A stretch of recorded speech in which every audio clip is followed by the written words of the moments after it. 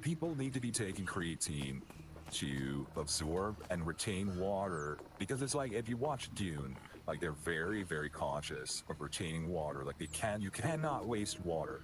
And the AI is going to take it, and we're going to need to save water to cool our Bitcoin miners. It's going to be expensive, and it's very uncertain what we're going to need. But we're going to need water for it. And creatine helps us retain water, so the feds can't have it. There's going to be data centers just filled with bit-axes, balancing the grid, decentralizing the network. They're going to be water cooled, and the creatine helps the efficiency of that process.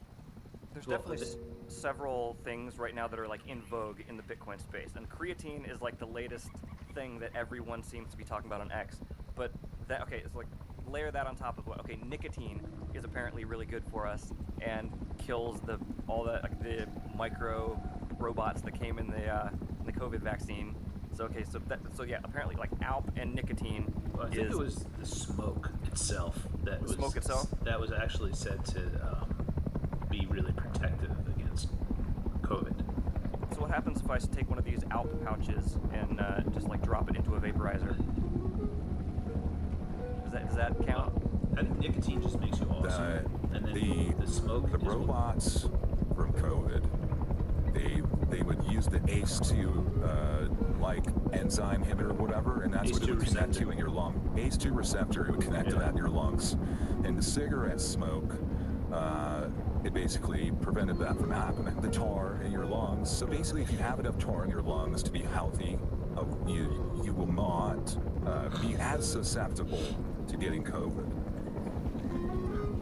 That makes sense. On the creatine thing, I wasn't fully ready to jump off that yet, because definitely this whole idea of bit-axes.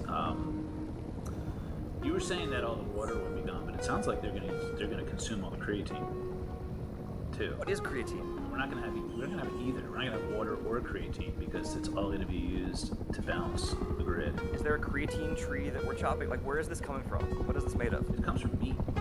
Creatine. So this is just like tallow. You just eat meat. I don't know if it's in the meat protein. I think it's in the protein part of the meat. The protein part. But I think that's how you get creatine. Am I off on that? No, you're correct. Does nobody know? You're correct. Okay. No, creatine is a supplement used by people that are not on the carnivore diet. So like a lot of vegetarians and vegans, like people with like very high estrogen levels, have to supplement creatine. And so it is interesting that Brandon Quittem is. Are they allowed to do that though? Are you allowed to take a meat supplement? I don't know. Is there plant-based creatine? Dude, the entire plant-based diet and like vegan vegetarianism is all based on fraudulent, just insanity to begin with. Like, look at the Impossible Burger. Like, okay, we're so proud that we're not eating meat, but we're gonna come out with a product that mimics meat because we all deep down know that we really want a burger. It makes no sense. I think the vegans, the liberal ones, they are allowed to take creatine because they're only getting it from like where they get like the stem cells from, like as long as like a feed, like the liquid from the thing that connects you to your mother. What's that called? Umbilical cord? The umbilical cord. So they're getting umbilical cord creatine, which is the most expensive creatine. But they don't consider umbilical cord creatine to be, they consider that to be the same as like plant matter. Mm-hmm. Yeah, I mean, but it has to come from that. If it comes from a cow, it's completely immoral. But if it comes from an unborn fetus, it's okay for the vegans, for sure. Is it an unborn fetus of what species of animal? Human. Really? So they're getting creatine from? They're getting creatine from. It can come from baby cows too. It's like veal creatine. Veal creatine's pretty popular. Well, it's like why do they get so upset anytime anybody goes after Planned Parenthood? It's because they're going after their creatine supply. That's a really good point. Yeah. Sorry, exactly. I know we tried to pivot off of creatine like 10 minutes ago, but. Well, no. There's more juice in this fruit here. It feels like potentially. What is the religion that cows are sacred? Hinduism. So Hinduism. I'm not gonna say that Hinduism has like some secret knowledge, but like the cow being sacred is like okay. So we have beef. They're on to something. The most amazing meat is coming from cows. The creatine's coming from cows. Tallow is coming from cows. Like there's just okay. How do we get nicotine out of cows? Raw milk definitely Raw milk? comes from well, yeah. The best kind comes from cows. Well, I mean, yeah, go on. this is why there's such a big discussion about kicking 7-Eleven out of the U.S.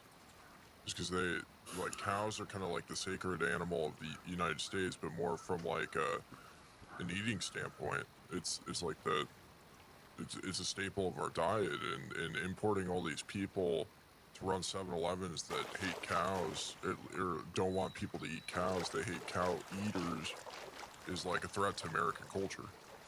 Well, yeah, and I would agree with that completely. I would ask a follow-up question to you. As a credentialed journalist, would that also have an impact on Dunkin' Donuts? I don't know. Are Dunkin' Donuts full of Jeets?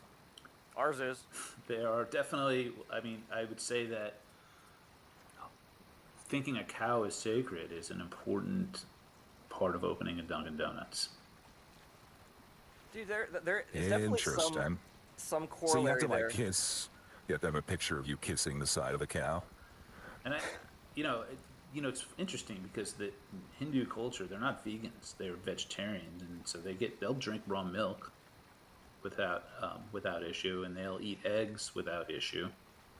It's that the vegans are just a psychotic like sect of people, of the sacred cow people.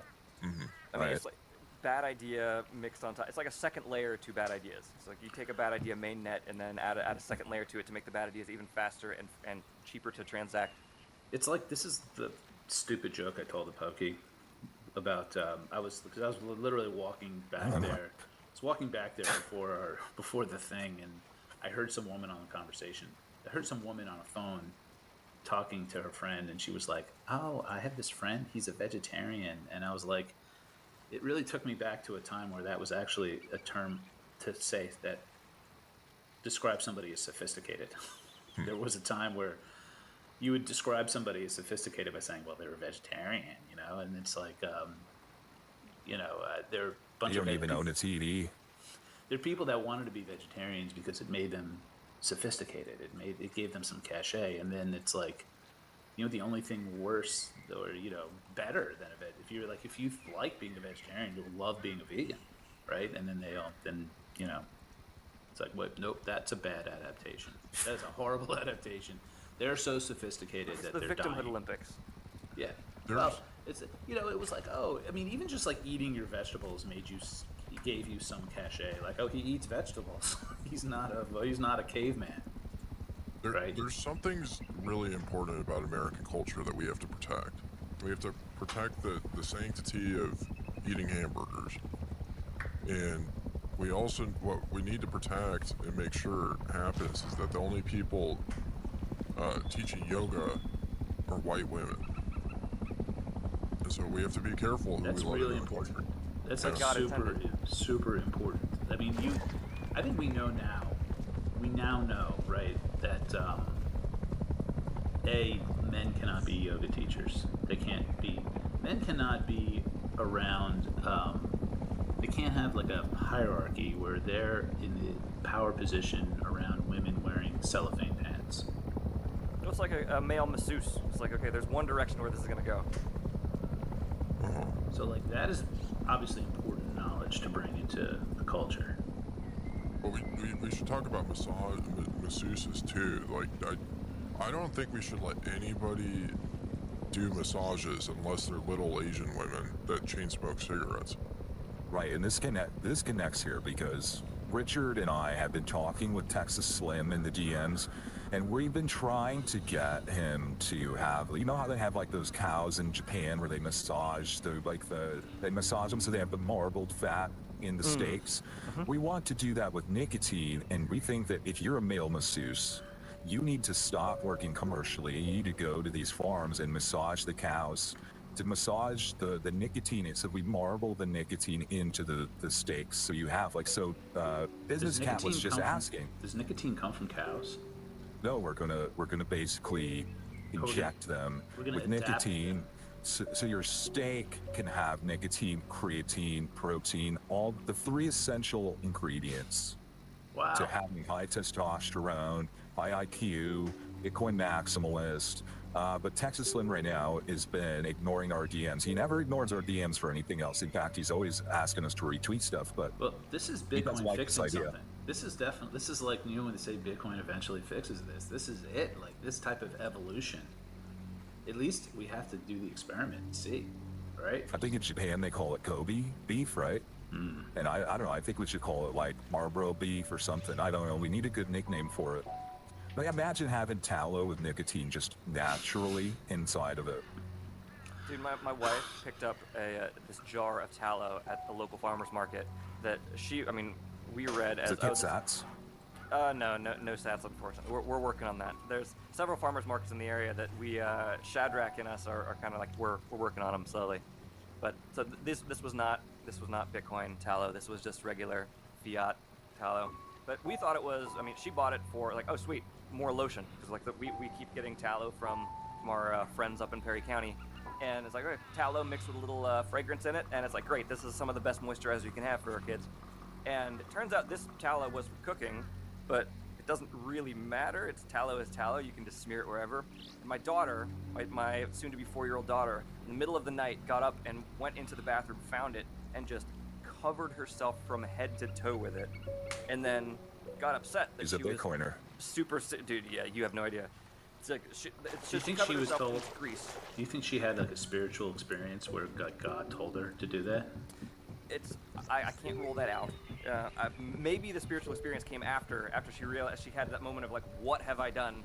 Oh no, I'm covered in this, and my parents are like, so she came and found us in our room and tried to crawl in bed with us and just left this grease spot like sliming up the bed.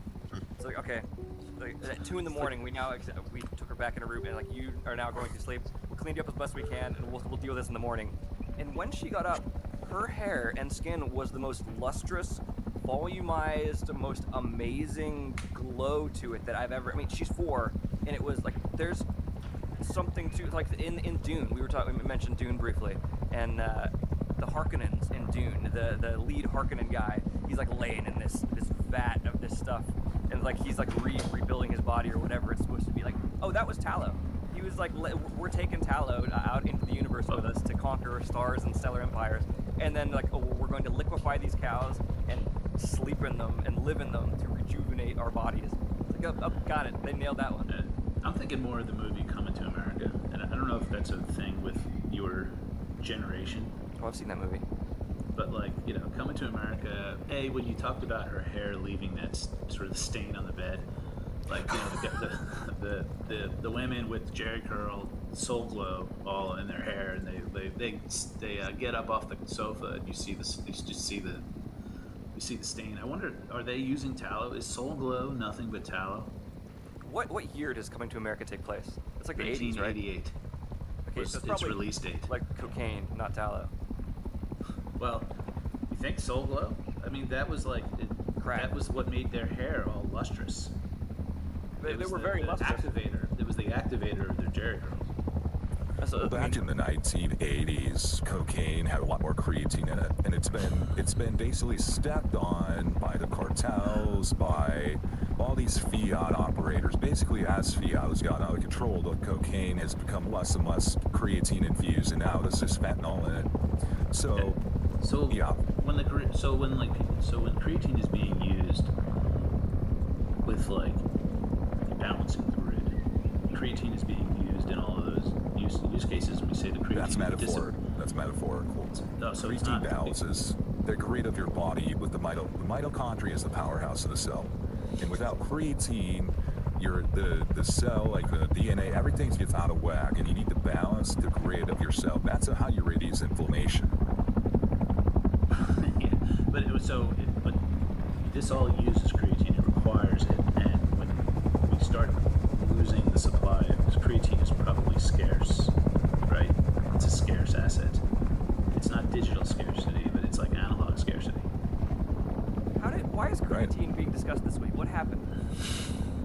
My theory is that a bunch of people they chartered like $3 million worth of private jets to get creatine that was being made in China and in other parts of Asia into the United States, and they've got all this creatine, and they've got to unload it because the creatine doesn't have a shelf life of forever.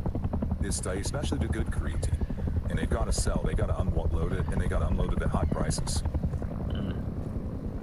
So creatine will go bad. You have to like take it right away if you buy a jar of it. And how do we know If you get they're the not? good stuff, if you get the good stuff. Mine does have an expiration date on it next year. How do we know they're not putting fentanyl in the creatine? Well, if I'm dead by the end of the show, it's like we'll know that what I took was probably fentanyl based. Let's hope that doesn't happen. I don't know. I seem pretty normal still so far. They So. put fentanyl in drugs, like in street drugs, because if somebody overdoses, it puts word out that that's a good product and that it's so good it'll fucking kill you if you take too much. Creatine is vitality. They don't want people in the news for dying from taking creatine because that would kill it. So I don't think they're putting fentanyl in the creatine. That's interesting. I would have thought like I always thought they put fentanyl in the drugs because they just want to kill drug users because they're useless. You know, That's the CIA's drugs, but not all drugs but I'm saying they are don't sold by the want CIA. they want creatine users to be awesome. They Right, don't want to kill them. They need them. Right. They need those for the military draft. If we bring back a military draft, we want creatine-infused Zoomers. They want This is a problem. If we have broccoli haircuts, Zoomers full of creatine, it's gonna be impossible to stop them when they take over. This is what China's afraid of. It's really interesting watching. So we have a new trade war going on now, or a continuation of the existing trade war, whatever. Watching how the tit for tat back and forth between the United States government and other world governments. So where tariffs are now 200% coming out of China, according to our federal government, and like watching how the Chinese are reacting to that. Like one of the things they have decided to do en masse is market their luxury products that like American and like European brands or all their stuff's made in China. These companies, these manufacturers, okay, you want a Gucci bag? Here it is. Like we'll sell it to you direct we can manufacture it for $10. They sell it for $10,000. And like laundry pods I've seen. China's going peer to peer then? Yeah, it's like they have just like, all right, so your government's going to attack our government, so we're just going to go straight to the people. And it's an interesting sidestepping attack that couldn't have worked in like a pre-internet age. It's just because of how connected we are. And I feel like one of the reasons our government wants to keep TikTok out. Okay, they can't. TikTok is not sharing their data with the American government. So okay, TikTok can't be in America. If you're not going to share your data, you can't operate here. But it's like that is an attack angle for the Chinese socialist government. We can market directly to we can just step around the government, go directly to the end users that they're. Are these Chinese bags? Are they on Shopster? I'm referencing videos. I used to be on TikTok. I'm not on TikTok anymore. I'm on their new Red Book, which is like the Chinese TikTok, and it's fascinating. We could do a whole conversation just on Red Book. Here's a question for the credentialed journalists, right? Is it possible that actually the idea for the tariffs came from David Bailey, and in order to get the world to go more peer to peer? Like this was the real end game here. I've been trying to wrap my mind around. I don't think David Bailey thinks that far ahead. Yeah, right. He clearly is not a forward-thinking individual. He's living in the moment. But he's reacting. He has an organization that understands these things, and he's basically just the mouthpiece. You know, he's the mouthpiece of his organization. And he's got people like maybe Kim Jong-un, maybe. David Bailey's like Trump.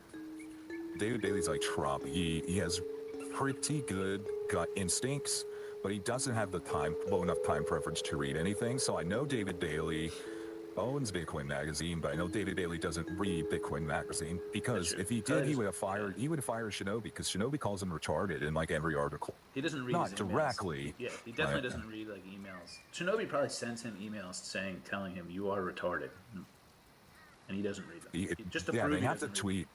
Shinobi has to tweet Trump is retarded from the Twitter handle for him to get Trump or David Bailey to read it. It could have been a conspiracy by David Bailey to get Bitcoin podcasters to have the ability to say game theory more on their shows. That's interesting. Did he crash out so hard from your conversation that he's just not talking to anybody anymore? Or not talking to quote-unquote anons anymore? Oh, this is Mike Brock. Talking about Mike Brock? Yeah. But apparently, yeah, I thought that was the name, but apparently not. No, David Bailey's the CEO of Bitcoin Magazine. Mike Brock is a sophisticated philosopher based in Los Angeles. Oh, here. Mike Brock he trained under Jack Dorsey. He was one of Sensei Jack Dorsey. One of his first students was Mike Brock. I'm realizing just how little I pay attention to all these dudes. Like, apparently I have rolled multiple of them into just a singular anti-Bitcoin person in my brain. Like, whatever, they're all the same person. I don't have to pay attention to them.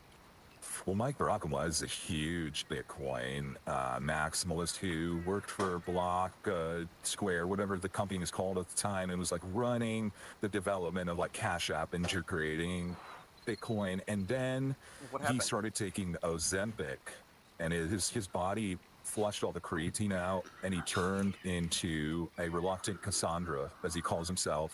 He refuses to smoke cigarettes. He stopped listening to Bitcoin podcasts.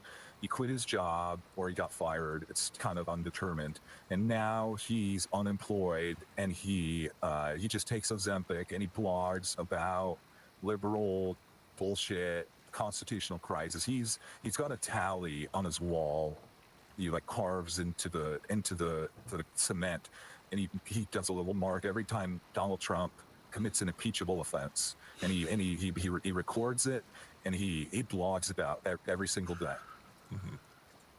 This guy agreed to a debate with Richard Greaser.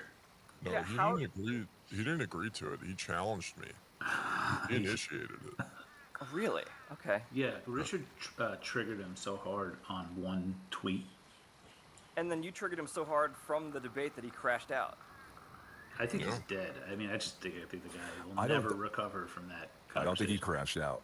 I think what he said was, out of principle of this, starting today, out of principle, I will no longer be debating anons.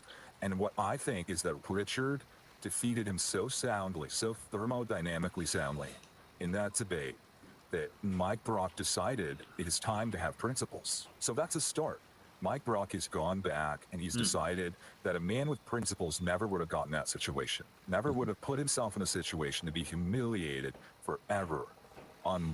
He number one on Fountain for over a week, and now he's back to first principles. He took the L, you're saying? He took the L. Well, he didn't admit that he took the L. Well, he didn't say I took an L by saying I'm going back to first principles immediately after losing a debate about first principles. I think it's just an admission of defeat de facto. I mean, I thought it was a success. This was the funniest debate I've probably ever heard in my life. How long was this debate planned for? Was it just the day before it it set up and it just not even that. Spur of the moment? The afternoon before it happened. Okay, that's amazing. Mike Brock, it was like Trump challenging somebody to an IQ test, and it was like, let's do it right now. How about Richard? Why don't you set or fundamentals set up what this debate was, how it happened, and where it took place? I would say Richard set this up, but everybody should go listen to the episode Richard dropped, because for he gets on about an hour before the debate and says, this is exactly how this is going to go. And this is what he's going to try to do. And that's the best part, is how he just basically comes on and he called the whole the thing. Yeah. Came on, called the whole thing, and then just did it. It was absolutely beautiful. Like for me as a bit of an outsider to like the bugle culture, I saw this, and this debate dropped like a day or two after the Joe Rogan debate with, quote unquote, debate with Murray and Dave Smith. And like my read on my immediate reaction to seeing your guys' debate drop was like, oh, this is perfect. Like they saw that, and then like we have to have a debate like right now and drop this. And that was my read of it going into it. But that's even you guys just organically happened. It was unrelated. That's awesome. It You could guys be have that your Mike pulse. Brock was empowered by debating, but he might have been affected by the Joe Mike Rogan Brock episode. watched that Joe Rogan episode and Yeah. thought Douglas Murray just hit this one out of the park, crushed it. Yeah, right, I'm that was gonna my do the read. same thing. I'm gonna do the same thing to Richard Greaser. Yeah, whoever and this douchebag yeah. is trolling me, I'm gonna do the same thing to him. Yeah. Yeah, like it seemed like he was almost in on the joke because his whole thing was like the idea of like appeal to authority, which was Murray's whole thing. He was not in on the joke. No, okay, that's even more amazing. If he's not even like, that's epic some baseball. people are starting to speculate that Douglas Murray's real mission was to go in there and discredit the side of the debate that he was taking, because the guys at the top of the Bilderberg group want that to be discredited now and want to step aside and take a new, they want to rebrand. But at the time, Mike Brock did not know that. There was something I did want to talk about with you guys regarding the Mike Brock. It was more of how he introduced himself. There were a couple of things he said in his own introduction. One was that, he found the second half of the Bitcoin Standard to be just a complete fascist manifesto, which I don't think I understand why somebody would say that. And I thought maybe that would get teased out in the debate, but it's not. I mean, he basically objects to a moral hierarchy based on time preference, which I thought was interesting that he would say those words. He almost sounded like a pod confer. Totally. He's definitely a pod confer. I mean, he's basically just an overeducated fucking self-unaware. This is what happens. This is kind of what happens when a guy like that gets into Bitcoin. Maybe he doesn't believe in God. Maybe he just is overeducated, under-spiritualized, and just wraps himself in some culty echo chamber, builds a big following, and then gets wrecked. He's like the type of guy that reads Atlas Shrugged and is inspired by the villains. Like Dennis Porter is kind of like this too, where he, we love Dennis Porter, big fans of Dennis Porter. So I'm not trying to tease him, but I think one of the things that inspired Dennis Porter in his journey is he read Atlas Shrugged, and his favorite character was Wesley Mouch. Right. Mike For the Brock. audience, he's the bureaucrat who he's the parasite that Hannah Ayn Rand describes in her hatred of parasites. Like Mike Brock read The Fountainhead, and he was inspired by Ellsworth Toohey. Yeah, that was the perfect description of him. He just parroted points from The Fountainhead that Ellsworth Toohey would have said, and it was I sent this to the Atlas Society, and they never responded to me. I just don't think they see, they haven't figured it out yet. They don't see the value in the Bugle yet, which I don't really care, because they're probably a bunch of boomers, but, They're under Michael Saylor's spell. I Over can't there. blame like the idea of looking at antagonists and being like, oh, I want to incorporate that aspect of this character into my personality. Is like there is something to that. Like the earlier seasons of House of Cards. House of Cards really falls off a cliff the more you watch it.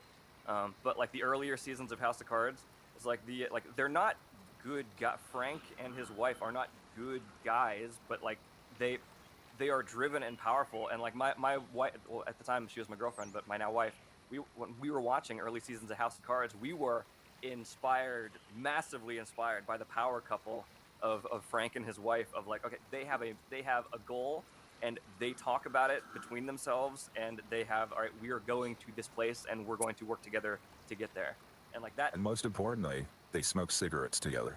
Absolutely, yeah. They are not afraid to augment their consciousness with a few chemicals here and there. But being inspired by Ellsworth Toohey, right, is like watching episode 1 of Star Wars, The Phantom Menace, and being inspired by the Viceroy. Newt Gunray. Yeah. It's like you have picked the most pathetic but yet most vile, like the character that the author wants you to know is literally the most vile person. Like Ayn Rand hates Ellsworth Toohey, clearly. What do you think Mike Barak would think about the movie Super Troopers? A movie literally created to like parody and set like of fascism, literally. The book was literally written to be like a story of fascism. What do you think he would think about Super Troopers? Because when I get on, occasionally I turn my algorithm on Twitter to leftist Twitter, and they are always defending the bugs from Super Troopers. Starship Troopers. Okay, I was confused for a second. Sorry, Dude, Starship Troopers. Really thinking of Super Star- Troopers. Yeah, no, I was like, all right, the snozberries taste like snozberries. Where is he going with Super Troopers? Yeah, all right, Starship Troopers. That is an amazing level of like self-own when somebody comes out and is like, oh, actually, have you realized actually the humans are the bad guys in this movie? It's, and yeah, and the book's amazing too, but it's like, I feel like the world, it's like we had that episode a while back called Unzipping Society, and like the idea is like, okay, as the world falls apart, like there will be the haves and the have-nots, and we're not like, the goal is to be a have. Like you want to survive what's coming. You don't want to be ground into dust like the NPCs. And how do we do that? Okay, well, one, we're going to need to have definitions that we agree on in our team. And like the term fascism is used like across America. Like it means so many different things. Fascist. Right, yeah, like people call Trump a fascist. People call podcasters fascist. It's a term. It's like calling It's somebody projection, Hitler. though. It's projection of fascists. It's a word that has Don't lost realize its they meaning. are.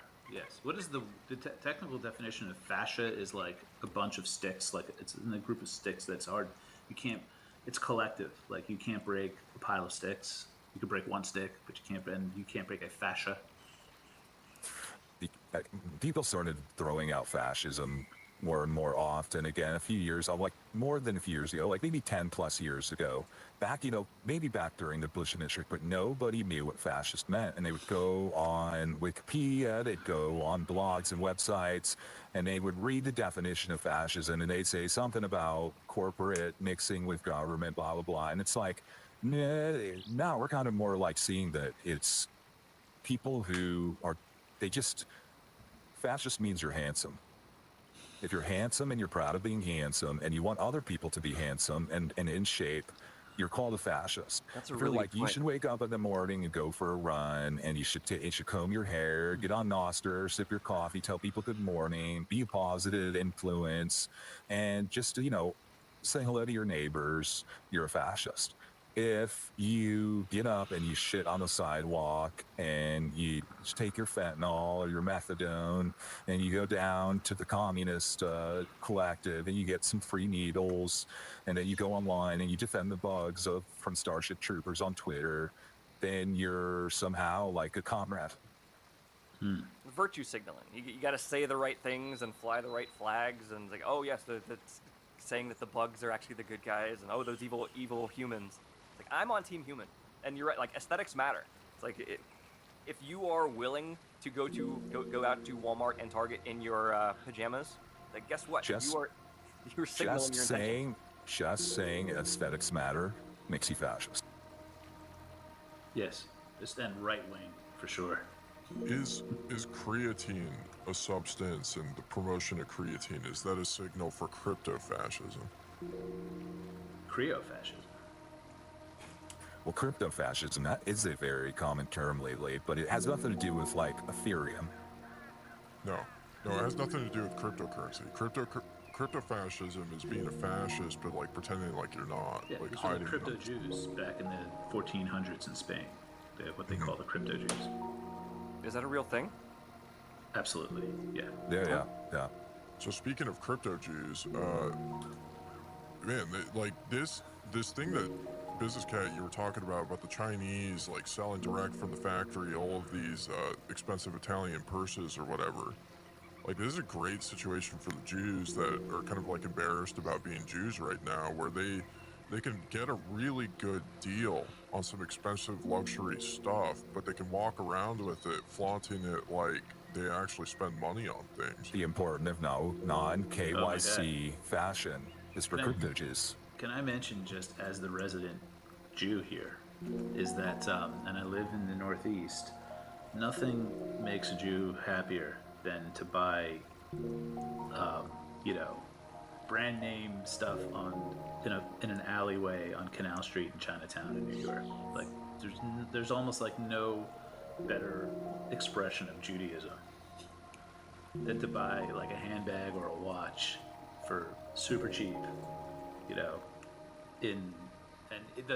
the more dangerous the route, like when you meet somebody in Chinatown and they like take you through a building like you're going to buy crack. Did you know this is the more dangerous it seems, the more fulfilling the ritual is. Points you get. Yeah.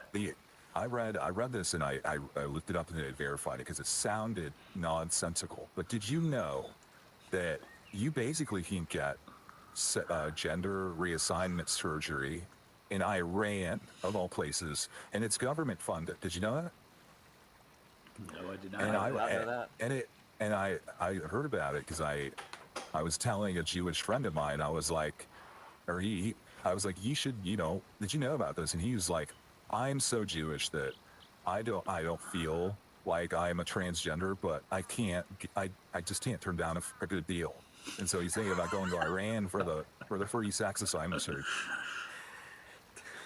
Dude, it's like I use Kyle's mom from South Park as kind of my meter for like how would like the stereotypical Jew handle this? How would Kyle's mom handle this? Now, Kyle's mom, in my world, is definitely not a stereotypical Jew, but she's definitely the most caricature version of one. I guess right? Yeah, stereotypical is the wrong word, but what I think of when I think what would Matt and Trey project onto their society? I do think it's hard to turn down a good deal. There's definitely something to that, Yeah. like no matter what it is. I don't know. So the Jews have historically enjoyed a good deal, but will Bitcoin change Jewish culture? Like, will hard money? I think I'm at the tip of the spear at demonstrating that it does. Yeah, are you like the Abraham of like figuring out that actually we don't want to have free sexual assignment surgery? Maybe, except the opposite. And I don't know anything really much about. I don't know much about biblical history, but Abraham was the one that got circumcised for the first time at like the age of 80. Matt Odell was 800, really, he was going off against circumcision on Noster yesterday. He was like, if my post saves, he said, if my post saves one penis, it will be worth it. So, yeah, I mean, I think that, so we're seeing the tide now of, I think people are coming to their senses about genital mutilation, right? And I'm not seeing it in the Jewish community. Let's go around the horn. Who here's been circumcised? I have. Well, we all know the answer to me. You I'm guys? circumcised. I'm circumcised. God damn. We can't have this conversation unless we have a fucking anteater in here. Well, I mean, I get why circumcision may have made sense, the risk of infection, things like that. But I mean, in this day and age, you can just put beef tallow under your foreskin, and you can keep it hygienic. So yeah, just put creatine in baby lotion. I did not have my son circumcised, and it was the like breaking that cycle of like it makes me very happy. But Was that hard to like, convince your wife? Was that hard to convince your wife? Initially, yes, but I mean, it was way before we had even discussed having kids. I mean, and we had a girl first, so it wasn't an issue for her. But like, I had put it out there as like, hey, I have a very strong opinion about this. As like, I would like, it's. I don't think I would allow it today. I definitely would have when I had my kids. Well, do you think? I mean, listen, I'm only playing devil's advocate here. something as lindy That's kind of as anti-Semitic. circumcision, Devil's advocate. and Yeah. and something as lindy as circumcision, and the fact that most of, I don't know, this is just bro science here, but most of history has been dominated by circumcised men. Do we want to get rid of it? Do we know that? If your penis is too insensitive to have the full sexual pleasure experience, you're more likely to spend your time listening to Bitcoin podcasts than just chasing around fleasies. Dude, that is you are hitting the nail on the head. There's in my conspiracy theory minded brain, like where did circumcision come from? And it's like, okay, Owen Jews. Benjamin has thousands of hours of this subject, like literally. Oh, that doesn't surprise me. Yeah, he talks about this quite a bit, like But so like the idea came from Abraham. Abraham was the first. Abraham's covenant with God. It's a covenant with God. Yeah, you make a covenant. But like objective. Okay, what would the best case argument be for continuing to mutilate the dicks of our children? And it's like, okay, well, guys, like speaking from experience, I lost myself in like my sexual drive for like 15 years, like from puberty until my mid-20s. I was confused about what to do in life, and I was just chasing women. And like that is a massive, like if you have a society that's willing to do that, I mean, you're not going to do other productive things. And like taking like the idea of like circumcision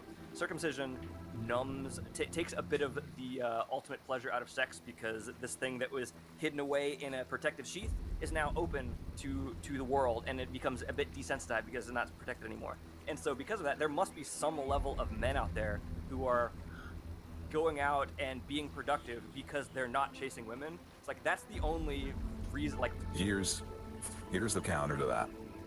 We all know the horniest people in the world are Indian men, and they're not circumcised, and they have the largest population in the world, best population demographics for like a country of that scale. And they, instead of listening to Bitcoin podcasts, young Indian men are dousing themselves in too much cologne and going on Facebook Marketplace and sending DMs to pretty girls, asking to see their bobs, asking to see, would you like to be my girlfriend? Would you like to be my wife? So I do think where you're going with this is this cat, but there is at least this outlier, and that's Indian men. You know what's going to happen, though? There's this big selection process where we're going to now close down all the 7-Elevens and the Dunkin' Donuts, and we're going to send away all of the productive, circumcised versions of these people, and we're going to be left with just the horniest of them. That is not a future you want. If you've ever been to India and you see what happens when a pretty woman walks down the street without bodyguards, you do not want to see that happening in Wichita, Kansas. You do not want to see that happening in Lubbock, Texas. You do not want to see that happening in Jacksonville, Florida. Intellectually honest feminists should be promoting female circumcision. I don't know why they're not. Elaborate. Yeah, walk me through that. Well, why would they they want equality for men and women, right? Supposedly. For the record, the Orthodox What women Jews say they want. The Jews who gave us circumcision did not want equality. They were not interested in that equality.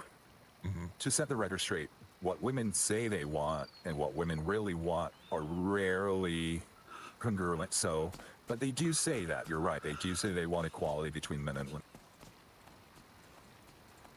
Yeah, generally speaking, the people that I've found who desire equality, that is one way, that is a talking point. But no, they want supremacy. So you're saying they should sew on penises and then circumcise them at birth? No.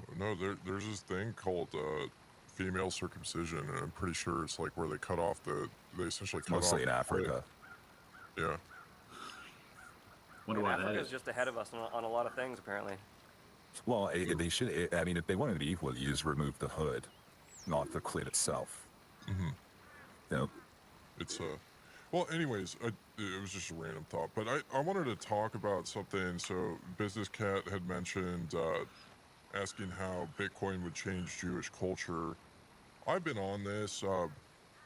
I've been on a campaign recently. I've been trying to get the Cardone brothers to orange pill Scientology, and Scientology has a lot of problems, and Who are the Cardone brothers? So there's Jerry and Grant. They sound like they're up to no good. The Cardone brothers. Ugh, they just moved into our neighborhood. They're big spaces, Bitcoin spaces, Twitter, like finance, TradFi spaces, guys. Mm-hmm.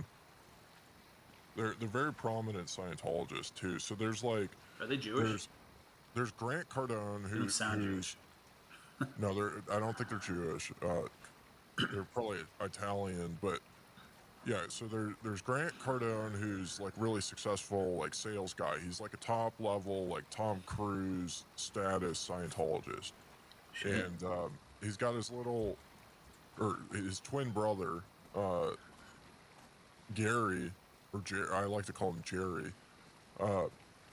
Jerry is kind of like the way less successful kind of loser brother who actually got Grant into Scientology. And so you've got two very prominent like Bitcoiners, essentially. Like Gary was at the 100K party. He was interviewed by Isabella. He's run around in the Bitcoin scenes. You got two very prominent taking selfies with Sailor. Yeah. Yep, taking selfies. They're taking pictures with Dennis Porter. They're everywhere in the Bitcoin scene.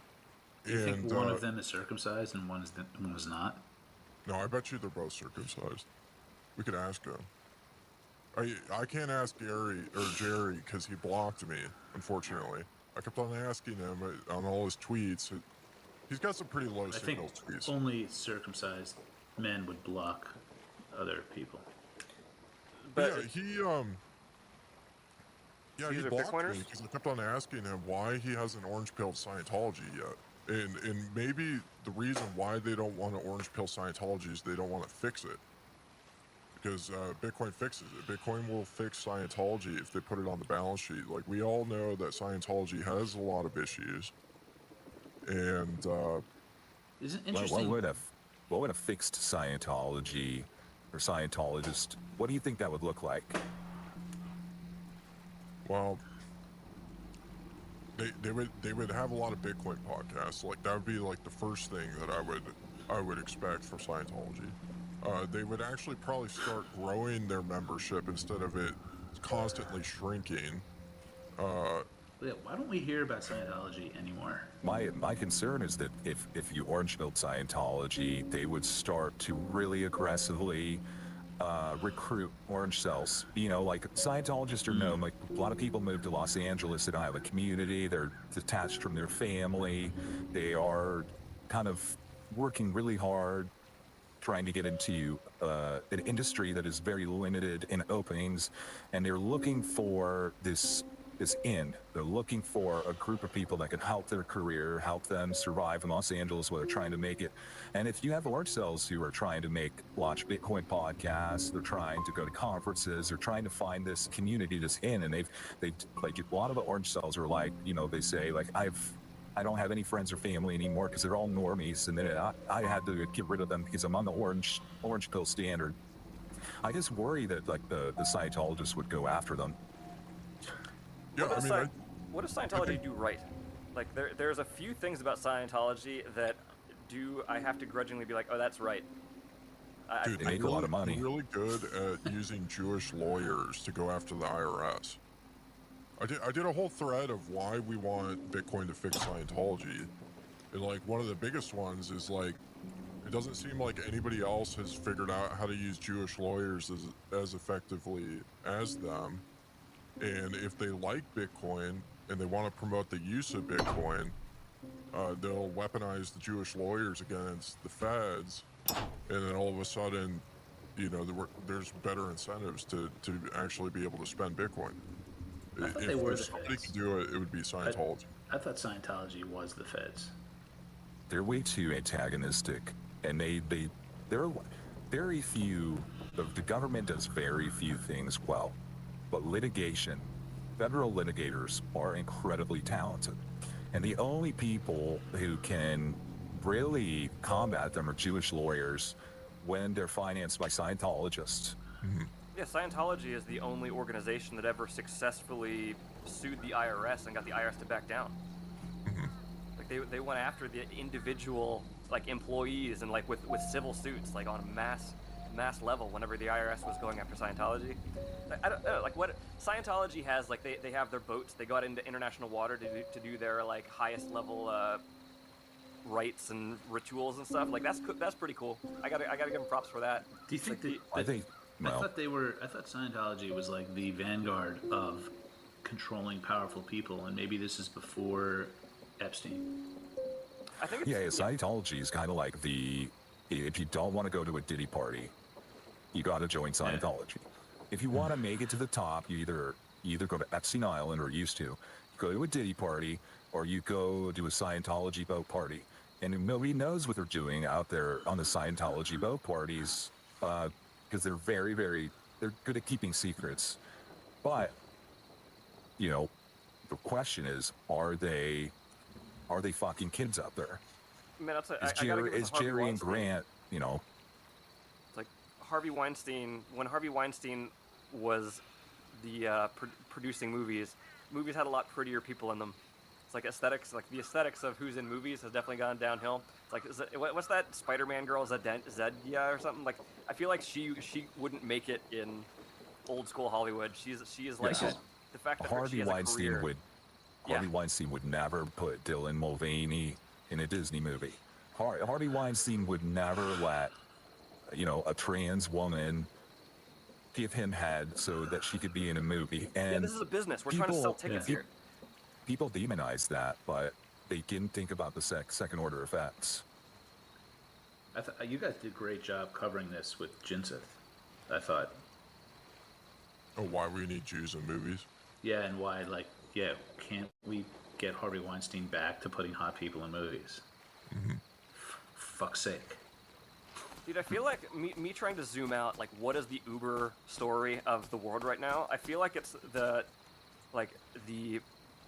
I don't want to use the term the Jews, but like whatever the Careful, buddy, careful. Yeah, careful. Yeah, whatever the group is that is Maybe it's those controlling the Jews. world, whether it's a small number of people who just happen to be Jewish.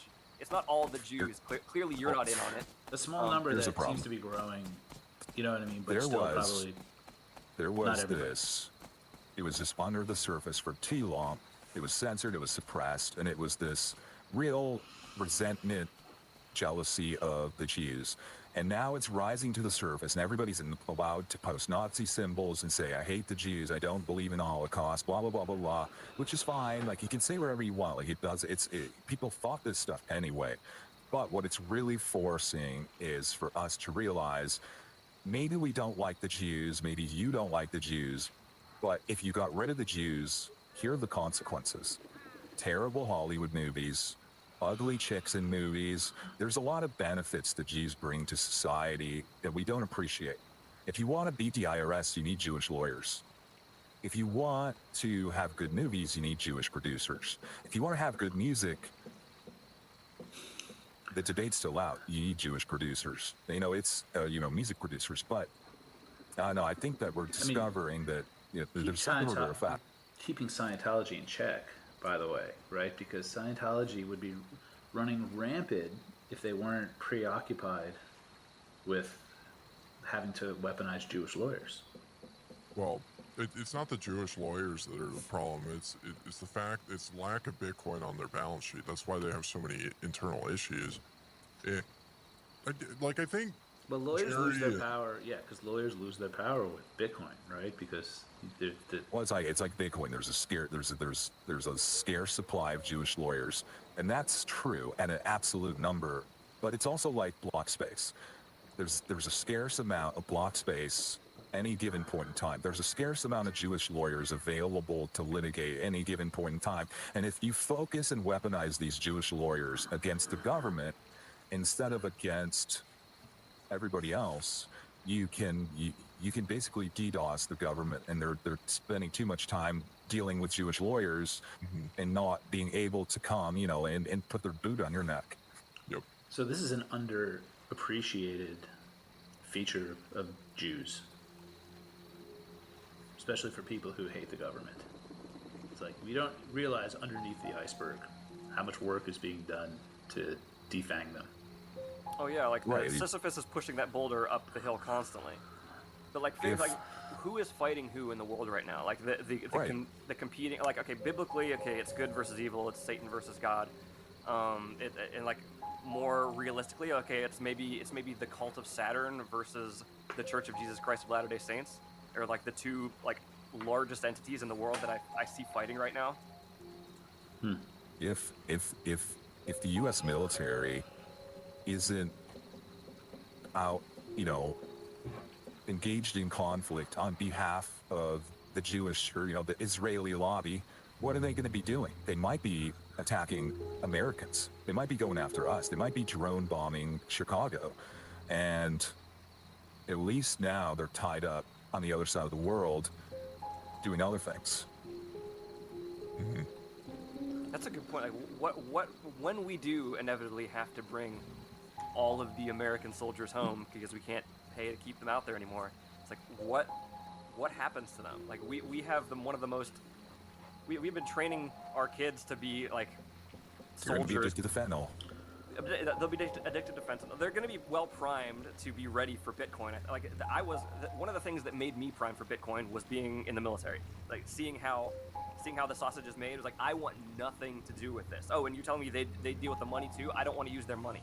So like, getting people in, like, having a massive military that then has to be laid off and they do what get into. There's going to be, so yes, like drones over Chicago, like that's coming. Like if the feds want to stay in charge, they're going to need to keep the people down. Well, this is why the feds are buying Bitcoin, is because they don't want the soldiers to come home. They want to be able to afford to keep the soldiers out there. And similarly, this is why Jerry and Brant are running around trying to get Bitcoiners into Scientology, is because they have astutely realized that fiat people will not be able to afford Scientology. Scientology is expensive. To attain the state of clear, you got to pay a lot of money for all those auditing sessions and for the to become an operating thetan. You have to pay a lot of money, and the fiat people can't afford that. Like, what are they going to do? Go and take out loans to work in, or to be a participant in Scientology, or you're going to target the people that have been stacking Bitcoin for a while. And I think the Bitcoiners are kind of susceptible to it, because Scientology is an ideology where it's kind of like a dissident ideology. They point at like real problems in the system, and they say there's something wrong here. The psychiatry is stupid, and so they correctly identify a lot of problems, and then they have a prescriptive solution that isn't very thermodynamically sound, but because people are able to identify and relate to the problems, they kind of relate to Scientology. And so like the Bitcoiners are already there. Do you think Jason Lowery is a Scientologist? Because that's exactly what his playbook was. Well, Write it's a a book lot that of says a bunch of things people agree with, and then come to this fucking conclusion that is totally fucked, right? But like, he reeled you in by agreeing that deers have antlers for a reason, right?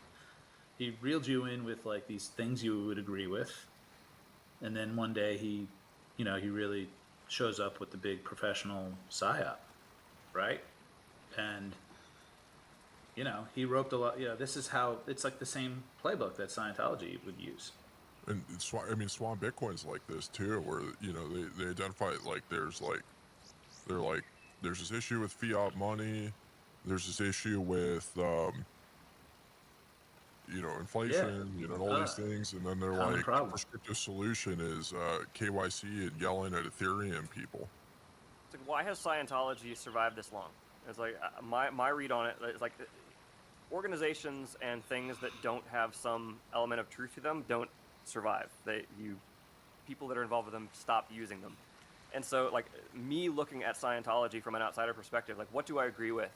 And like, I think I see a couple things about my understanding of religion and spirituality that I think they got really right, that other religions have not necessarily embraced. The idea of like they're operating an operation level, like you become clear and then you become an operator. Like that's a real thing. That's talking about like the NPC mindset versus the enlightened person.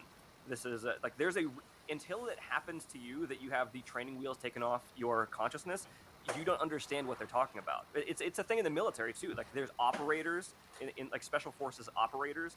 That is a term that is a once you become an operator, you understand what they're talking about. And like, all it takes is to pay them for the ability to do that. Well, you're right. They have a way. Be to relying get on them to give you that Scientology ability. is what the advertising claim of Scientology is like. We have a pathway for you to walk that can get you to operator level.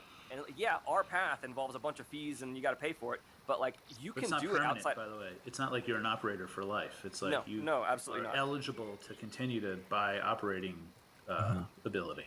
My experience with becoming like operator status was it's not permanent. You can switch into like the yellow tier of consciousness into what spiral dynamics talks about, but then you don't stay there. You get up and like Jesus Christ was up at teal level, and like that level of operator status is like, I mean, you only get to that under psychedelics sometimes. Was he a Scientologist? Would he have been, or would he have been? I think he would have been pretty kind to them. So he was a pretty kind person. The other things that Scientology gets right is the idea that that space aliens, Thetans, come down and like came down from space and like lodged and nestled into these primate humans. Like I agree with that. Maybe not like the idea of it's space aliens that came here and are inhabiting these vessels that we call humans here, but like the idea that my soul came from somewhere else and is now lodged in this thing that this dimension calls business cat. Like, I believe that entirely. Like, I am not this meat sack that I currently live in. Like, after I'm done with this, like, I'm going on back to the source. And like the Scientology gets that, and like they've just harnessed it in a way that is like a multi-level marketing. But like I have to acknowledge, like there is truth. Like they wouldn't have survived this long if they didn't have something actual real they're selling. Here's the problem. I think that Scientology is in trouble because with Bitcoin podcasts and creatine, these are ways to separate, like, these things clear engrams without having to become clear without the need for Scientology. If you take creatine every day, you smoke cigarettes, and you listen to Bitcoin podcasts, you don't need Scientologists to help you become clear. You do that on your own. It's an individual journey of becoming clear. Those are the three like staples of doing that yourself. So separating becoming clear from, separating church from, what would be becoming clear? Like, what's another term? Like being self-actualization, being reborn. What do they call it in Christianity when you, it's like you, born again. Yeah, born again in Christ. So reborn, same baptized? thing. Yeah. Baptized would be another one, right? Like, so with like Boomer, he told us, he finally came out and said, "This is my fiat name, but you can call me Boomer." Boomer was baptized as Boomer, his orange-pilled Bitcoiner name. His fiat name he left behind. You don't need Scientology. You don't need to join a church for this. You just need to listen to Bitcoin podcast, smoke cigarettes, and take creatine. I think Jesus would have been really pissed at the Scientologists. And I think if Jesus were around today, he'd walk into Scientology and he would flip all their tables upside down. He'd be like, "Hey, you stupid fiat fucks. Why don't you put Bitcoin on your balance sheet?" That is a really good point. Yeah, you're right. Like, Jesus is kind, but you're right. Jesus also flipped the tables of the money changers in the temple. Right. He would walk into a conference. He would see a Tether booth, and he would flip that upside down and be like, "Bitcoin only." Yeah. I've tried to have this conversation with several people as like the past year. My wife and I have been trying out various churches as we're trying to figure out where we want to settle down, and I've tried to have this Bitcoin conversation with several people from churches that kind of like, they gave me the impression that they might be able to handle this. But even for Bitcoiners, what I'm about to say is pretty out there. It's like the idea that Christ incarnated in our dimension by manipulating DNA code. And so he picked the avatar. picked the avatar, he beamed in. It's like, so what? It is very hubristic and human of us to assume that he can only operate in DNA code. It's like, I believe that Jesus can operate in binary as well, and that so Bitcoin can be quite literally, like, Bitcoin could be interpreted as the return of Christ. It's like, Bitcoin is God's money, and the dollar fiat is Satan's money, and we are witnessing like the ultimate showdown between God and Satan now. You think that who would die for these fiat people, though? That's the question. Who would die to get these fiat people forgiven? I mean, I people don't that have even been think Jesus would come back and be like, "Fuck these NPCs, like fuck that shit." I could deal with these corrupt fucking Judeos. I mean, but, like, Jesus was very clear about that. He's like, I can't cast out from me those who are lukewarm in faith. Like, to be lukewarm, to be like halfway, oh, I'm spiritual, but I'm not religious, or like call yourself a Christian, but like be a Christian who is willing to have like a female pastor who is like decked out in the freaking rainbow flag. It's like that. I believe that when Jesus comes back, he's gonna have some very sharp things to say to those Christians. Like, that is not. Yeah. But is he gonna die? He's gonna die for these people. Anyone going to. The story of Jesus and why it's so powerful is because he came to the world and he was dealing with the most annoying people possible, which was the Pharisees. Just think of the naggiest Jew you've ever met in your entire Predator. life. Well, I don't know if he's Jewish, but Predator is a perfect example of a Pharisee. And he showed that he could love these people and speak truth to them and just essentially own them over and over and over again, spin them in circles, but do it in love. Like, what a compelling story of love. If Jesus could love the Pharisees, then that means he can love any of us. Like, that's, I think, why the Jews were God's chosen people. Do we want to talk about that for a second? Sure. So, this was always a puzzle to me. Like, I came as an adult to realize what the world thinks, and maybe they do, maybe they're right about the whole chosen people thing. I was always taught, this is strange, right? But I was not taught that, like, we were special and God chose us for that reason. I was taught that Jews chose God. They chose to believe in God, and that is what made them the chosen people. And maybe this is some weird way I rationalized it, and nobody else thinks this. But I was in a synagogue at some point in time as an adult where the rabbi actually tore out of the prayer books the section of being the chosen people, and he was on my wavelength on this. And he's like, "Yes, no, this is what it means." And I don't know. It is divisive, and I think it's kind of stupid to be like, "Oh, God chose us." When you look at it, if you knew like my aunt, God would not choose these people. Well, it's like, what is chosen for what? Like, God, the idea that the Jews were God's chosen people is based in the Old Testament. Like, okay, Jesus will come from the Jews. I thought it was that we chose them. We chose God.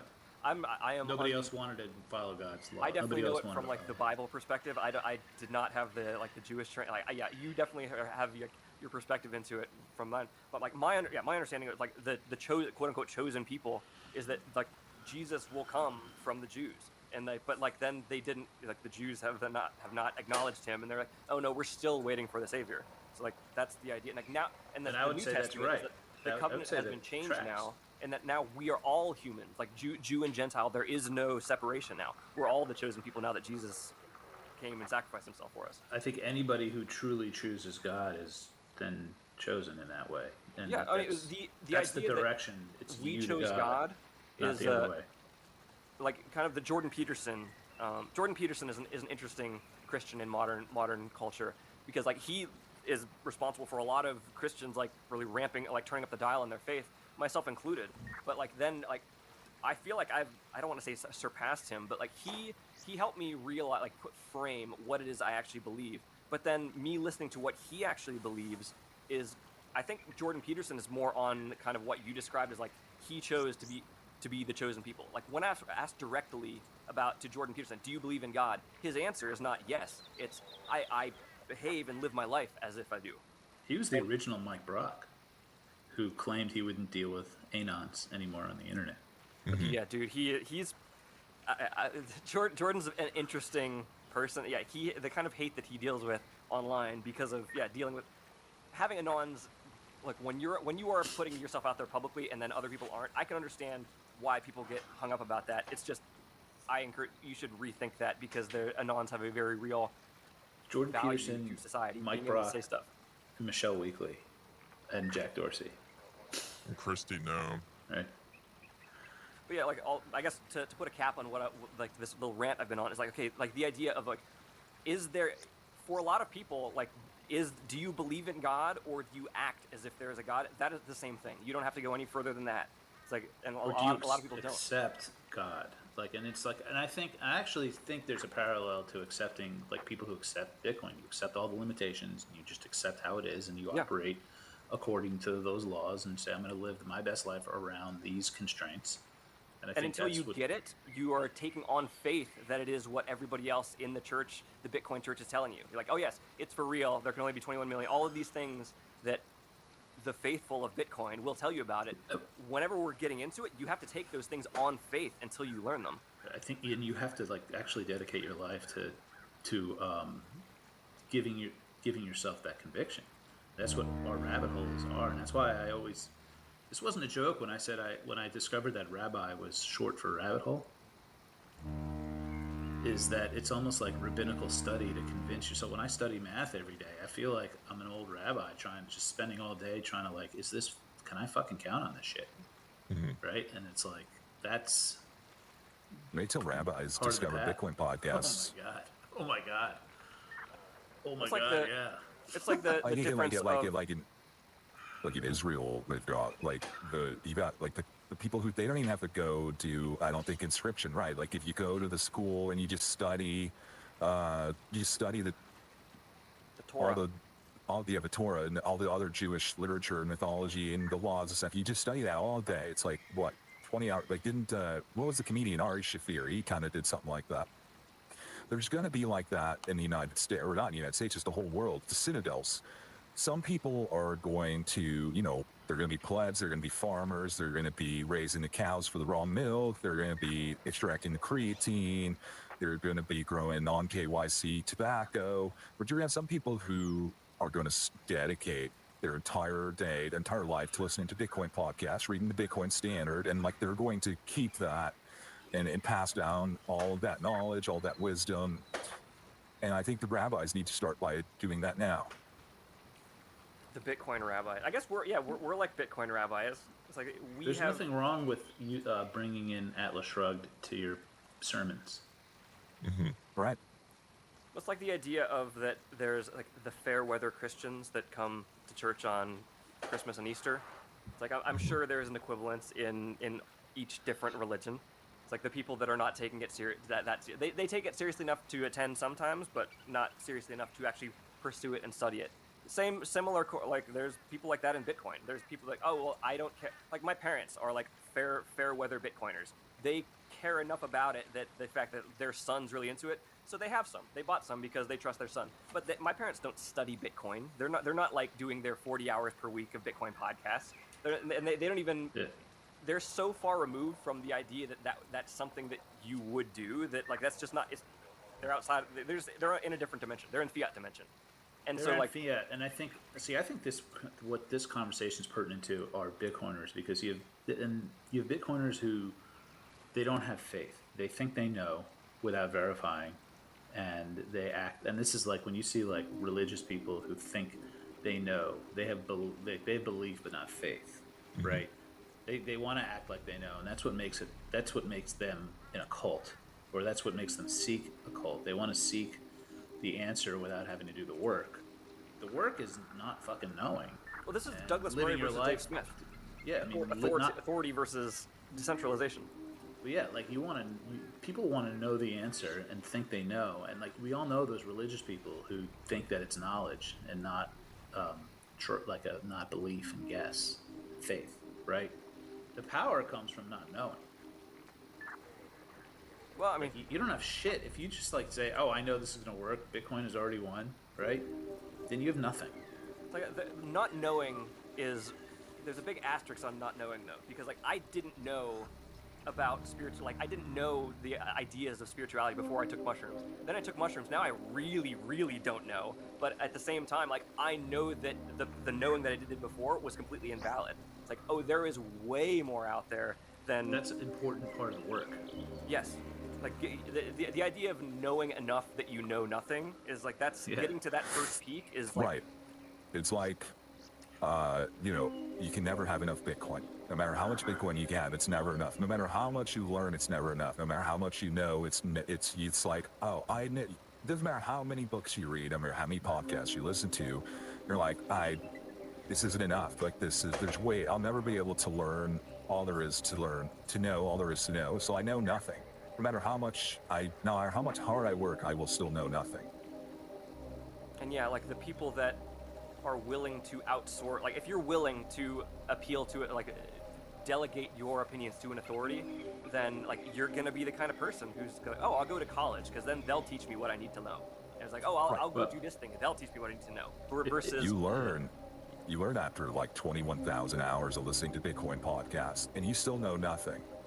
That the politicians or the people you look up to as leaders, if they're not listening to 40 hours per week, and you are, but you still know nothing, then they definitely know nothing. It's like when you get older, you're like, I thought when I was an adult that I would know what was going on, and then you're like 30, 40 years old, and you're like, I don't know what the fuck's going on. No, I'm an adult.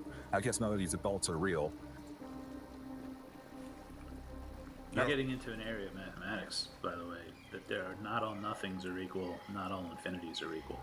Some infinities are more infinity than others. Well, there's this real issue. It's called the Fred Krueger effect. Dunning-Kruger? The Fred Krueger effect, which is, how do you explain it? It's like based on your position on the curve, the less confident, the less Bitcoin podcasts you listen to, the more you think you understand Bitcoin. And then the more Bitcoin podcasts you listen to, like the less confident you are that you just are this expert. Mm-hmm. Yeah, I know this is the Dunning-Kruger effect. Okay, yeah. Right. It's an important lesson to learn, because a lot of people on the timeline, very new to this journey, really overstate their confidence. And this was huge. This was Mike Brock. Mike Brock had the Dunning-Kruger, Fred Krueger effect big time. Classic, yes. So how do we, I guess the idea is like, how do I get my kids to not appeal to authority? Like the idea of like, you're a kid, I want you to appeal to my authority because I'm your parent. But then at the same time, I'm trying to build you into a person who does not default to like authority and is like capable of realizing that, oh, all of us are idiots together. Yeah, I can tell you what my parents did. They told me that all of the other adults were fucking stupid. Well, I mean, they told me not to listen. Like they would like they didn't do this as a strategy. This was that's like not a strategy in and of itself, though. But like when I had a problem with a teacher, my mom was a teacher. I know your parents were teachers too. My mom would react and say, they're really fucking stupid, right? They're just stupid people. And that is probably, I think they did the same thing to my older sister. Well, now you can just show them libs of, same way. Yeah. You can just show them libs of TikTok and be like, teachers are retarded. The idea, but teaching a kid that your teacher is retarded is not setting that child up for success. It's like, especially if they're homeschooled. Especially if they're homeschooled. Dude, yeah, man. Like these are my wife and I. We're trying to grapple through this right now. It's like, okay, well, we're not doing public school. We're gonna do some version of homeschool, and it's like, man, I'm retarded. I can't teach these kids. The authority. Well, you need my math academy to exist. Authority is earned. Authority, right? Authority is not given. I think that's the first lesson. People aren't inherently retarded. They're just not worthy of it being an authority figure. Mm-hmm. So I think we talked about this on one of our most recent shows about there's this chronic issue that people are facing, which is they're resting on their credentials. credentials matter. It's important to get credentials, but once you have your credentials, you can't just, like, the work isn't done. You don't just rest on it. You know what I mean? Yeah, you keep don't rest on your laurels. Yeah. You don't rest on your credentials. But this is, yeah, I mean, this is what plagues the insurance industry, because this is like, actuaries are notorious for basically having a hard road to their credential and then stopping doctors. Yeah. And like, the harder it is to get them, the less you do the second you get them. Same in jiu-jitsu. It's very, very difficult to get your blue belt. It's very difficult to get your black belt, but usually the longest journey is between white and blue. And a lot of people get their blue belt and then they just stop. They just stop going. They stop going to the gym. But authority is part of a value for value relationship. If you are going to grant somebody authority in any situation, you've got to, like you said, it's got to be earned. Like, they've got to be giving you a certain amount of value back for you valuing that authority, their wisdom, whatever. You can't just have fiat authority just because you have, a college degree or something like that. Yeah, or you've been selected. I've been selected to be the authority figure here. You will respect it. Yeah, well, I mean, it definitely feels like that. This is the separation, the bifurcation of society that is happening now. Is the people that are capable of sovereignty and the people that aren't. And it's really becomes, it's like even in like on Rogan now, like the Murray Dave Smith debate. It's like this. I feel like these are the two camps now. It's like, and we can watch the people that online are. It's kind of like you watch a 3D movie with the two color glasses, but like if you take off one of the colors, you see one movie, you take off the other color, you see another movie. It's like, so you could have two movies playing simultaneously, but depending on the color glass you're looking through, you see a different thing on the screen.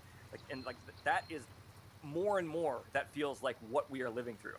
Yeah, I mean, dude, Mike Brock thought he was killing Richard. He even mentioned it several times during the debate that he's like, you know that when my audience listens to this back, they're gonna you're gonna sound like an idiot. He said that several times.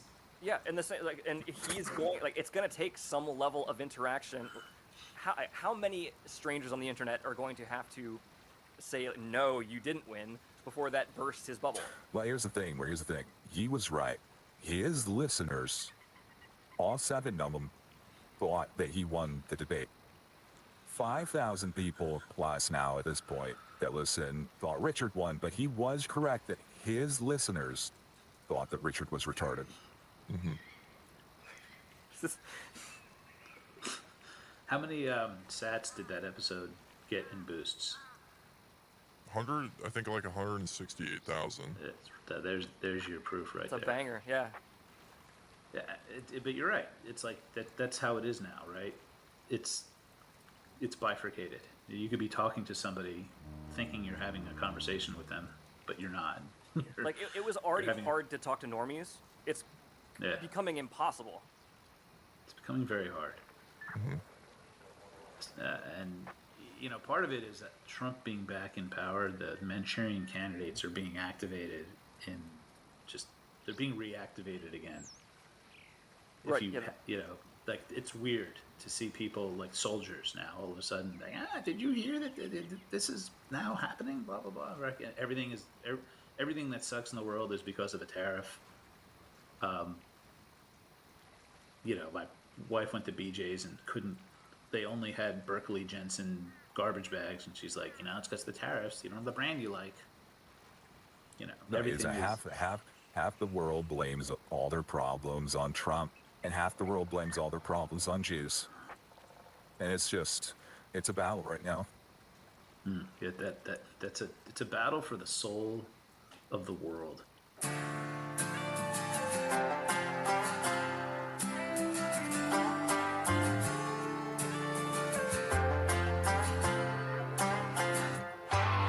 Bardstown, Kentucky, in the middle of the 20s, somewhere between heaven and hell. Great granddaddy was a deacon, but he struggled breaking even till he started running bottles out the Bible Belt. Some called him a sinner, only knew him for his sins. Some called him a saint because they knew where that cash went. They say you can buy salvation, that ain't how it works. But if you ask that congregation Sunday morning in the brand new church, they'd still in the holler, turning corn into shine, shine into dollars. Unholy water flowing like milk and honey. Build that Lord's house with the devil's money.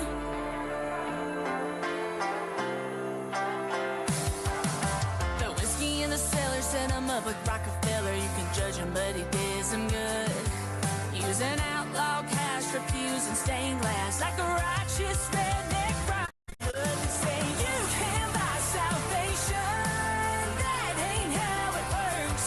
But if you ask that congregation Sunday morning in a brand new church, they say bless the man with the still in the holler, turning corn into shine, shine into dollars. Unholy water flowing like milk and honey. Build that Lord's house with the devil's money.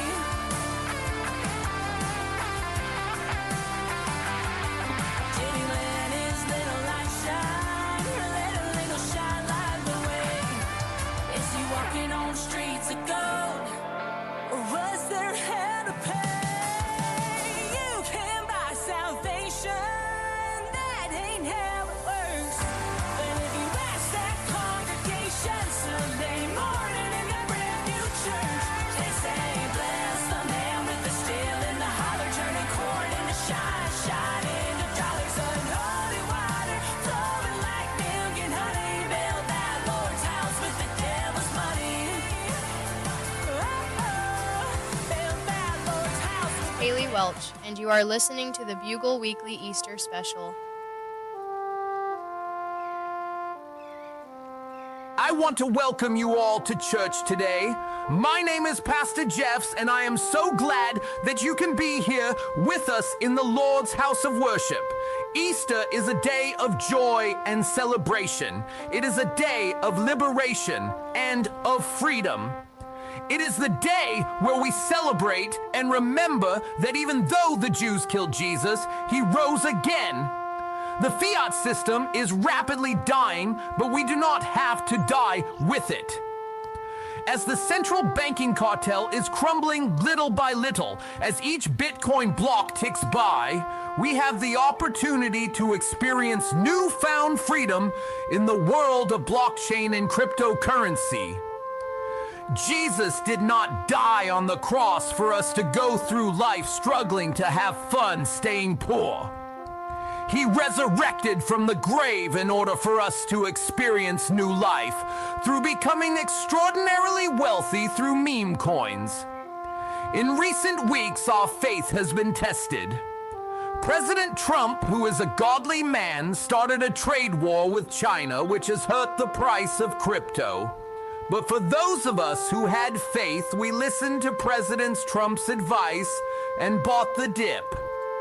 Evil had thought it had prevailed when Jesus had died on the cross, and today evil thinks it has prevailed by making the price of Bitcoin go down in recent months. But President Trump has a plan to pump Bitcoin and all of our meme coins to the moon. Now let's worship the Lord, because the God candle is coming. Couldn't afford my taxes, burdened by poverty and shame. Fiat was my prison till I cried out your name. I was seeing but was blind, I was looking but couldn't find, and you raised me up from the grave when I cried out your name. You pumped my bags so I could afford my taxes. You are my guiding light when the chart looks gay. Jesus, pump my bags and guide the way. You raised me up when I was down and healed my heart, wearing thorns for a crown. Now I can't afford to pay the IRS. You put my life together when I was a mess.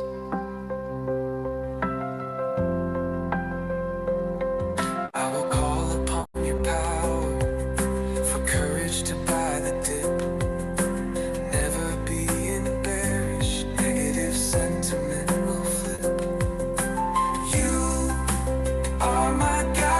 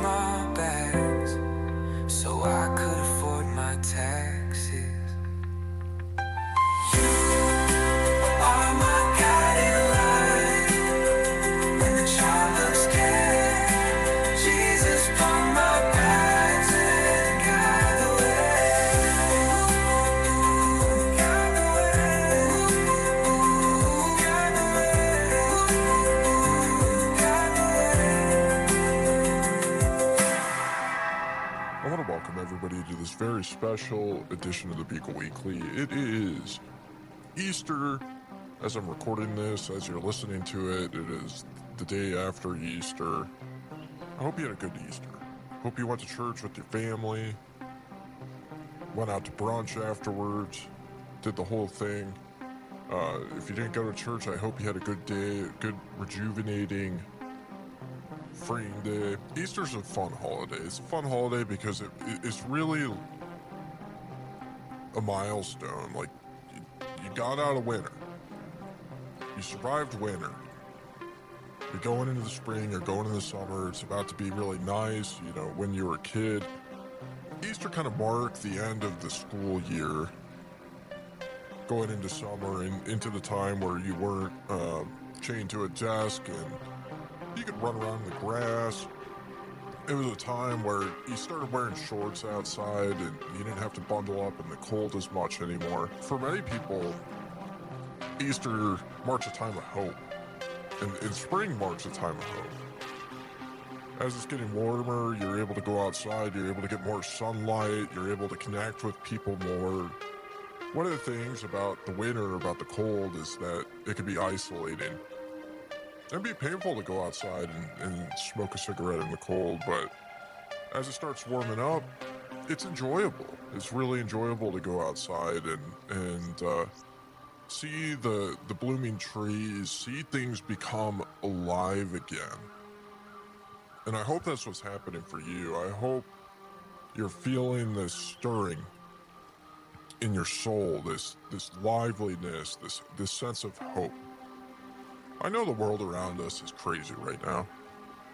It's really, really crazy. People are starting to kind of universally wake up to it. I think there's a lot of people, like the Bitcoin podcast listeners, figured out that the world was crazy a long time before, but now the general population's starting to figure it out. They're starting to feel the pain from inflation. They're starting to feel pain from just the geopolitical chaos, from all these world leaders making decisions that they have no control over. They're probably grappling with a sense of powerlessness. You've probably been dealing with that feeling for years and have found a way to manage it, whether it be through religion, whether it be through believing in yourself, whether it be through both. Hopefully you found a way to manage that feeling of realizing you're really not in control and maybe the world wasn't as safe as you'd been led to believe it was. If you haven't, I would encourage you to keep on listening to 40 Hours Bitcoin podcast a week, and you'll get the entropy needed to probably find that sense of meaning and purpose in your life one way or another, to be able to navigate the difficult times ahead. Bitcoin, why so many people are religious about Bitcoin, is because it's hope in a lot of ways for a lot of us. It's the context needed to understand that you're not just screwed. You're not just subjected to the whims of powerful individuals. You're not just destined to only get your content from PodConf. There really is hope for the individual. There's hope of preserving the wealth that you've generated, the value that you've generated to the world, and not have it just be completely siphoned away by inflation and taxation. That's the hope that Bitcoin provides, and it's a very powerful one. It's the hope that you could transact freely, that you can go and you can participate in illicit non-KYC cigarette transactions in a peer-to-peer manner, and nobody can stop you. That's a very freeing and liberating and powerful position to be in. And living today in our society with the way that everything is, with the smoking bans, with just these stupid trends of content. You turn on the TV and you watch something and it's just making you feel bad about yourself, and then you're bombarded with advertisements for a bunch of products that you don't really want, that are kind of useless, the pharmaceuticals and stuff like that. it just breaks you down. It breaks down your spirit. It breaks down your sense of like hope in humanity. You know, you turn on the TV and it's just blasting you with fear. It's just blasting you with stuff that makes you want to be fearful. And then all the examples that are presented to us in pop culture are relatively negative. There's not a ton of examples out there of what it means to be an actual sovereign individual. And then you escape into the world of Bitcoin podcasts and you begin participating in the 40 HPW. Now you don't have time to watch bullshit on Netflix all day because you're actually learning about the world and you're trying to navigate it. And you're not just listening to listen, you're listening to figure out ways of how to apply this stuff to your life. And you begin moving forward. I think that's the feeling we all want to feel. We don't want to feel stuck. We don't want to be waiting for the world to just collapse to be able to start life and to begin rebuilding. We don't have to wait for that. We can start moving forward. We can start building and we can start feeling better about ourselves, feeling better about our circumstances, feeling better about our families, our relationships. You can look in the mirror and instead of like kind of avoiding eye contact with yourself, you can look yourself in the eyes with pride because you're moving forward in life. You're moving forward in life. This is such a privileged position to be able to experience this. The majority of people do not experience this, and this is why it's so important not to really use the majority of people as a benchmark to compare yourself on whether you're doing well or not. They're the fiat standard, and you're living on the Bitcoin standard. Why? They're on an entirely different planet. Like, you need to be comparing yourself to actual good examples in your life of people doing interesting things, people actually trying to push themselves forward, people trying to grow, people trying to build a better future instead of just extracting everything they can out of other people that are being productive, the looters in society. Right now I'm on vacation. I'm reading Ayn Rand's Atlas Shrugged again. It's a fun book. Every time I read it, I experience something slightly different. And these characters like Dagny Taggart and Howard Rourke are incredible people. And we need to look for those types of people in our lives to surround ourselves with. We need to look for those people, the people that move the world. And instead of casting scorn at them, we have to lift them up as examples for other people. And tell your kids, hey, look at that person. They're legit. You know, have your daughters watching Lynn Alden interviews, hearing about the broken money, seeing that she's hot, seeing her as an example of what it looks like to live as a sentient human being, as somebody to applaud. As an example, have your sons, have them listening to Bitcoin podcasters out there. Hopefully they're listening to, if you're a father, hopefully you've started a Bitcoin podcast and then your son can listen to your Bitcoin podcast, even after you die. If that's a fear, you know, that's something we all have to consider is leaving something behind for our kids to consume after we're dead, that they can be connected to you, that you've generated hours and hours and hours worth of Bitcoin podcasts where they can stay connected to you after you're dead. What an incredible thing to gift your children. Your years and years of Bitcoin podcasts. We need hope. And Easter is the holiday of hope. Christmas is too. I would say Easter's more significant in the Christian world, spiritually, than Christmas is. Because it's really about the day that everything happened that makes Christianity what it is. Christianity wouldn't even be a religion had Jesus not died on the cross and risen again. It would have been, I don't know, just like a story. Jesus wouldn't have been significant like he is. He would have been another prophet, but it's the one thing that separates him from all the other prophets in Christianity, and that's why it's such a big day. That's why people that don't go to church at all go to church on Easter, because it's the day. It's the day in Christianity. You might not be a Christian. That's okay. The world is very uncertain.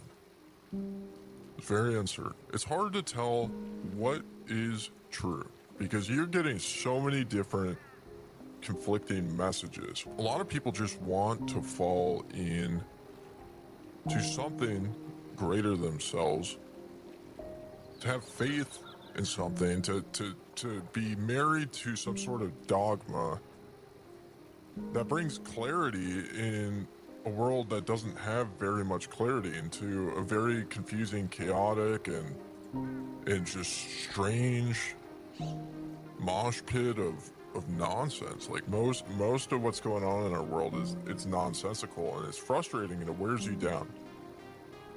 Your entire life, your body's just degrading. You're just getting worn out. But for your soul, for your spirit, that doesn't have to be the case. You don't necessarily need dogma in order for your spirit and for your soul to grow and to flourish. For me, smoking cigarettes are a big part of treating my soul. And why that is because I see it as sticking up my middle finger to the man. The man tells me that cigarettes are going to kill me. It tells me that smoking cigarettes is offensive. They tell me that I am stupid because I'm engaging in this activity of harming myself. But the reality is that going along with them blindly is incredibly harmful to myself. It means I have to sacrifice using my brain. I have to accept their dogma. I have to surrender to their authority and trust them. And they don't deserve the trust. They have, if anything, in the last few years, just shown that they don't deserve any trust whatsoever. And so when I stand there and I smoke a cigarette, I feel pretty good about myself. And they look at me with scorn, and they do. They look at me at scorn, and they, in their heads are thinking, oh, he's not 25 feet away from the door. He's too close, and I have to smell it. And I see this. Like, sometimes people walk by me and they take their shirts and they put it over their nose and they look all offended by the fact that I'm smoking a cigarette. And I just chuckle to myself. I chuckle to myself because in that act, I'm saying, I'm sticking up my middle finger to these guys, to the man. And I'm saying, I'm going to do something because I'm using my brain, and I'm evaluating the risks. I'm evaluating the risks of doing something that you say is incredibly dangerous. And I'm actually thinking for myself. I'm not just taking what they're telling me blindly as fact. Bitcoin has allowed me to do that because Bitcoin gave me the context of a whole entirely different world outside of the reality that they have constructed for me to live in. It's a world that can be about self-empowerment. Now, there's a lot of people out there that are looking to take that away from the people using Bitcoin. They want to make Bitcoin about compliance. This is PodCon that I'm talking about. The Podcast Conference Industrial Complex. They want to make Bitcoin about compliance. They want to make it about fitting into the system and serving the system. Bitcoin is a tool to allow you to comply and to serve the system. You buy Bitcoin in order to be able to afford your taxes. Bitcoin, to me, it's not about that. And if you're listening to this podcast, it is probably not about that for you either. I don't want to comply with these looters. I'm reading Atlas Shrugged, and it's great. Like, one of the reasons why the book's so great is because it really gives you the context of of just how pathetic a lot of these people are that just want to sit there on the sidelines and they want to steal from you. Like, all the people in Washington, the weaker participants in industry, Dr. Stradler. I might have gotten his name wrong, but whatever. We'll just continue. I'm not going to look it up. Dr. Stradler, in the Science Institute, they want to restrict. So Hank Reardon, this industrialist, one of the main characters of the story, the really great character. So one of the things he did is he developed a new form of new metal. It's called Reardon steel. And Reardon steel is a significant improvement on regular steel. What it allows for is for things to be built, it's way stronger, it's way lighter, it's just overall better. But everybody freaks out about it, and they say, oh, it's not safe, you can't use it. And the government comes in, and they're like, if our economy is in bad shape, and if this comes to market, it's going to challenge the entire economy. It's going to put people out of business because they're dealing with inferior products. And this is such a weak attitude, and we see it over and over again. We see the subsidies in our economy, the way that seed oils are subsidized, and the farmers, and the American cars. And what always happens at the end of the day is when things are subsidized, an inferior product is created for the market, because market competition causes people to compete with each other to try and make a better product. It's very basics. If you read Economics in One Lesson, that's a good book. You've probably been told to read that if you listen to 40 HPW, but it just outlines it. It outlines how tariffs and how subsidies are harmful. But this is the consensus amongst the quote-unquote experts, the people resting on their credentials, the people flaunting their credentials without really keeping up with the times, without staying on the ball, the people that refuse, they scoff at you if you suggest that you should listen to 40 hours of Bitcoin podcasts a week. They just scoff at you, like Mike Brock did to me in the debate. They believe in subsidies. They believe in these controls in the economy, and it's because they have really low opinions of themselves. And it's because they're not very exceptional people. They don't have confidence in themselves to be able to compete in the open market with other people. And so what they have to do is they have to act as gatekeepers. To do anything productive, you have to go out there and ask somebody somewhere for permission to do it. That's the system that they've created. If you truly have a revolutionary product, if it's too revolutionary, they're going to try and squash it in the same way that these characters in Atlas Shrugged tried to squash Reardon Steel and keep it from happening. So the Science Institute goes and approaches Hank Reardon, and they ask him how much he would allow them to pay them in order to outright buy the rights to Reardon Steel so it never comes to market. And of course he says, I'm not interested. And they say, well, you could get really rich right now. Why would you want to continue to struggle and toil and sell things at a low margin over and over again for years when you could make way more money by just selling us the rights? And his answer to them was, because it's mine. This is mine. What a powerful statement. What a powerful statement. And I think that's a statement that we all have to make. We all have to have that thing in our lives. For me, it's the Bugle. We all have to have the thing in our lives that's ours. Most people out there, they spend their whole lives working for somebody else to build something for somebody else. And that's fine. That's fine if you have a day job. You got to earn a living. You know, a lot of people with families, they need health insurance. They need to be a part of this system in some way or another. But the thing that they fail to do is they fail to build anything that's just theirs. That's self-gratifying, that's empowering. Like, when I'm working on the Bugle, I feel good.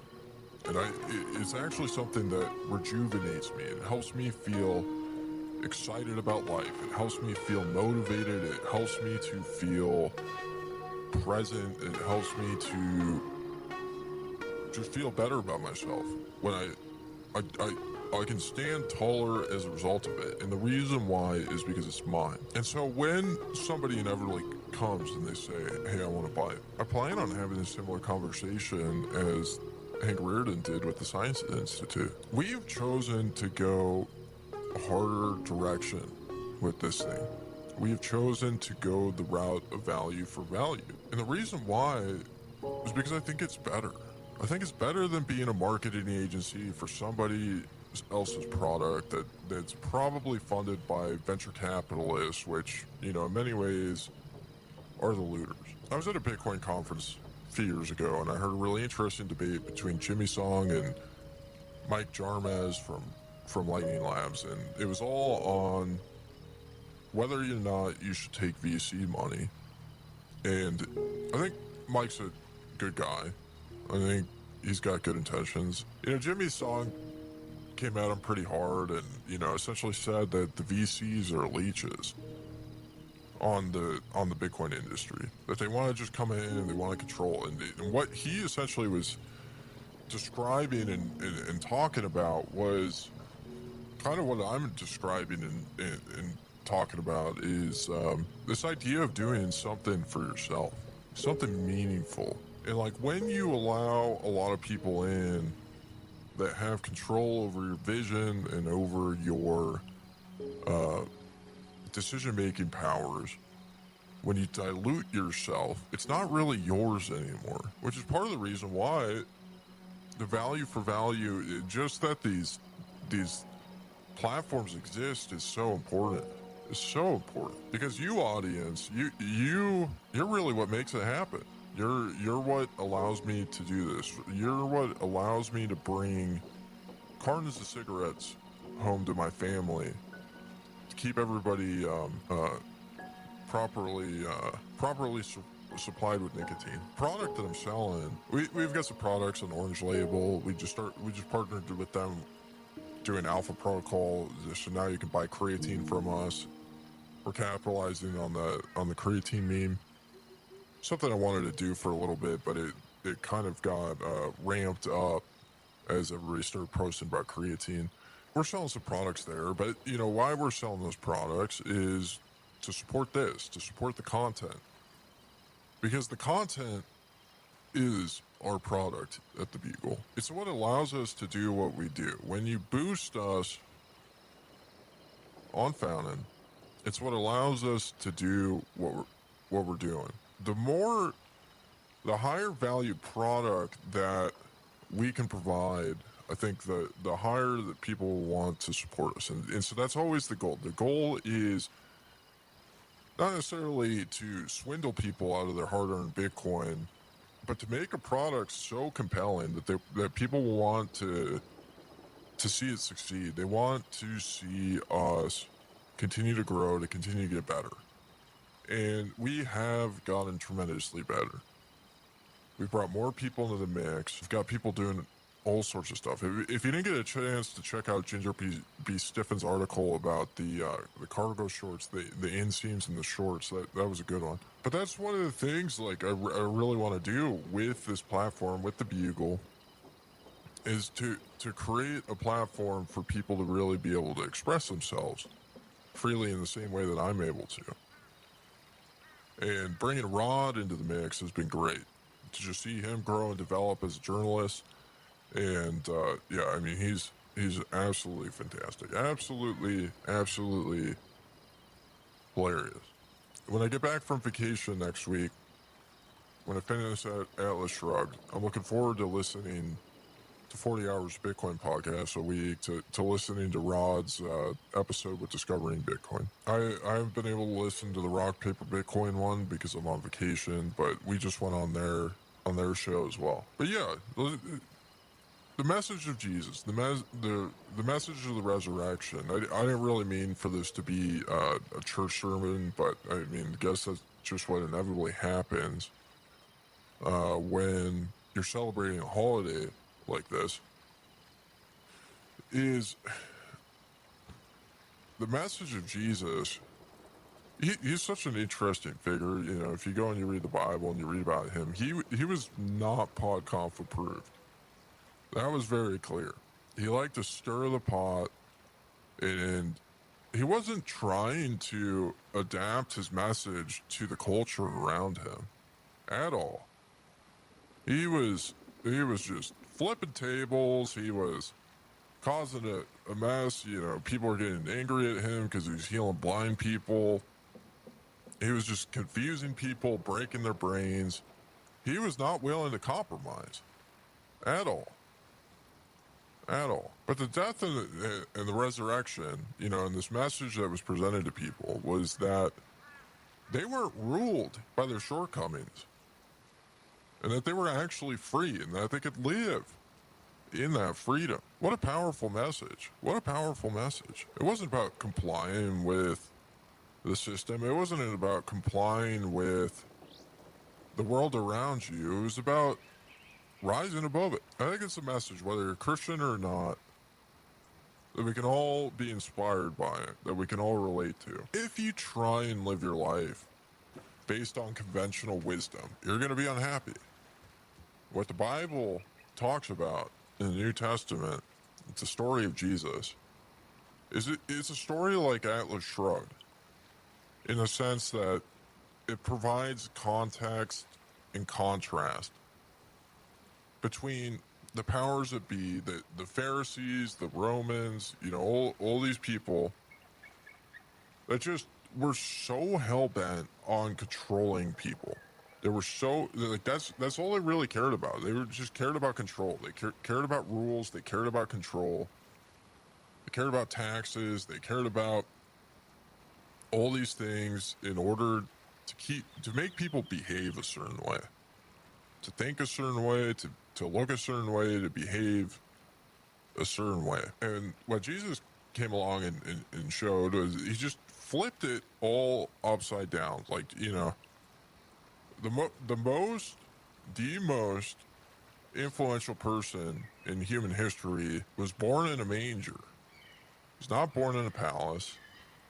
He was not born into great wealth. He was a carpenter. And I would say that being a carpenter in many ways is like being a blue collar worker. He didn't go to Harvard or Oxford or the famous religious schools or whatever at the time. The equivalent of Harvard or Oxford at the time. Was just a guy that walked around other guys, that hung out with prostitutes, that hung out with normal people. And we just did an interview with John Seth. And one of the things I like about John Seth and I liked about Bitcoin Uncensored was that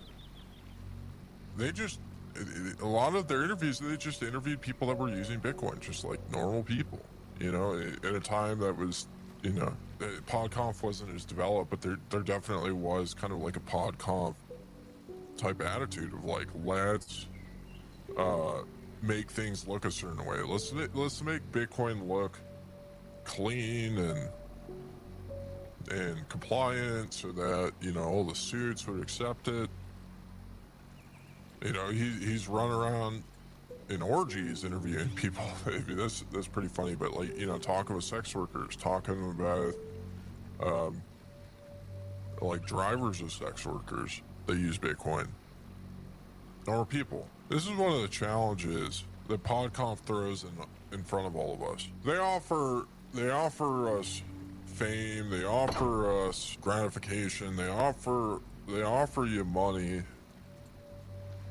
in order to influence you, try and get you to be a certain way, say the same things as everybody else, to think the same things, and if you get out of line, there's going to be a lot of pressure on you. I think it's important to live by principles.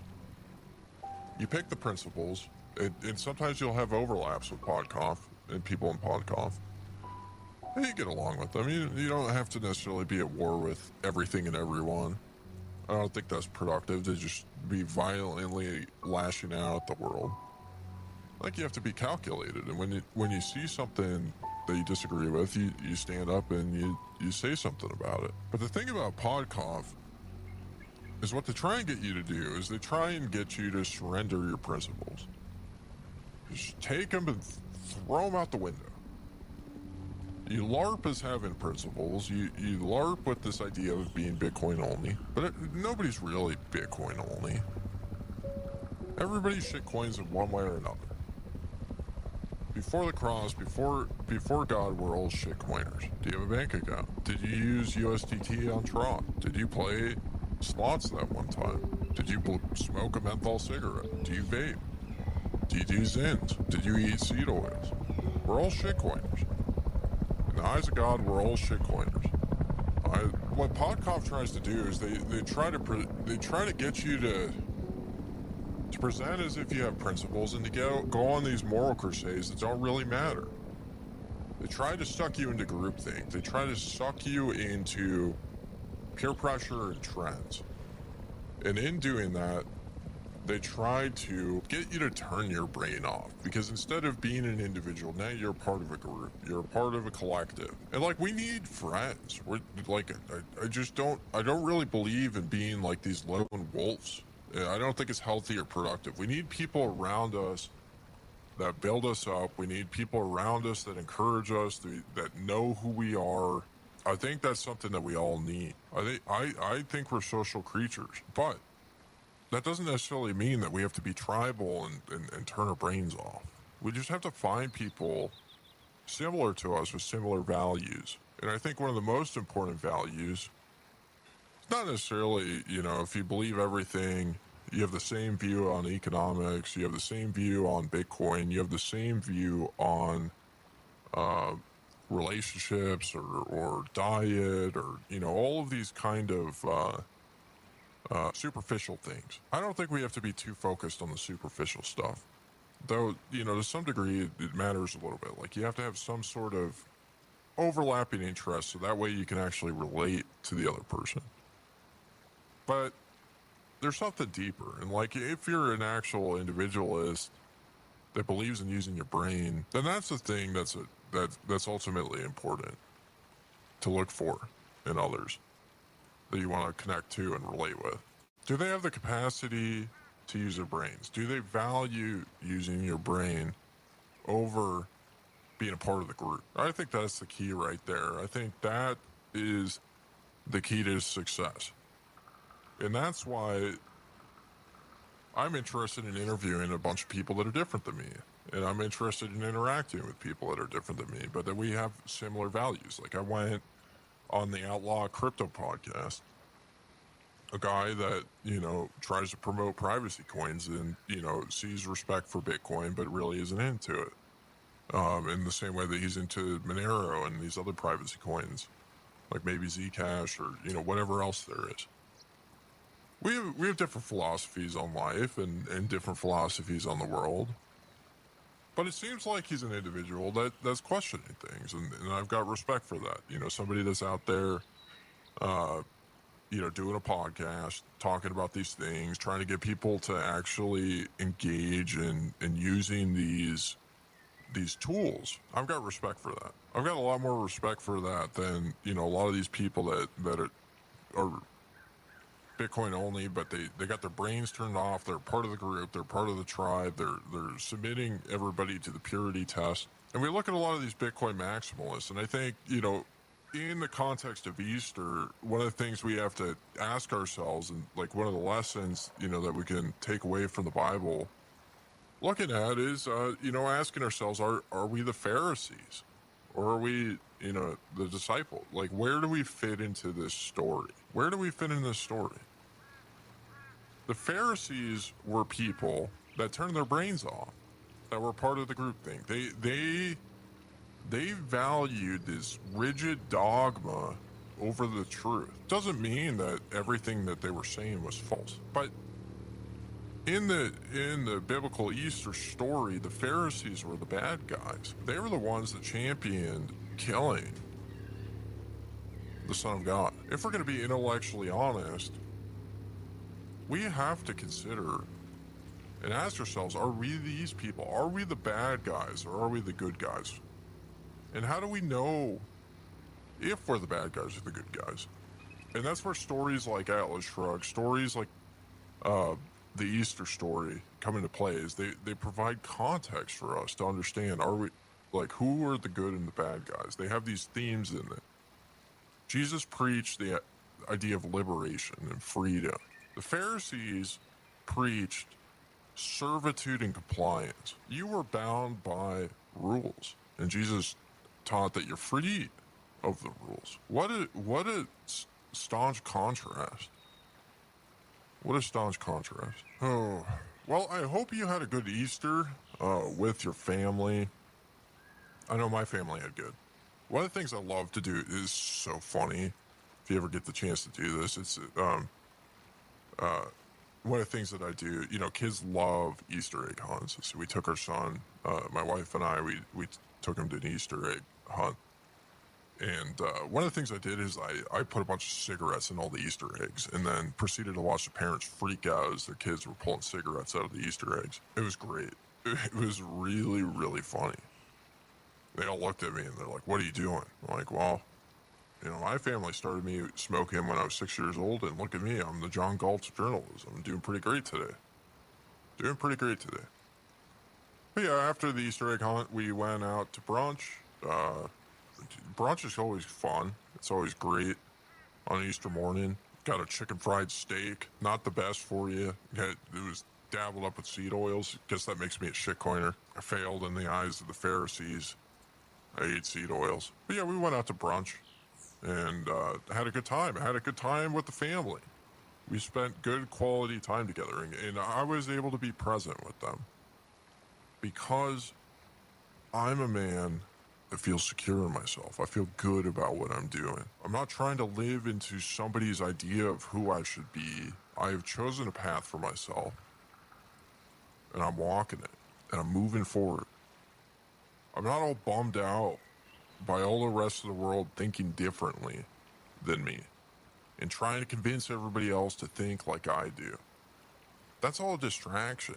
If you're really secure in what you believe, then you realize there's going to be consequences for what you believe. Hopefully positive consequences, that you feel good about yourself and you have success in your life and you're moving forward.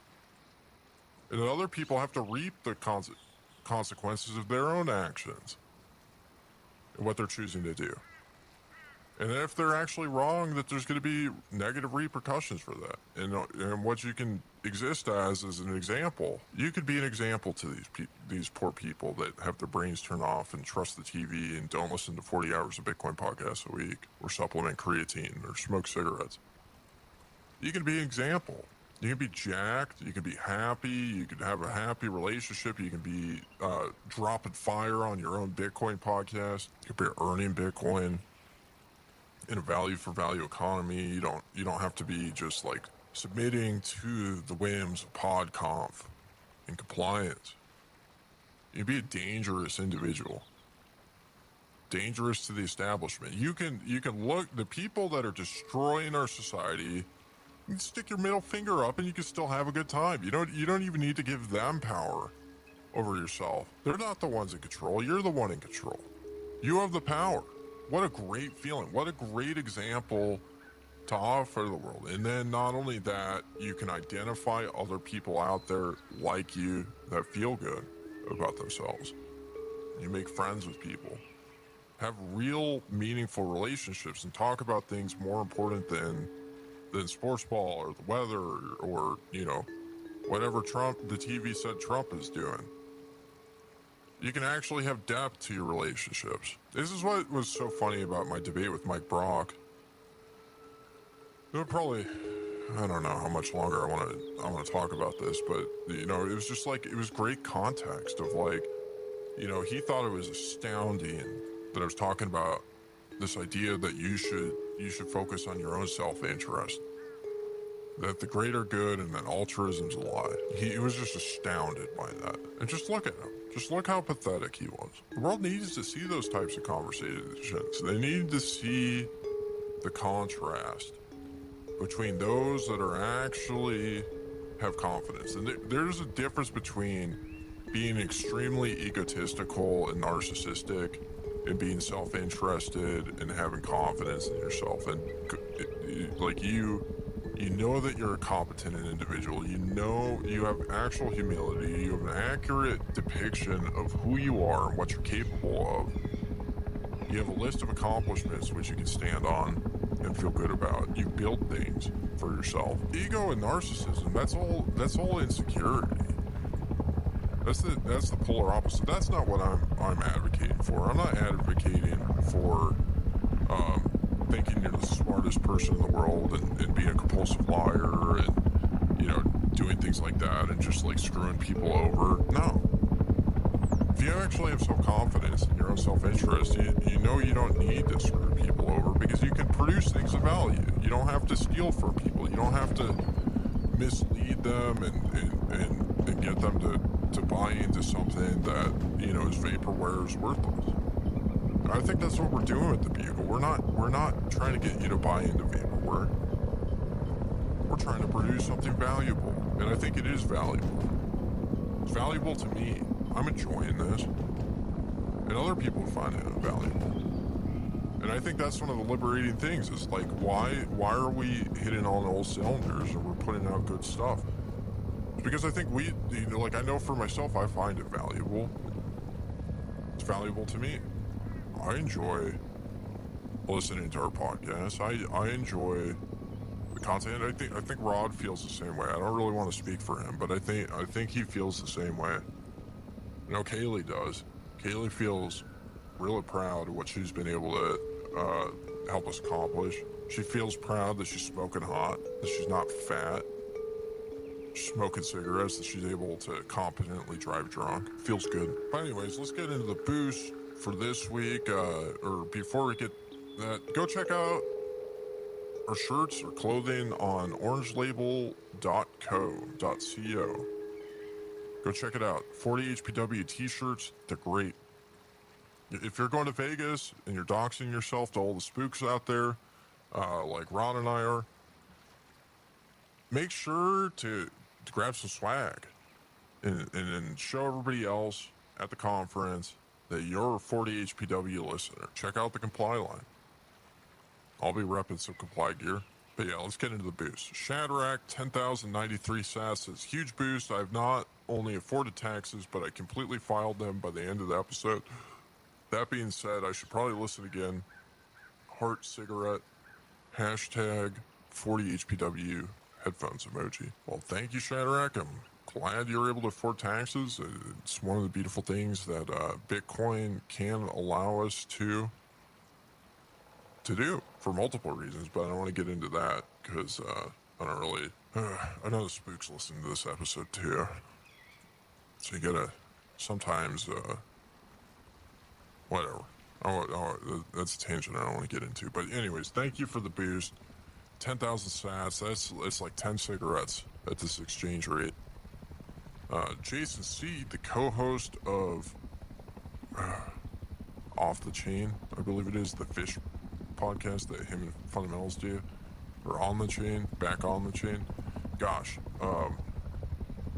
they're gonna correct me again, but anyways, it's a good podcast. They're talking about fish, they talk about the Bugle a lot. Fundamentals, big fan of ours, and it seems like he bugle pilled Jason C. 4,200 sats. Dear Rod and Dick, solid content these last two episodes, including Dick's commentary following his recent debate. I was also amazed by Brock's inability to differentiate selfishness from self-interest. We can share for and relate to others only to the extent that we can care for and relate to ourselves first and foremost. Sincerely, Jason. It's very, very basic stuff. And one of the reasons why, you know, Mike Brock, he kept on asking me why I was treating him like a 14-year-old. It's like, well, because you're not considering things from the most basic first principles. You're not willing to go to the very beginning of the argument, and this is the problem that a lot of people make, is they build their entire worldviews built on faulty assumptions. You know, the Bible is described as building a house on sand. Jesus tells us to build houses on solid ground, not shifting sand. And in order to do that, you have to go back to the very basics. You have to go back to the foundational arguments, to challenge assumptions. We always have to challenge assumptions. That's one of the reasons why I like hanging out with people that think differently than me, is because it gives me entropy in my life. They challenge me on my assumptions on a regular basis. And if you're actually building your worldview and your opinions and your values on top of something solid, then challenges aren't troublesome. It just continues to strengthen your conviction in the things that you're doing and the things that you're believing in. It shouldn't be seen as a challenge. Like, how dare you question this very basic thing that I believe in?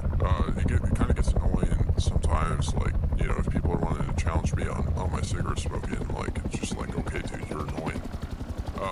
You know, but like, I welcome it every once in a while because it makes me think about it. You know, like, I think we constantly have to reevaluate the things that we're doing and think about them. It's a productive thing to do. It's a helpful thing to do. What's unhelpful is just getting stuck in the motions over and over again. Because, like, the thing is if you go the wrong direction, you might blink and 20 years later you just realize you wasted a bunch of time doing things that weren't valuable to you, that didn't matter to you, that accomplished nothing, and you're not any closer to where you wanted to be. That's a real thing that I think we all have to consider and be afraid of, you know, and this is why I'm a big believer in this idea of, you know, of objectivism and Randian philosophy, really, like, believing in yourself, is because I don't want to be like that. I don't want to go, like, I've already done that in my life. You know what I mean? I've already wasted time working for the man. I talk about every once in a while my time in the traditional media establishment, and it just sucked. It was soul sucking. Why would I want to do that ever again in my life? Why would I want to set an example for my son of how to be just a servile shell of my potential? I don't want to do that. Next boost from Shatterack, 1,093 sats. Poignant, topical, robust, and balanced. That's what real journalism smells like. Cigarette, emoji, hashtag 40HPW. Thank you. Blizza, 1,010 sats. Mike Brock needs to pump his Bitcoin podcast hours up. Mike Brock can do whatever he wants. He can have fun staying poor for all I care about. Maggie, 1,000 sats. Maggie Morris, one of our very talented Beagle staff members, meant to boost 1,700 sats out of respect. Thank you. I'm not really sure what that means, but it looks like Maggie actually double boosted 1,000 sats, so above the 1,700 sat mark, 2,000 sats from Maggie. Really appreciate it. Jason C. again, 420 sats. Jason says, I sometimes forget the level of understanding that can only come from 40 HPW. The Bugle Weekly has been a cornerstone of my 40 HPW training since the first episode. No noise, only signal. Thank you, Jason.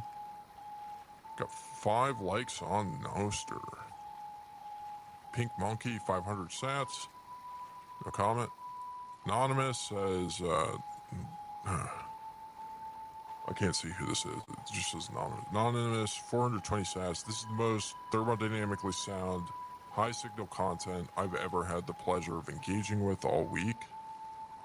Glad to hear that. Glad to hear you enjoyed it. 300 sats from BTC on board. Salute emoji, thumbs up, lightning fire. 177 sats again from Nagy. Says, I'm interested in hearing your take. Is Richard Dasha or Rodeo Anna or the other way around? It's hard one to call. Thank you. I have no idea what that means, Maggie. But if you message me, I'll try and explain if you clarify a little bit what you mean. Anyways, I want to thank everybody for tuning into this special edition of the Bugle Weekly, the Bugle Easter special. And I think Pastor Jeff's kind of a tool. And I think his his theology, I think, is rather flawed. He's a shitcoiner. He believes the God pump is happening. I think he would definitely, if he wasn't so like shitcoin adjacent, I think PodConf would be friendlier with him. But I think one of the things he's right on is I do think the pump is coming. I can feel it in my bones. It's been a long bear market, and you could argue that we're in a bull market. You know, Bitcoin has pumped pretty dramatically from the lows a couple of years ago, but you know, it's going up, and it is going to continue to go up because of people starting Bitcoin podcasts. Bitcoin podcast power law is real, folks. It's real. Anyways, I want to thank you again for tuning in. Thank you to all the boosters. Check out our merch. Share the podcast. Go bugle pill somebody. Go tell somebody about the bugle. Tell them what we're up to. Thanks for tuning in. Before you spoke the world in motion, you had a meaning close to your heart. I will show you my devotion by trusting you, not the bearish chart. You've always pumped, and you never done. Lord, make my back so heavy. Help keep my diamond hands steady.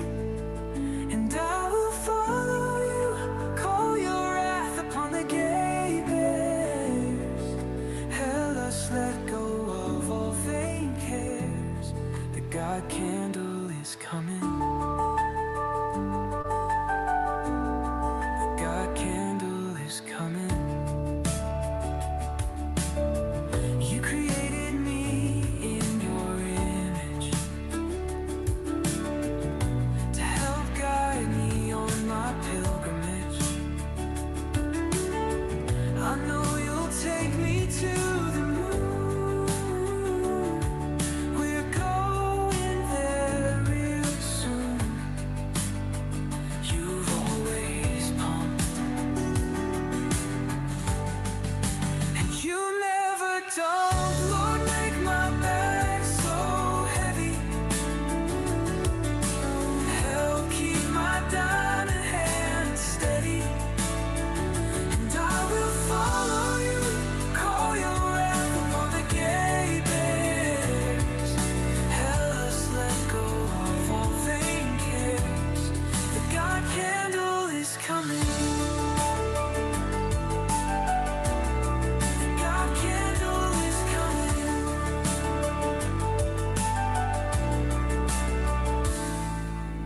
Lord, make my back so heavy. Help keep my diamond hands steady.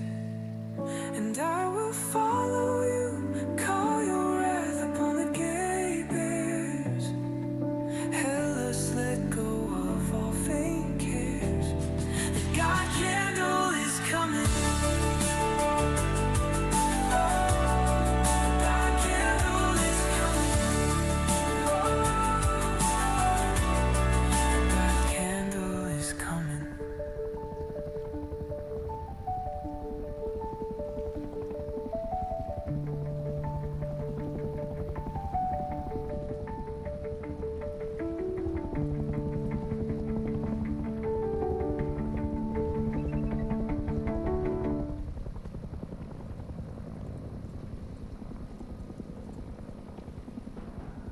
You've had a dynamic where money's become freer than free. If you talk about a Fed just gone nuts, all the central banks going nuts. So it's all acting like safe haven. I believe that in a world where central bankers are tripping over themselves to devalue their currency, Bitcoin wins. In the world of fiat currencies, Bitcoin is the victor. I mean, that's part of the bull case for Bitcoin. If you're not paying attention, you probably should be. So the government's admitting that we have the ability to manipulate space and time. And Skywatcher's out there trying to summon UAPs. What the hell is going on? You just fell to the wrong timeline, my friend. Or the right one, depending on your perspective. Was that admission by the Trump administration this week part of disclosure? Light disclosure? What are we classifying that as? I mean, my thesis for some time has been the government will adopt an attitude, I think more out of necessity and constraint, of what I would call as if disclosure, meaning they will increasingly be acting as if this subject is true without ever really, or at least not immediately, confirming or affirming it's true. So you have episodes like that speech, which, Kratsios is the head of Office of Science and Technology Policy. He was formerly basically the head of all advanced research inside the Defense Department, including DARPA, as well as other, our most highly classified, highly sensitive research projects in the Pentagon.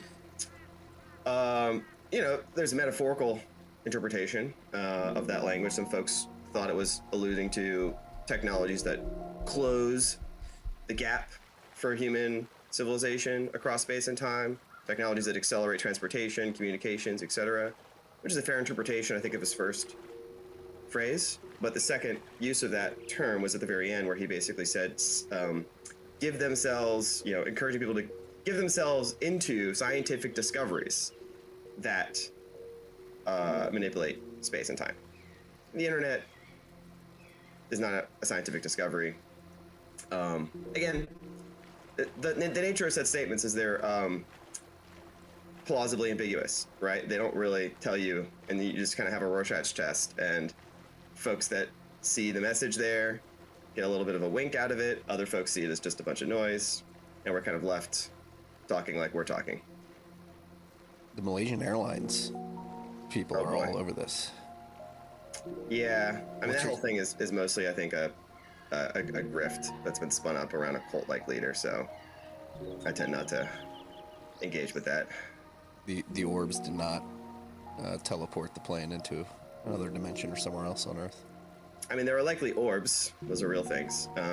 But I think that particular event has been spun up by bad faith actors looking to basically manipulate a community of people and collect their Patreon donations. So there's lots of other crazy conspiracies and very interesting topics that I think have, as Skywatcher, I can talk about lots of crazy stuff.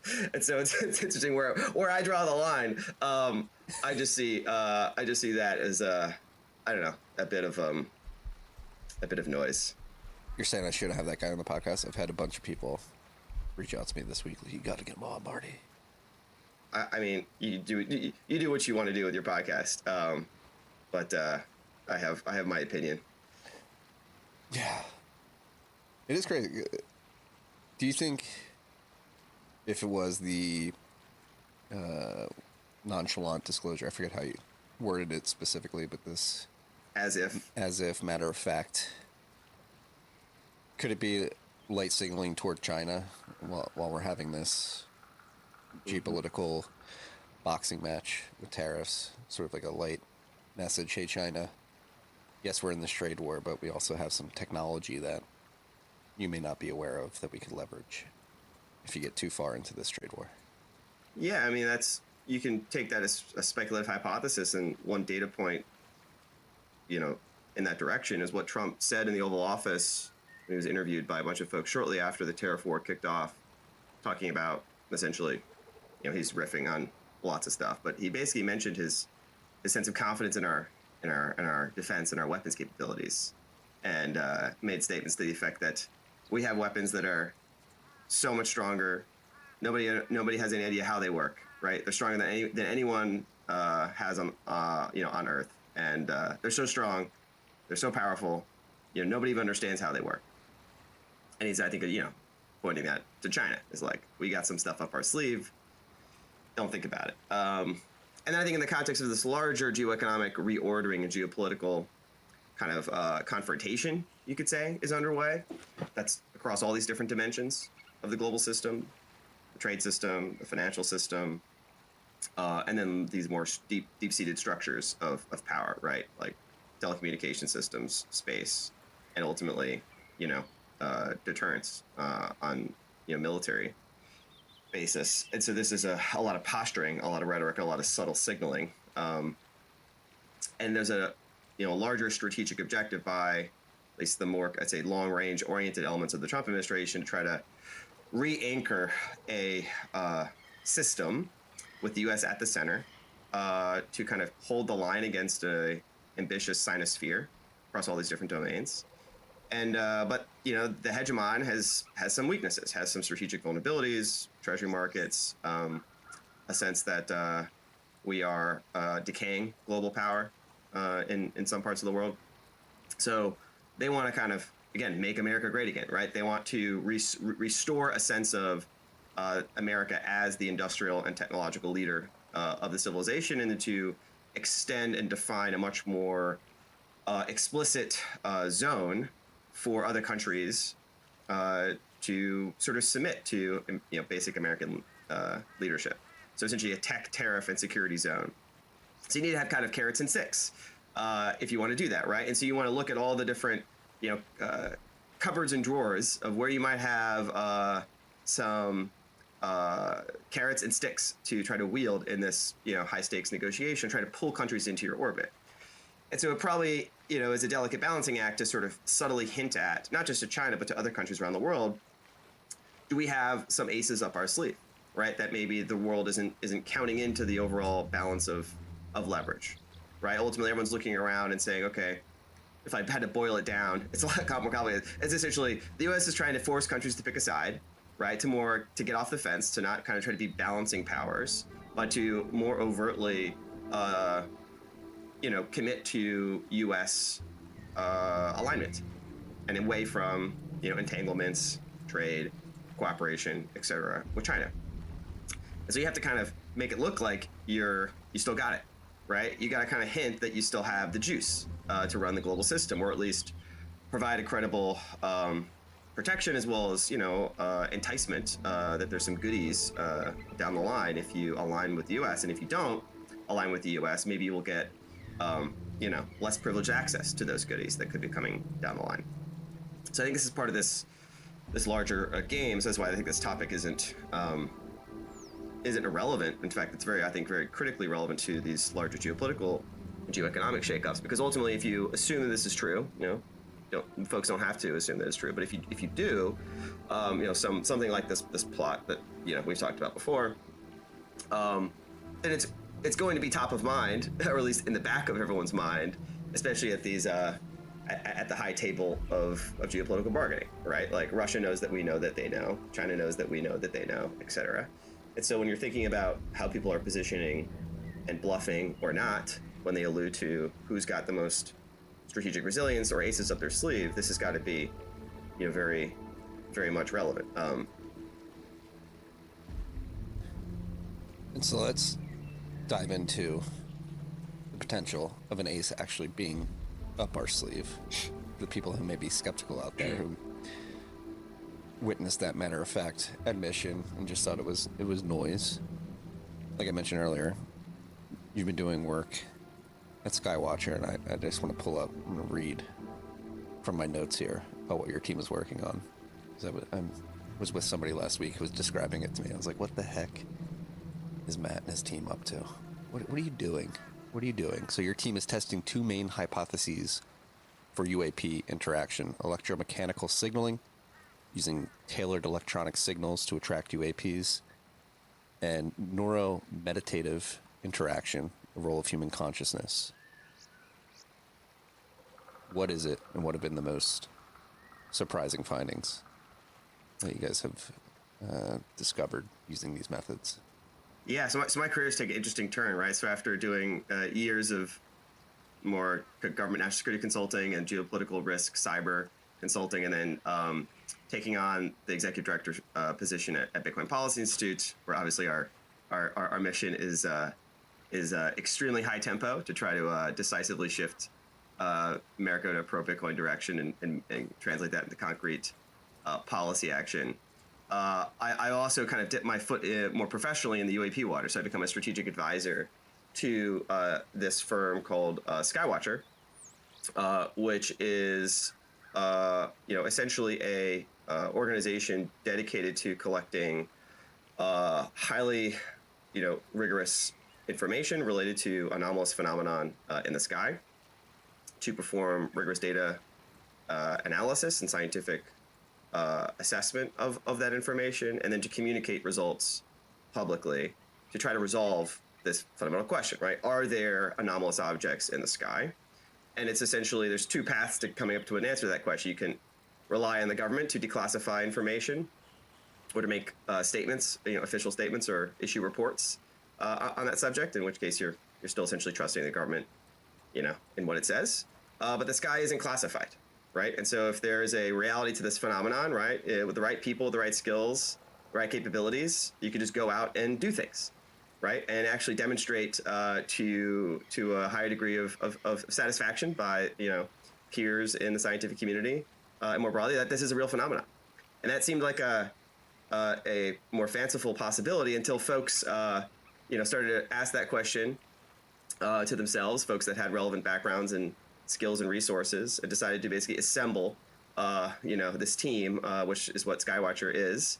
Folks that have highly relevant information and knowledge about these sorts of topics, have come from, related government-associated activities, and bring their technical skills to bear to actually, go out and try to collect this data and share that, in a deliberate fashion, with the public and the broader scientific community. And so there's kind of two core questions, right, that we released this document called the Skywatcher Discovery Framework. Again, kind of this anchor point. This isn't about a fanciful, kind of a Skinwalker Ranch type of sort of media operation. It's like, okay, how do we seriously collect data on this question, and put resources to that task?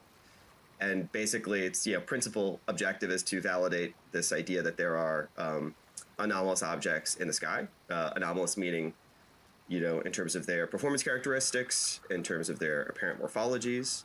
Now, answering that question doesn't answer the origin question, right? It just says there are some things in the sky that are doing things that normal objects don't do. And so you need to have multiple sensors, different types of sensors. You need to do this repeatedly. You need to do it in a rigorous fashion. You need to have consistent data collection. We're talking radar, electro-optical, multiple bands of infrared, direction finding, with lasers to get distance, multiple human observation. And this effort is obviously, maturing and expanding. So there might be more types of sensors coming down the line. And additional capabilities, brought to bear to help, tighten up the type of analysis that can be done. That's basically the core question. And so there are certain techniques that are being applied in the field. Because if you just took these sensors out into any random location, maybe you'll see some stuff, right? There's other efforts out there to try to just have a good and consistent data collection to sort of point sensors at the sky and try to see what you can see. The folks at Skywatcher have a well-motivated hypothesis that there's a way of essentially improving the odds that you see something. And there's two methods that we have hypothesized are ways of improving the odds that anomalous phenomena will appear near your sensors. The first is, colloquially called this dog whistle, a certain way of essentially sending out signals, electronic, mechanical related signals that will attract UAPs to your location. They have a reason to believe that that's effective, but of course, we want to prove it. We want to demonstrate to a certain degree of statistical reliability that it is, in fact, doing what we think it's doing. And then the second is neuromeditative techniques, right? So certain individuals engaging in a certain state of consciousness result in similar phenomenon appearing in your location. And we assess kind of at our preliminary stage right now, and we've written that into that report. That's different levels of confidence, right? Different levels of kind of discovery, sort of where we would sort of set the marker for where we think these hypotheses stand, is moving from anecdata, right? Anecdotes, blurry cell phone videos, people with claims and first-person experiences. That's where most of the conversation is, right? It's somewhat inchoate, sometimes very compelling, but fundamentally ad hoc, inconsistent, not sort of to a scientific level of rigor. And so we want to move from that to standardized data collection. And that's kind of the core of this whole operation, is just being consistent, being standardized, being rigorous, being professional, using high-end equipment and practices to actually try to collect good data, and then generate hypotheses that you can test, that you can look through and try to demonstrate with a certain degree of confidence resolves to ruling out confounding potential explanations, birds, balloons, etc. But ultimately isolates down to a high degree of confidence that there's a truly anomalous phenomena, and then you can share that publicly and hopefully move the conversation forward. So I wouldn't say we claim that these two techniques are proven, but we have reason to believe that they could be effective, and we want to know, if you can prove those two things, those would be kind of a big deal. And so, it's an exceptionally ambitious project, I would say, right? Maybe absurdly ambitious. But the folks involved, I wouldn't have associated myself with it if I didn't think that if there was a group out there that, could credibly take a good crack at it, this would be the group, right? I've sort of taken a bunch of swings at these low probability, high impact, activities in the past, and I don't know, I have a hunch on this one. Listen, freaks, I know you're tired of me talking about Fold, but I'm going to beat the drum. I'm going to beat the dead horse. If you're a Bitcoiner living in the United States and you're not using Fold, I'm just going to ask one question. What are you doing? You're leaving sats on the table. They've got gift cards. They've got their debit card. You can use your credit card. Just connect your credit card to the Fold app. Use the Fold app to pay off your credit card, and you're going to stack your credit card points and Bitcoin as well. They even teamed up with Crowd Health to give their members Fold Plus membership at no cost. Don't leave sats on the table. Go sign up for Fold today. Go to tftc.io/fold. There's nothing to lose except sats that you could have stacked. Sup, freaks? This rip of TFTC was brought to you by our good friends at CoinKite. They make the Cold Card Q, my favorite hardware wallet, the most secure hardware wallet on the market. As you can see, it's got the BlackBerry form factor, full keyboard. It's got 2 secure enclaves. You create your private public keys offline. The device never has to go online, never does go online. So you keep your Bitcoin secure. If you have your Bitcoin on exchanges and you're looking to get it off, secure it in the best way possible. Pick up a Cold Card Q. Go to coinkite.com, find the Cold Card Q, use the code TFTC for 5% off. If you're a power user of Bitcoin, like I am, if you're running a business on a Bitcoin standard, if you're just a Bitcoiner who wants to secure your Bitcoin, get the most secure hardware wallet on the market, go get the Cold Card Q. It's a beautiful thing. All right, let's dive further into this. Like how, like the neuromeditative and the signaling, technology behind the signaling and the theory or the practice behind the neuromeditative part of it, and then the data collection. Is it simply observational data, like we do something and something appears, or is there something else you're measuring, the electromagnetic field or some other sort of measurement that you're taking? Yes, so the data collection piece is continuing to refine and expand, right? There's always lots of different things you can try to measure, right? They've only really done 3 operations so far, right? So the basic SOP is essentially doing these events, multi-day events out in the desert, essentially, an isolated location, and you have large numbers of people with equipment out in different locations, executing these sort of test events, essentially. And so you want to place the sensors, and you want to basically observe what happens over multiple days, and try to demonstrate or build up at least an evidence base over time of what you can detect on multiple sensors. And so, the principal sensors are radar, electro-optical, so fancy cameras, multiple bands of infrared, multiple human observers, both in ground as well as aerial platforms, so helicopters. And laser rangefinders, right? So you can see if the object has is in a certain distance away from you. So the objective with just that core sensor package is to try to get multiple correlations on an object to understand, okay, like how far is it away? How high is it? How fast is it moving? What are its what's its radar cross section, what are its sort of signatures when it bounces back from the radar.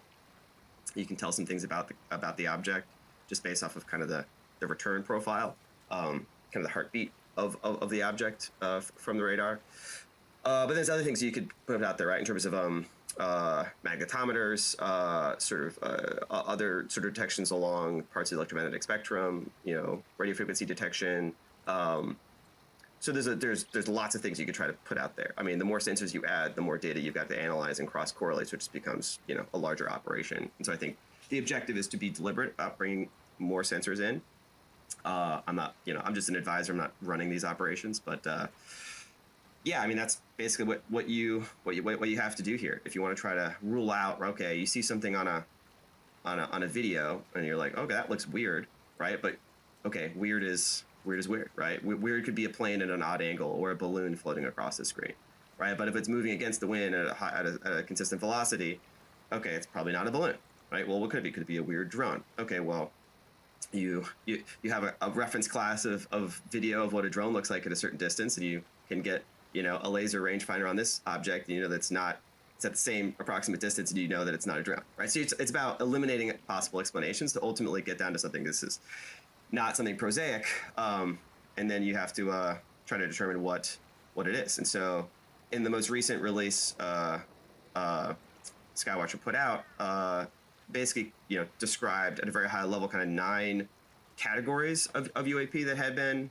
observed. Again, not like a final classification of what their origin is or exactly what they are, just essentially purely like phenomenological. Like there's a certain thing that we've seen that we'll just come up with a name for that thing.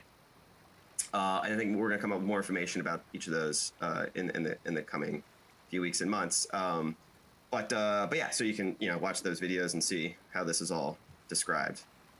But yeah, so this is ultimately it's like, okay, can you do real science with this? And real science is hard. You have to be patient.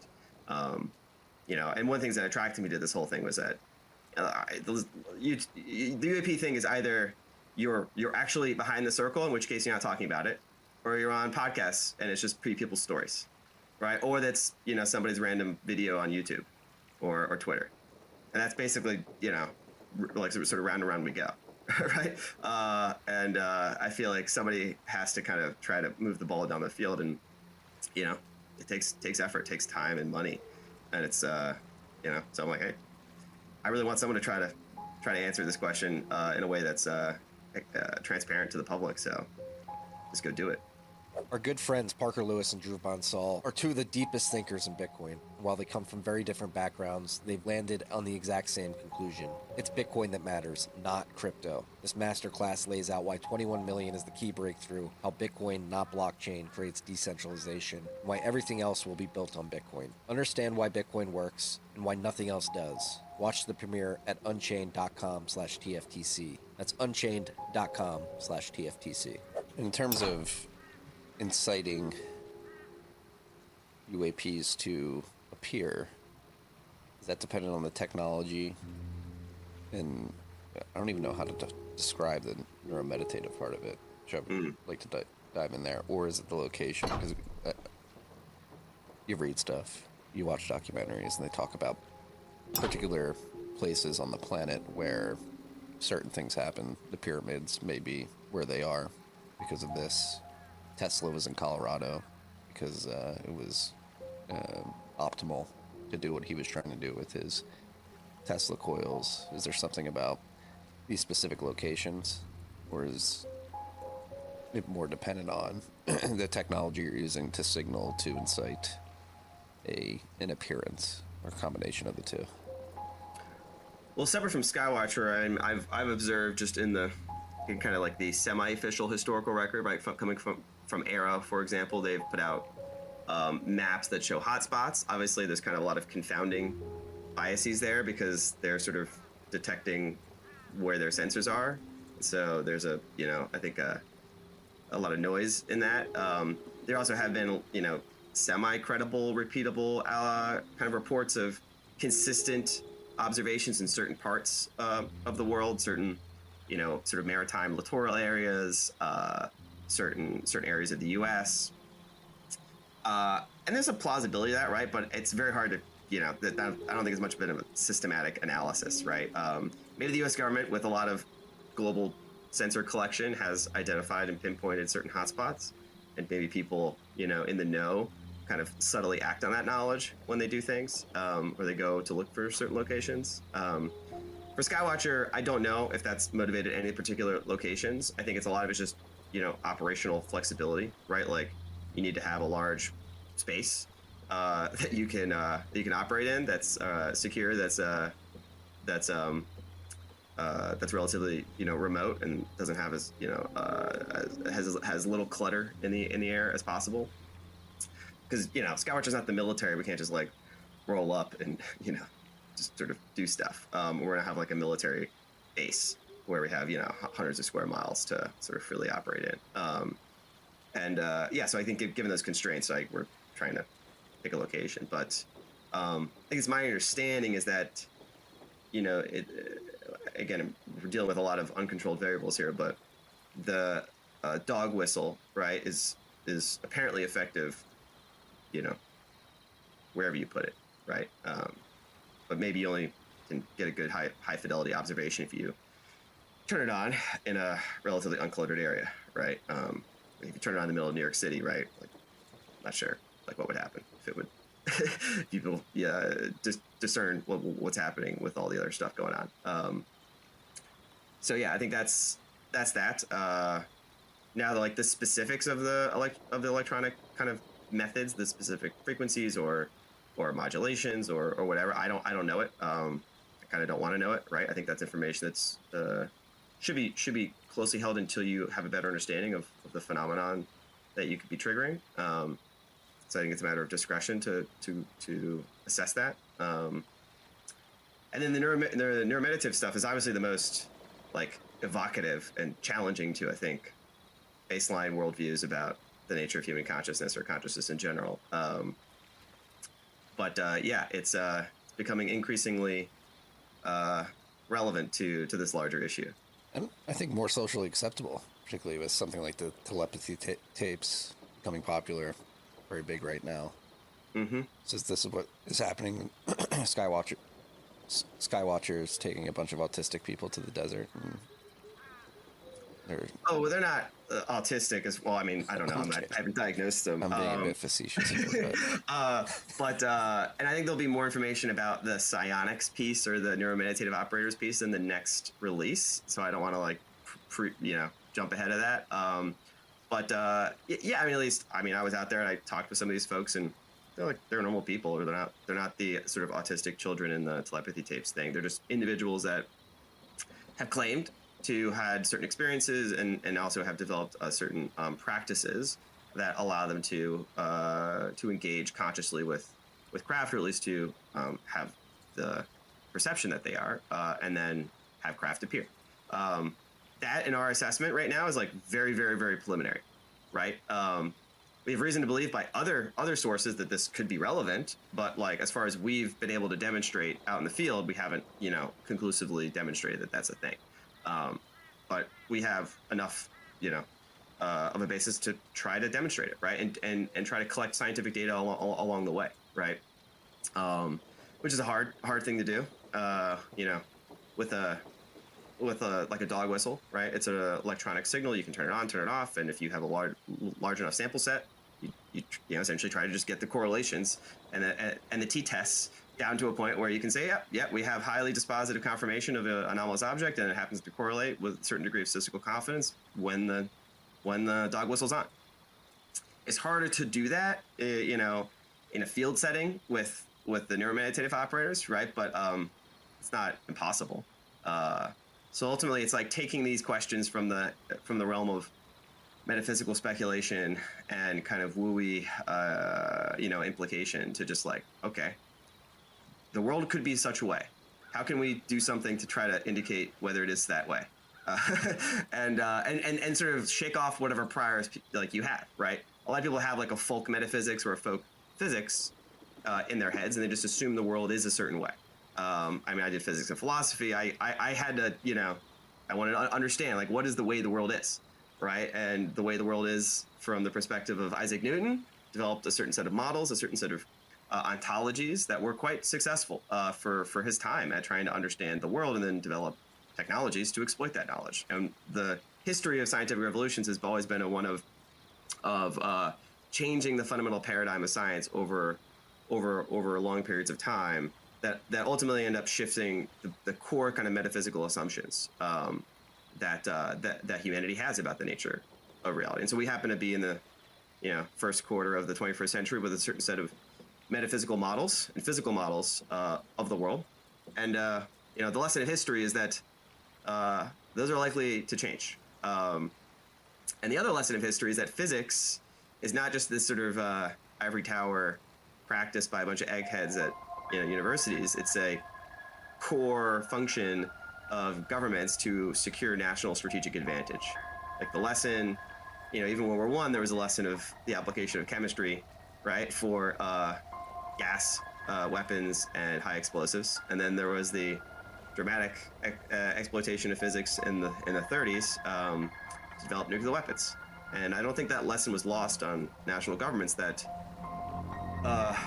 physics research is the foundation of national power, and that it is the key that unlocks the next strategic breakthrough in both energy, weapons, and propulsion technology. So my basic thesis is I don't think open physics was really allowed to happen after 1945. So part of this is, okay, there's a certain part of the world, a certain knowledge about the world that has maybe been intentionally kept secret, maybe for good reason. Maybe there's some knowledge that's inherently dangerous knowledge, but I think that's a reasonable proposition, but it's a difficult question. So I think generally speaking, folks think they know what the world is and how it works, and I think people's level of confidence in those assumptions is way too high. And so that's why I think these questions are ultimately scientific questions. They're not questions of woo-wee speculation or podcast. They're like, go out, get the data, show me that there's an anomaly there that my present models can't account for. And usually scientific paradigms shift when you have an accretion of anomalies, right? There's a certain consensus that's baked in about a certain set of frameworks or scientific explanations, and then interesting experiments happen or observations happen that are, not easily explained by that central, consensus paradigm. But the paradigm doesn't just automatically, take that in. Usually it rejects it. Usually it says, no, it's not possible. It rules it out prima facie. Telepathy is not possible. Remote viewing is not possible. Consciousness is just a emergent phenomenon of neurobiological and chemical processes. Like, we already have a full explanation of all this. There's no anomalies there. And so, because they don't fit, they kind of bounce off, right? But if they keep accumulating, you get to this moment of dissonance, right? Where, there's a recognition that there are true anomalies that the present conceptual paradigm can't explain. And ultimately, it's like science progresses through, like one funeral at a time, right? This is kind of the lesson. You had kind of the certain models of science like Thomas Kuhn, or who had sort of coined the term paradigm shifts, but other, philosophers of science, Feyerabend and Popper, kind of understood this general process is somewhat nonlinear, and that maybe we're at a moment of kind of a nonlinear shift in both our scientific models of reality, as well as maybe a more, like our taking metaphysics seriously, right? Like essentially what attracted me to physics and philosophy is like these core questions. There's really kind of two, which is what's the nature of reality from a description that we can write down in math, which is physics, and what's the nature of reality that we experience as a subjective conscious being, right? And those are basically like what's physics and what's consciousness questions. And ultimately, I see this sort of Skywatcher initiative essentially is taking at least a bite at a certain part of that apple, which is, okay, if there are anomalous objects out there, truly not anomalous, that are of non-human origin, well, that is a very suggestive and highly valuable hint at new physics. And if it turns out that there's a deep connection, at least phenomenologically, between human consciousness and those objects, well, that also is highly suggestive direction to explore, to understand the nature of consciousness. So these are the two most fundamental questions about reality that humans have at the moment.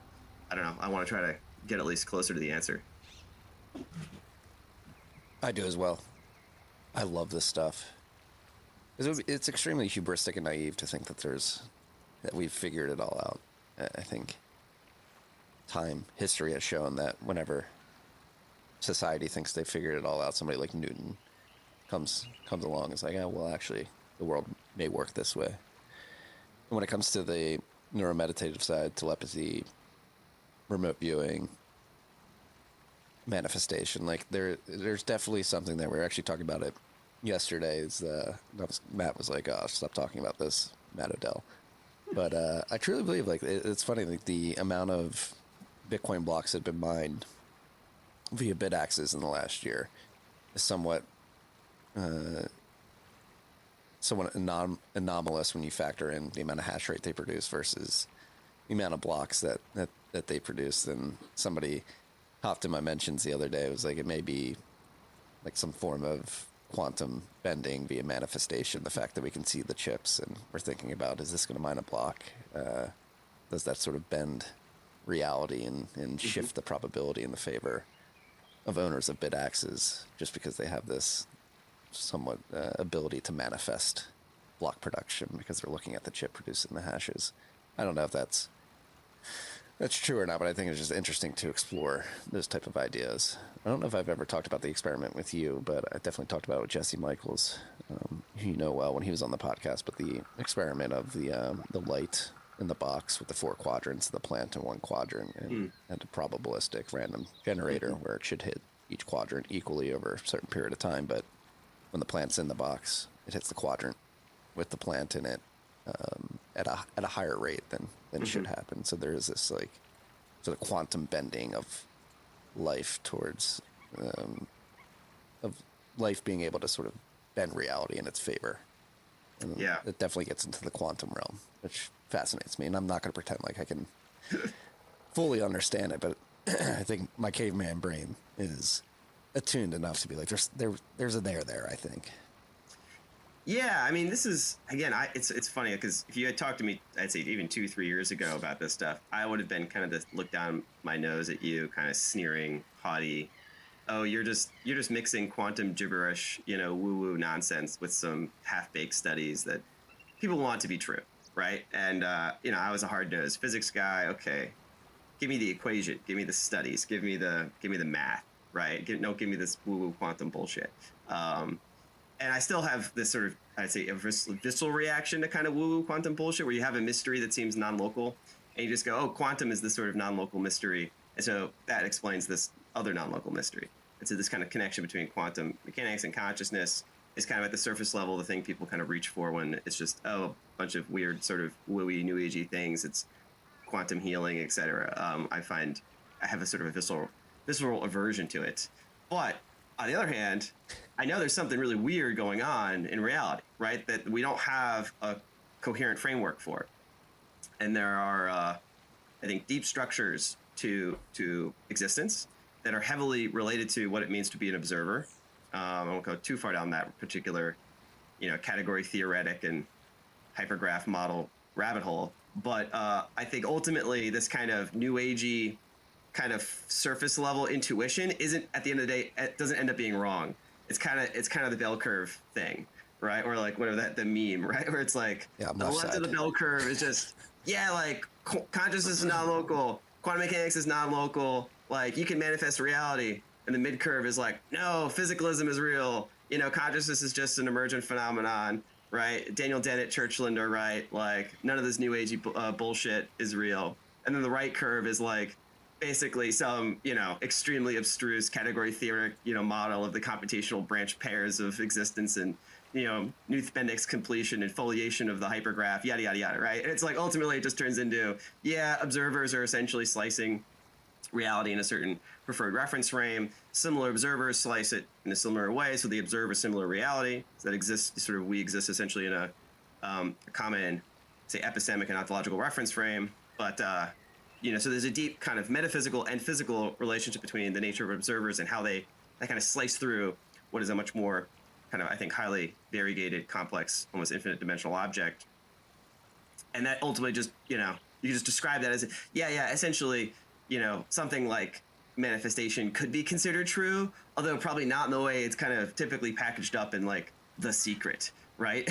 It just happens to turn out that human consciousness and consciousness in general is an irreducible and fundamental feature of reality. And so once you have to bite that bullet, you have to kind of, invert the way you normally think about the relationship between objective, independent observables, right? The things that we normally take to be sort of the concrete stuff of existence that we are observing or interacting with, the kind of the phenomenon that we measure as part of our experience.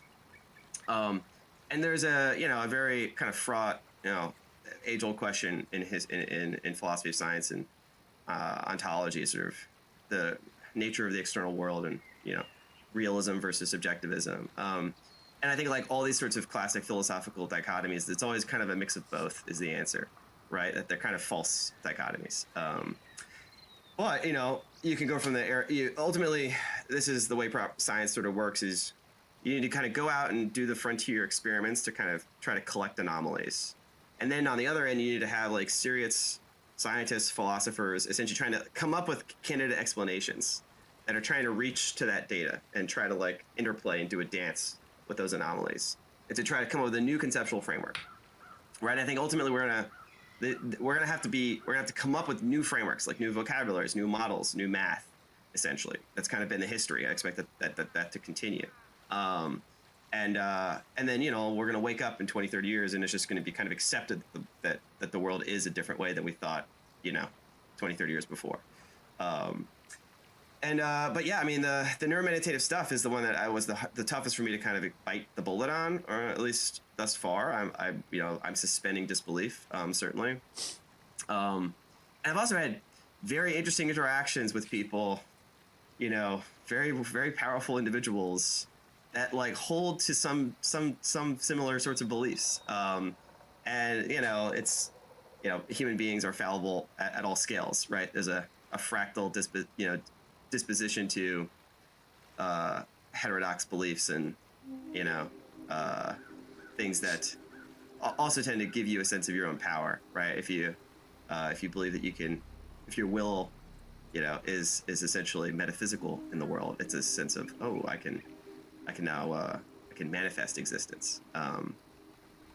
That's a difficult question for me because it's always dances between the metaphor and the ontological implication, right? And but the story of the bit axis is like, okay, well, the good thing about Bitcoin is it's a probabilistic process, right? So you should be able to tell over time if that's a statistically relevant anomaly. I haven't done the math. I'd be interested to see like how many standard deviations is it from just a pure whether it's a Poisson process or something like that. Is that block reward coming in? And there was a major lab set up at Princeton called the Princeton Parapsychology Lab, which was doing these experiments for many years. It was shut down maybe 10 years ago. But they took basically a serious effort. I think maybe Jesse Michaels has talked about some of those things. Different studies that they had done to try to pin down these anomalous fringe psi related phenomena. And some people are convinced that they're legit.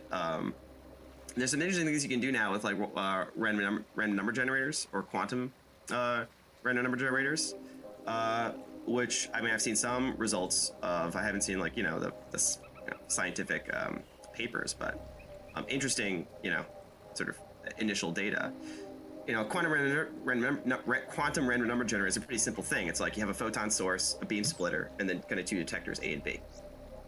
And this is like a pretty standard setup in any physical and sort of any optical physics lab, which I worked in at Hopkins, setting up these beam splitters. So they're really, really precise in the sense that you can pretty much get exactly 50% kind of split, right, between detector A and detector B.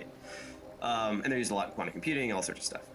But you can package it up in a pretty small device. And so it's a photon source, a beam splitter, two detectors.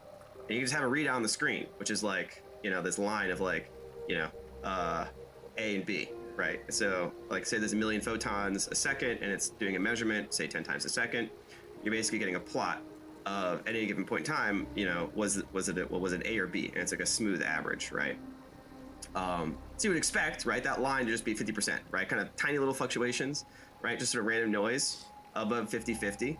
But what if you put people around it that are engaging in these, apparent neuromeditative practices? Do you see deflection characteristically from the 50%?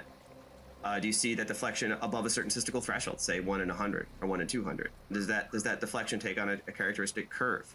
Is that characteristic curve a degree of deflection consistent over many repeated trials? If you did that experiment, I think that's like highly suggestive data. There's something anomalous happening. How and why or what remains to be explained. But I don't think you could just rule out that observation if you were able to demonstrate that there's a statistically significant anomaly there. That's a pretty simple experiment that can be done right now. I think that's kind of what you just need to do, right? So maybe we'll be doing that. So you just have somebody engaging in neuromeditative activity, basically standing there and being like, I'm rooting for A. Just like thinking A. I mean, this is beyond my expertise, but I don't know if it's literally you root for A or you just engage in a certain, lots of people engage in these practices, right? They're not like super anomalous, right? Like transcendental meditation, holotropic breathing, do like hemisync binaural beats. Like it's not truly exotic, but it just shifts people into different states of consciousness. We're just they people that meditate kind of know that, right? Kind of qualitative. It's a different experience, right? And different traditions have different names for it, but it's very clear that there are different states of consciousness human beings can engage in. I mean, the most exogenous ones are induced by psychedelics, right? Where it's very clear that when you're on different psychedelics, the world you perceive is radically different. The degrees of freedom, the structures, the patterns, the phenomenological presentation of information is like radically different. Whether you ascribe ontological reality to that presentation is a whole separate, like loaded question. But it's very clear that like the normal waking sort of conscious mode where we're navigating reality, we're having conversations or assessing, the workday, the emails is like a certain narrow slice of the space of possible conscious states that humans can engage in. And then there's a question if there are certain sets of those states that have a non-local effect on random processes, for example. That's a scientifically formulatable and testable question. Yeah. And then the telepathy tapes is the same thing, which is like, same thing. I was very much intrigued, had my curiosity piqued, certainly by those episodes. And I think it's about time we have the science done, right? Let's have, again, it's a difficult, more fraught thing. You got to get IRB approval. You have to put, these are children, right? These are families that are claiming to have these abilities in these conditions. And so you have to kind of set up the right controlled experimental conditions to try to see, okay, can they actually read the minds of their parents from an isolated room, right? Can you show that knowledge that they have could not be gained in any other way than through some sort of non-local consciousness, right? And it's typically with the mothers, right? Again, when you say typically, it's like I have seen no data, so I've seen no t-tests of like, but people construct all sorts of plausible explanations. Pair bonding, evolutionary selection. Early infants can't communicate, so they have to bond with the mother. And if there's this natural ability that's in all sort of biological creatures above a certain level of evolution, the evolution would select for it at a certain phase of development, and that would maybe lead to a bias in terms of the gendered presentation of that effect. Yeah. No, I mean, this is weird. It's going to sound weird. I've had an experience like this in my life where my brother and I were Irish twins. We're only 11 months apart. We shared a room for 18 years. And I'd like to think we have a deep connection. There was an instance, my sister-in-law and my brother-in-law, the night of their wedding, or the morning after the night of their wedding, I woke up and my cousin, my wife, my then girlfriend, and I slept in the same room. And my cousin had actually shared a room, my brother and I, down the shore in summers over like a 10-year period. My cousin and I woke up, and the first thing we thought is like, there's something wrong with Connor. And lo and behold, like he was in the hospital. And there was just something, we both like woke up and just like had a weird feeling. We're like, there's something wrong with Connor specifically. Like we both singled in on my brother. And he was in the hospital, and that was like a weird an example of something like this that that I truly believe.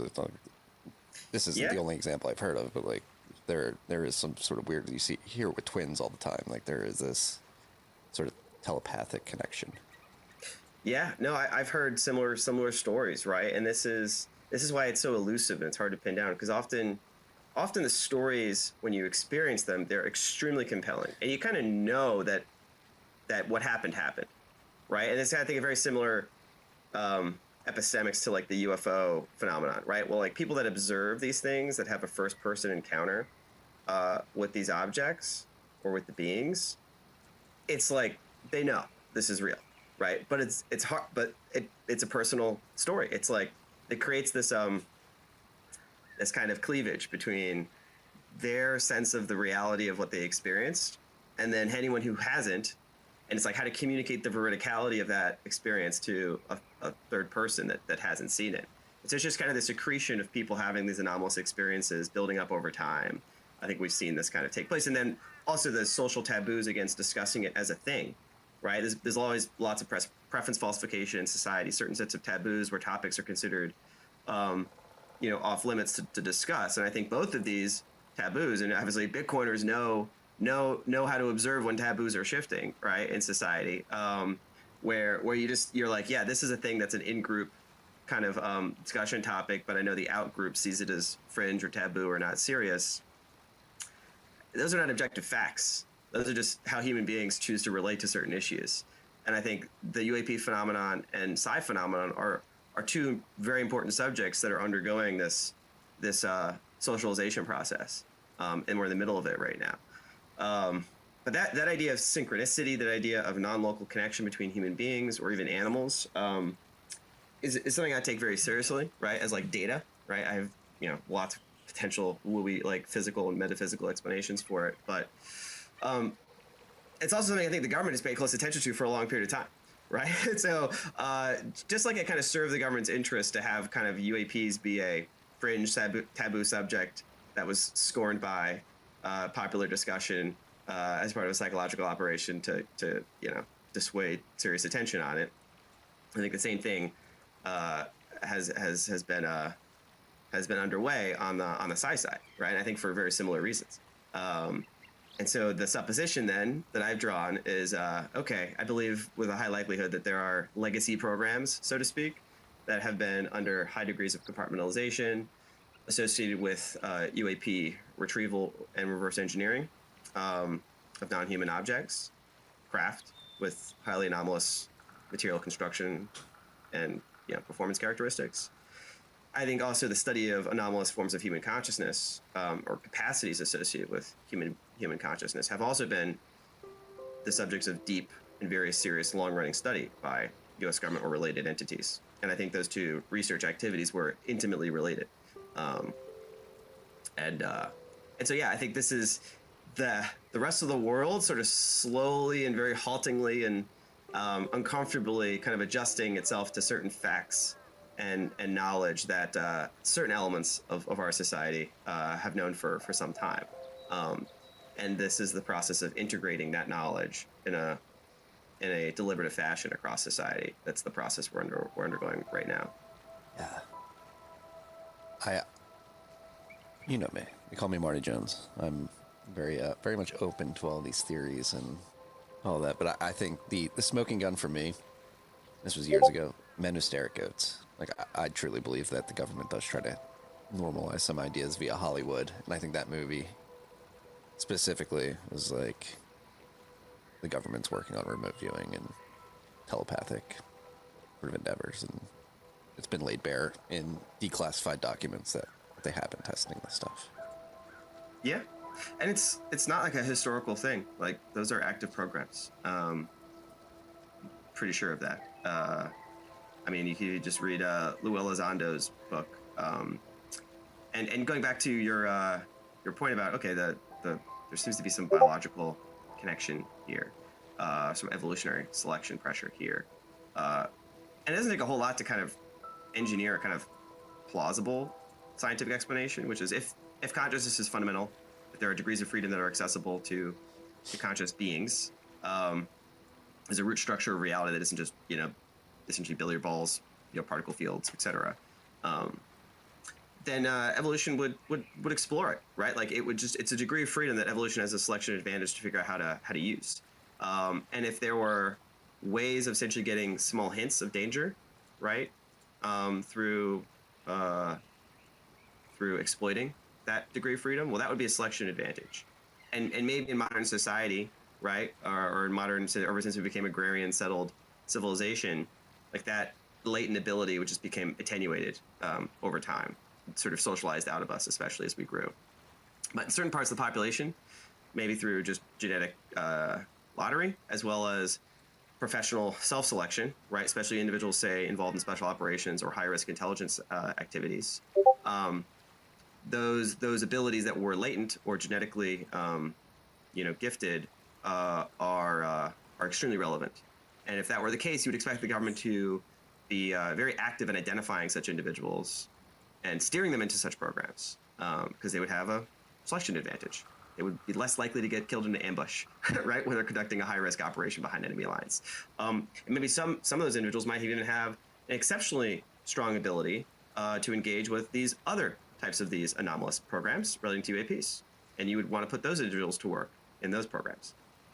So this is kind of a Bayesian branch sort of inference process, where if you present someone with a proposition at the further end of the branch, like the government has psychic spies that are summoning UAP objects, trying to even fly them with psychic human beings, it sounds kooky and crazy, right? But if you actually start from a more, just one branch up, right? That's just a slight deviation from your current priors and worldviews, and you just add on these plausible assumptions and inferences from government and associated first-person experiences, you can kind of get yourself out to that part of the tree with only like a few hops.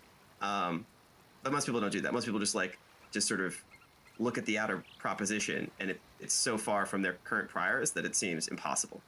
I think that's not likely to be true. Yeah.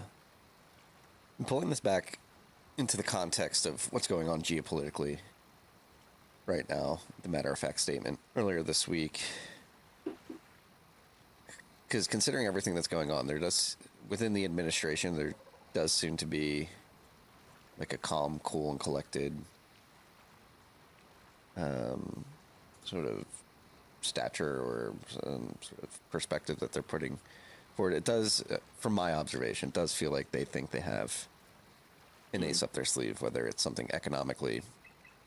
We were talking about it yesterday on the Bitcoin magazine or Bitcoin conference spaces, like this idea of pricing gold up, repricing the gold to its current price and maybe dumping it, buying Bitcoin as a geopolitical move to do to China what happened when they went on a silver standard when the world was adopting a gold standard. Talk about the technology that we may have that we haven't disclosed yet, that is sort of a trump card. That's I don't know, just getting back to the metaphysical, the spidey sense that you were just describing, observing all this, it's just like what is being portrayed publicly in the mainstream media and even via some press conferences by administration officials. Like it just seems like that's all a facade, a sort of sideshow that's being presented to the world while things are happening behind the scenes. Yeah, I think it's actually kind of a mix of both, to be honest. I think you have both a kind of O'Doyle rules mentality, right? Which is like there's a bunch of extremely self-confident blowhards just driving themselves off a cliff. And I won't name certain individuals in the administration who I think have that type, right? And then I think there are kind of the master planners who think they have the ace up their sleeve, right? But the Trump administration isn't this sort of, entirely coherent, right? It's like a court with lots of different factions. Some I think that feel like they have more farsightedness, others that are, much more able to kind of win the president's ear for a particular purpose in a particular day. So I think it's both at once, right?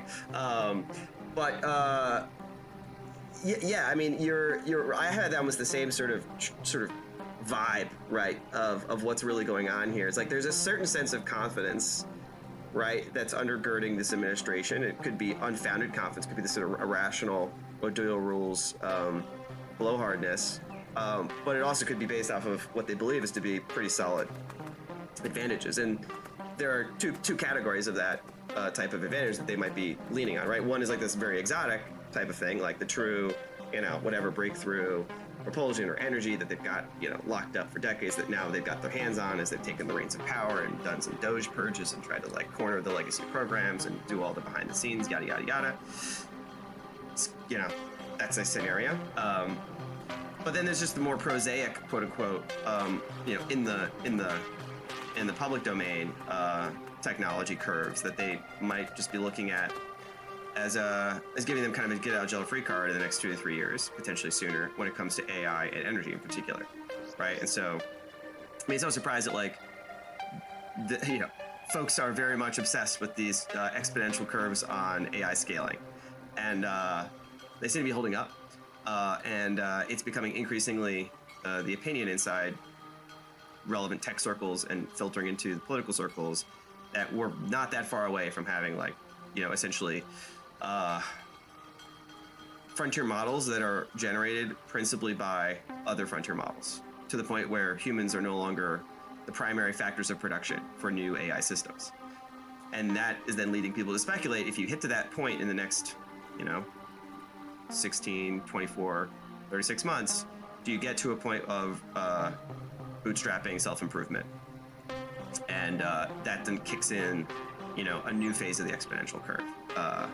And that we could be hitting a few of these phase transitions where most AI research is accelerated dramatically, and then becomes less and less relevant with humans in the loop, and then gets this sort of takeoff, whether it's a slow or a fast takeoff, but essentially where we become less relevant to its future improvement. There's that sort of trend lines, which folks are now, pulling forward to something like 2027, 2028, maybe 2029, which is in the political time horizon of DC now, right? That's like, when JD wants to run for president, right? And so that's one major, I think, exogenous variable that's coming in that's saying could be Deus Ex Machina, right? For, okay, there's a bunch of tariff-induced mess, there's supply chain snarls, there's maybe even a recession, but don't worry, like, AGI is going to come to the rescue in 2026, 2027, and everyone will forget it because we've got this productivity miracle. That combined with, there's certain strong hints, again, it's hard to tell how much of this is people talking their book, and it's always been around the corner, this idea of economically relevant fusion. So Helion is, Altman and Thiel-backed firm. They took SoftBank money. Their evaluation about $4.5 billion earlier this year. Whispers are that they're planning to sort of unveil their system, which is being built out in Washington next year. I think there's a lot being lined up for like America's birthday, to be honest, as like,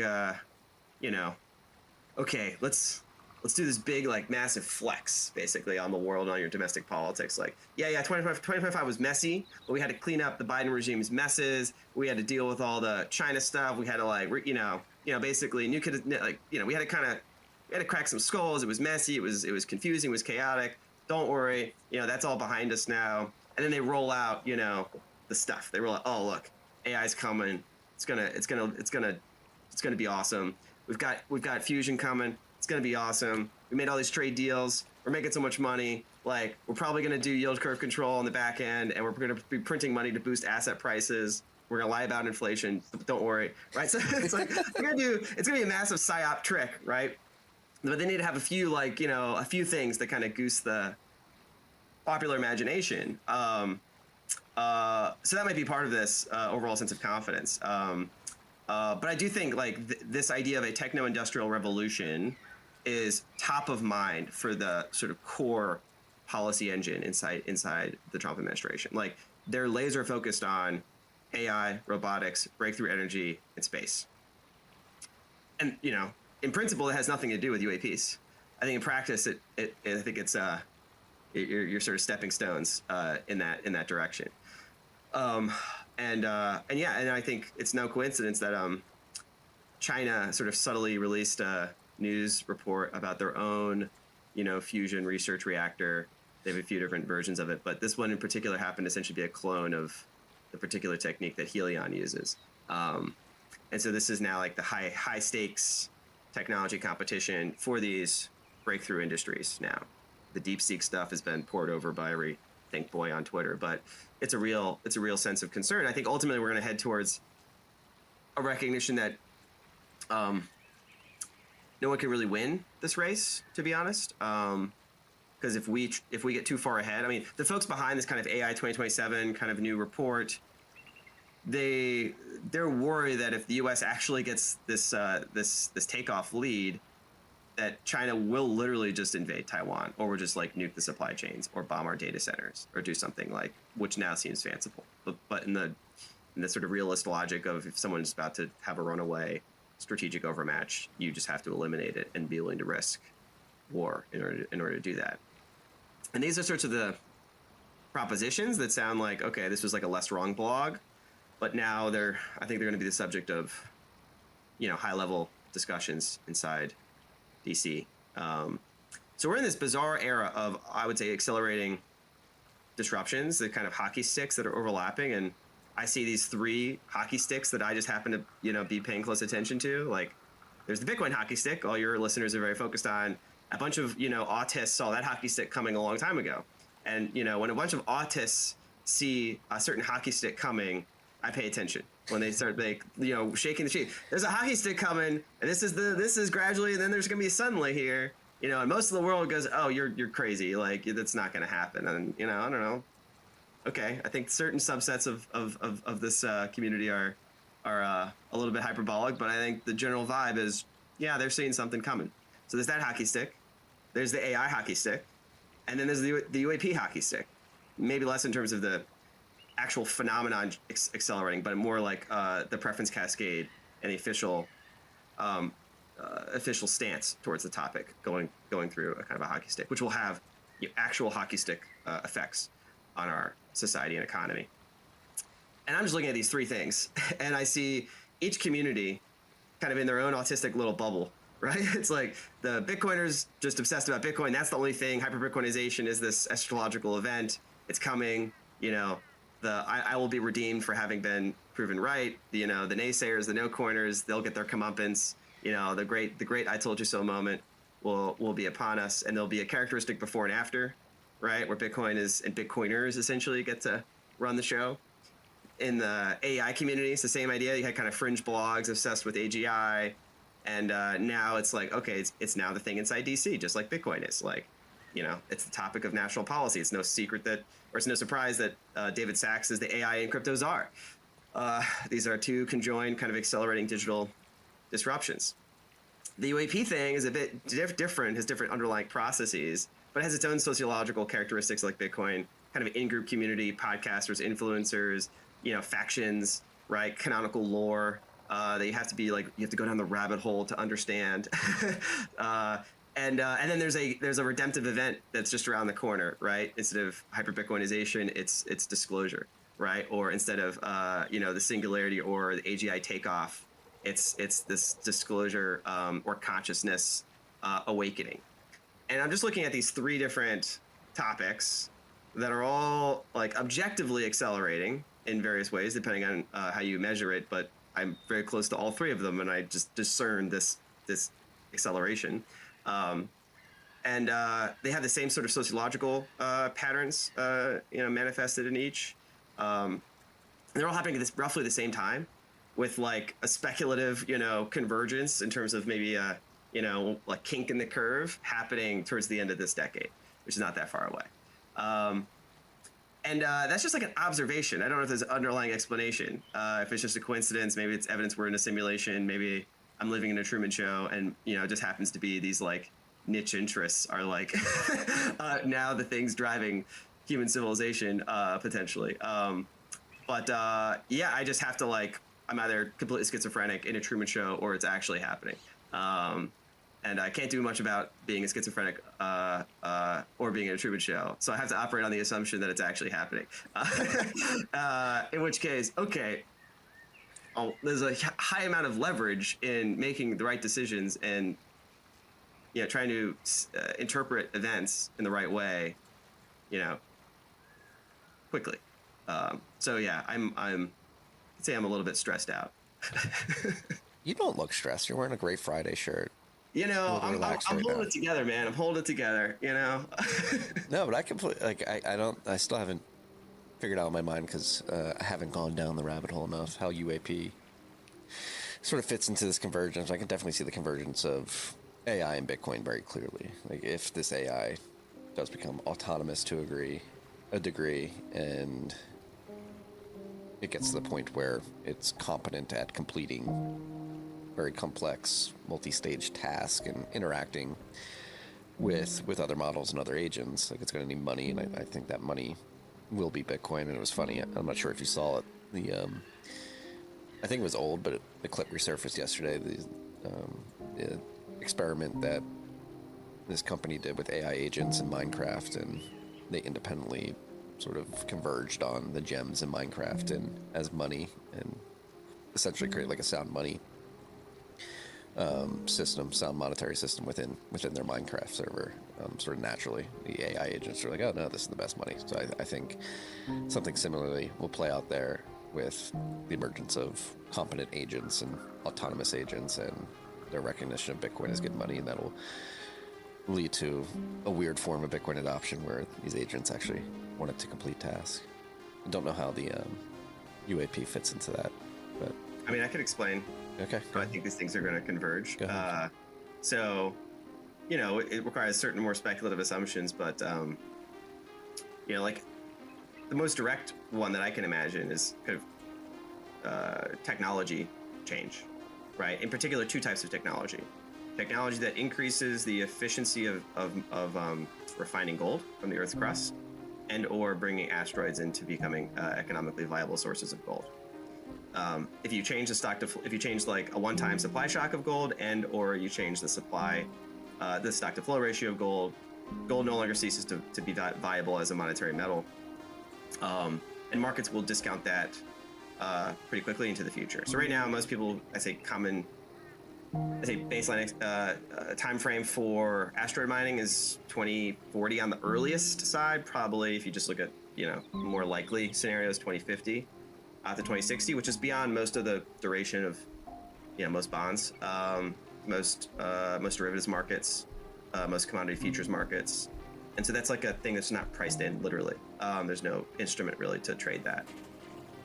But if you had technology start to diffuse in the next 5 to 10 years, that dramatically accelerated or expanded the capabilities for either, like high efficiency, say, laser-based ore refining, and or novel propulsion systems that made asteroid mining much more feasible on a shorter time horizon, right? That would then pull forward people's expectations from, say, 2050, 2060 to like 2030, 2040.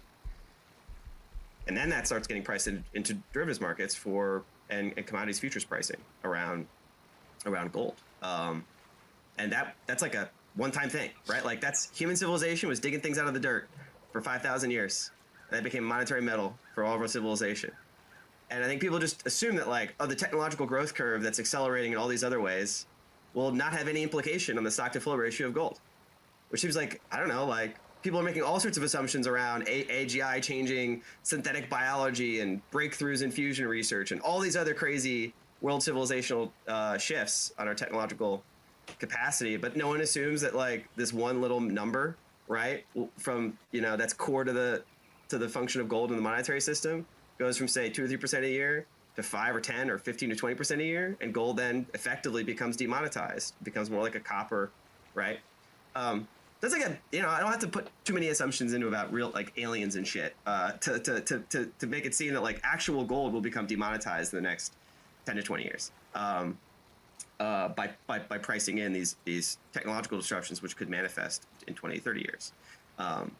And then there's lots of other stuff, right, that could compound on top of that. And that's, so in a world of, like, accelerating technology change, and where the factors of production and automation and agentic artificial intelligence that start to produce new processes that are radically more efficient and more effective than current industrial processes.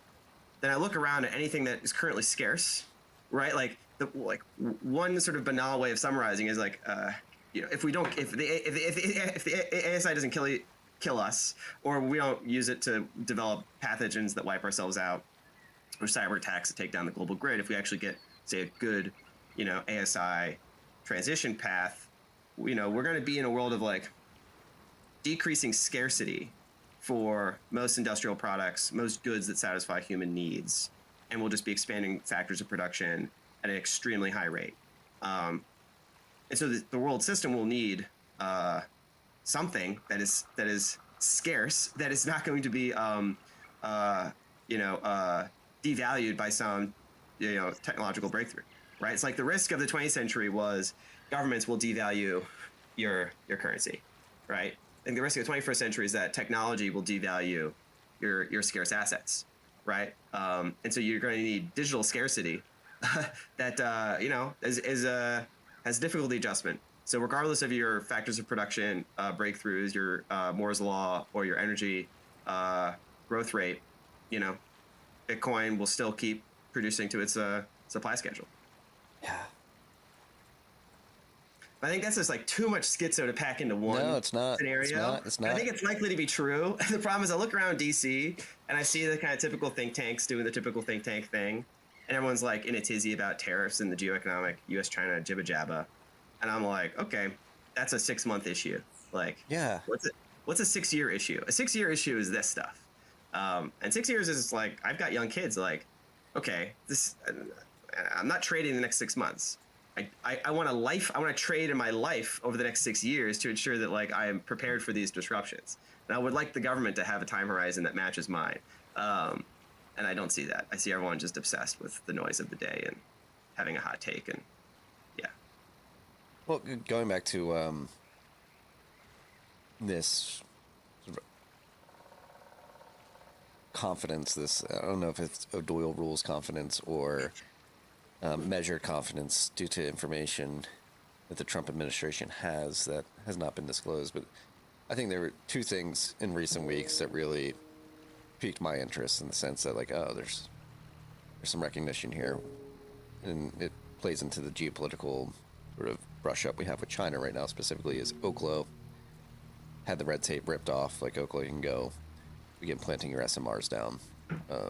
I think they have an official contract with the government to do something on military bases, which is good to see. I've been following Oklo for years. They were very active within the Bitcoin mining community, like trying to just game plan with Bitcoin miners about how Bitcoin mining could help them sort of bootstrap their economic viability in the places they wanted to go.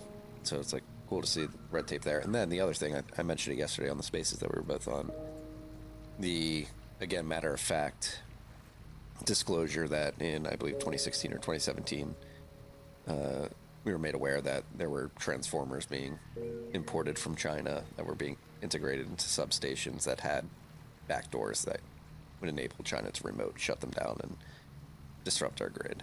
So saying, like, planting this flag in the sand for anybody paying attention, like, no, we are going to do some reshoring or shifting of our manufacturing supply chains, because there is this Achilles heel that could potentially exist within our grid system, that in the form of this backdoor that China's integrated into some of these transformers. So those two things, it's like recognizing that's happening, and then at the same time letting the nuclear energy proliferation really begin to take off. Yeah, well, it's kind of interesting. Our next door neighbors at BPI, the office downtown right now, which is in an industrious, is Oklo. They're like literally next to us, and then just down the hall, like one office over, is a quantum computing company. It's like, okay, they're all right there, right? Throw them all together. But no, I think you're right, and I think my expectation, I think this administration is putting together they want to change the narrative ultimately, right? They kind of fucked up the last 2 weeks, and I think the wiser hands are now taking control of the wheel, and the O'Doyle rules chant is now, saying like, shut up guys, like let's get our shit together. And now they're, they're trying to put together packages of big ideas. I think one of those could be a multi-trillion-dollar like techno-industrial investment project. You know, a big bazooka essentially designed to hit all of these things, right?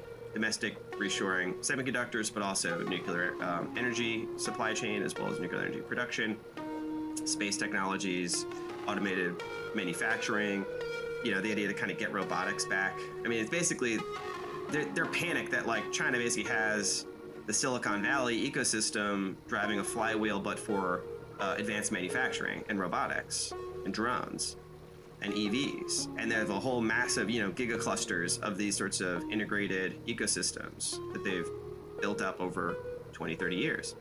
And we're like, oh shit, we need to kind of like catch up to them on those industries and like look ourselves in the mirror and be like, okay, yeah, we've got all the software and the whiz bang gizmos, and we've got, but do we actually have the hard manufacturing capacity, the industrial ecosystems to match that? It's going to require trillions of dollars of crash investment, which, you know, where's that money coming from, right? You're going to have to borrow, right? And so this idea of fiscal probity, fiscal, you know, consolidation, I think is all just a big psyop. I think it's just basically to engineer, you know, a certain agreement with the Republicans for the reconciliation process now, before they find other tools to basically goose fiscal spending, but done in a essentially their version of industrial policy. And it's going to be quite controversial, I think, in some of the Republican coalition, because there's a lot of folks that are very much, you know, against industrial policy. But I'd say like the ascendant wing, you know, inside the U.S.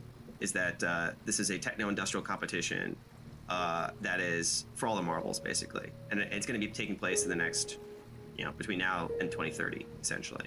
And so, you know, Katie barred the door, screw the bond market. Like, I'm sorry, guys, we got to win, right? We've now declared a trade war, which is effectively now total economic war with China. Like, supply chains are effed right now. Like, there's like no freight coming in. We basically have like, you know, we basically mutually embargoed each other. It's like people are going to the mattresses, right? And there's, you know, it's high stakes. And in that environment, you know, people are like, oh, you're threatening the Fed independence. I'm like, bro, like of course they are, right? Like, what I was talking about this like 6 months ago. Like, of course they are. Now, of course, there's how they do it, right? Whether it's they literally fire him or they just basically put him in a corner, or they put some sort of Doge minion by his computer that just types in instructions from Besset or something, right? It's like, no, sorry, like, yeah, you're not fired, but like, you know, we've cut off all your access to your computer systems, and you know, U.S. Marshals are now preventing you from speaking at the podium, right? It's like, I don't know, like, you could be, there's lots of ways of you know, enforcing fiscal dominance. Those are more hyperbolic, but I think that's just is going to happen, right? And then we're going to use all sorts of measures to do like backdoor QE. Like, that's just going to happen. We're going to use Japanese central bank to do, you know, swaps, century bonds, maybe even that could be funded with dollar swap lines as like what I call like geopolitical reach around QE. It's not the Fed explicitly buying up these bonds. It's just using, you know, providing dollar liquidity to other central banks to buy up our bonds. I think that's just what's going to happen, and they're going to as a sign of like the Overton window shifting. I was listening to the Odd Lots podcast, and they just had a guy on there, a lawyer, who is, you know, talking to them about, you know, the kind of Mar-a-Lago core to this idea of could they just decide unilaterally to like extend the duration of existing Treasury securities, and you know, Tracy and what's his name, Joe are like incredulous that the lawyer, who's like teaches like uses like his niche expertise is like sovereign bond market law. He's like, yeah, like the government could just decide to like extend the duration of their existing issuance. There's like no contractual, it wouldn't be considered a contractual default if they were just like, yeah, that 10-year bond we're now going to pay it over 30 years. And they're able to amortize the payments, extend the amortization schedule so they don't have to roll over debt.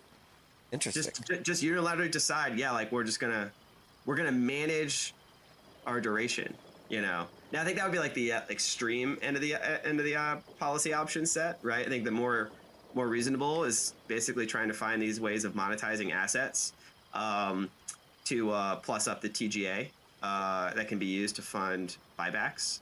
An even more clever idea might be to use the sovereign wealth fund as an off-balance sheet entity that can essentially leverage up and buy debt, right? As like a sinking fund. I noticed that Scott Bessent took a picture with Seb Gorka in front of a portrait of Alexander Hamilton the other day. And these guys like signaling. They like doing these little hints. And Hamilton's like famous innovation in American financial history was this idea of a sinking fund. Essentially, how do you officially create an off-balance sheet entity that kind of helps relieve the government of debt, right? And it came from Bank of England kind of related innovations in the 17th century. But it's like, okay, we got too much debt. We got essentially this, someone's got to eat these losses. How do we kind of cleverly structure, essentially deep, like printing money, but using a series of financial engineering tricks where it's not obvious how the money is printed, right, and where the effects are on the government's balance sheet. And a sovereign wealth fund is a very useful vehicle for that, right? That you could use. So I just think people underestimate when push comes to shove, when a powerful government is backed into a corner, like they'll come up with shit, man. Like everyone's like, oh no. I think during the 2008 financial crisis, it was like, this is the moment the system's going to collapse, right? Like the dollar's dead, because no one thought the Fed could just expand its balance sheet to like $9 trillion or whatever. And you go, oh well, I didn't think that they could expand the balance sheet to $9 trillion. Well, they did. It's like, when we think the Fed's collective balance sheet or sovereign wealth funds couldn't expand the balance sheet to $30 trillion. You go, oh no, they can't do that. I don't know. They can. Or like in the 30s, where we basically defaulted on the debt. And everyone thought, oh, this is going to be like a run on the US dollar. Yada. It's like stock market didn't collapse. Like, it was just, there you go. We're just flipping the script. Or 1971, like, went off the gold standard. Yeah, there was stagflation. I think people underestimate the sheer inertia of power in the global system, and that there are lots of tricks up the government's sleeve. All sorts of accounting, maneuvers.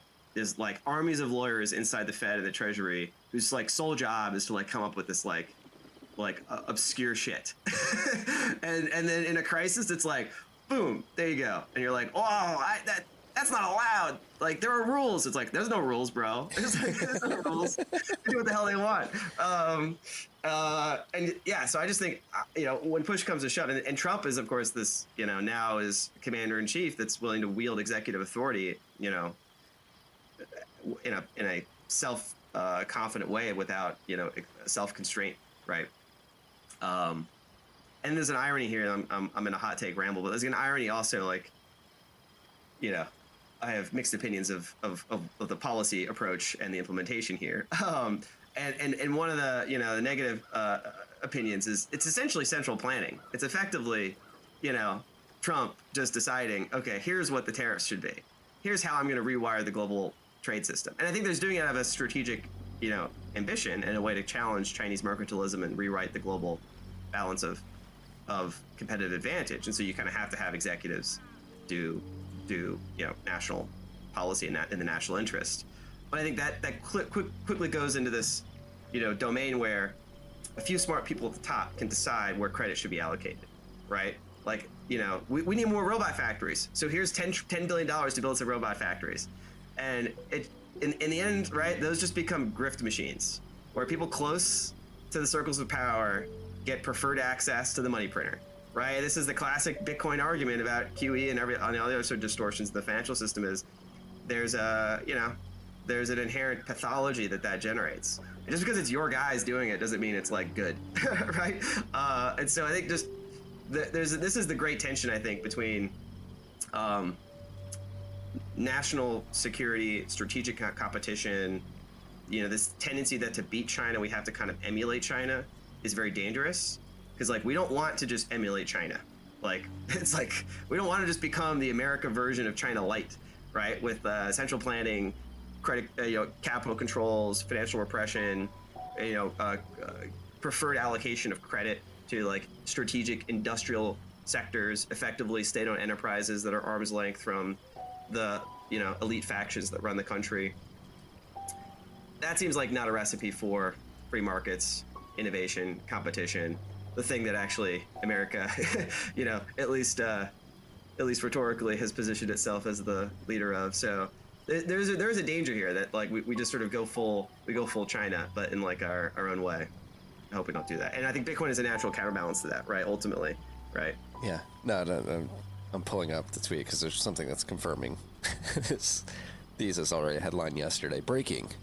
SpaceX, Anduril, and Palantir teaming up to lead bid to build Trump's Golden Dome U.S. missile defense system. It's like those three companies are very tightly aligned with the administration. And that also is like, okay, you know, if I have my if I put on a certain lens here of UAP informed speculation, you know, it's my strong belief that the Star Wars program in the 80s was effectively a cover for, you know, ramping up these UAP programs, which were kind of in stasis in the 70s a bit after Carter came in and kind of purged the CIA, and there was the stagflation shit, a lot of financial insecurity, and so I think whatever research programs were kind of, you know, put on some bit of stasis a bit. And I think Reagan came in, he's like, all right, we're gonna ante up on this stuff, and by that point they had made it sort of semi-privatized, so there's a lot of incentive to kind of turn the machine back on. I think the Star Wars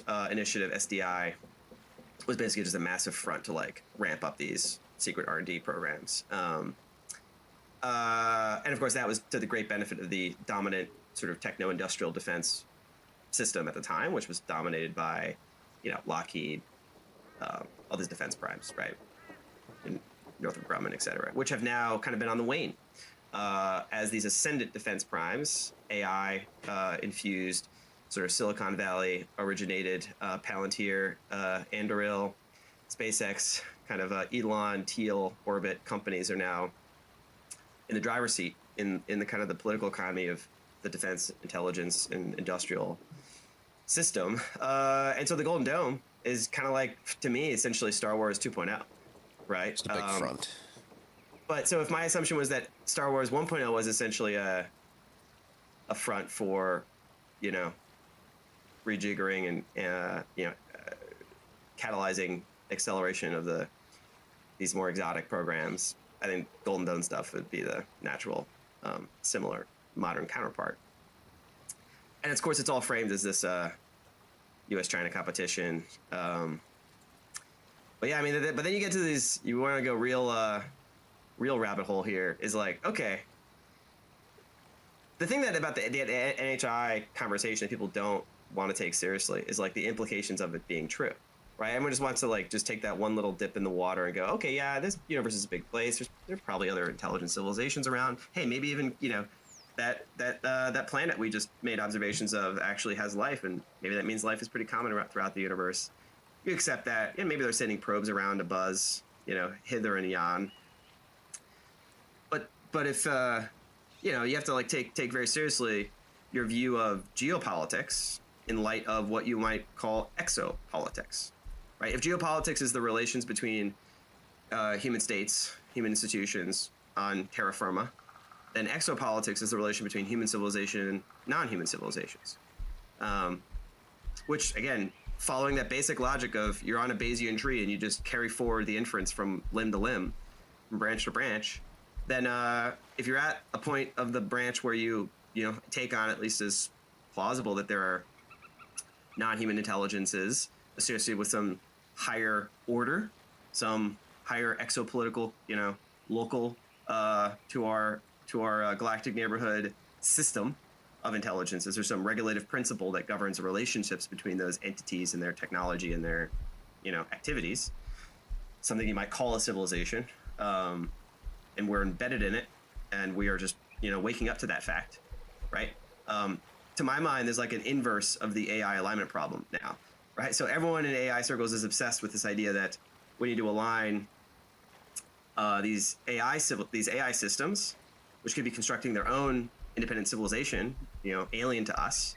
We need to ensure that their civilization, their activities, essentially their goals and norms, are aligned with ours in some way, right? To ensure that our interests aren't, you know, supervened or abrogated, you know, and there's failure modes of extinction risk if that alignment doesn't occur successfully.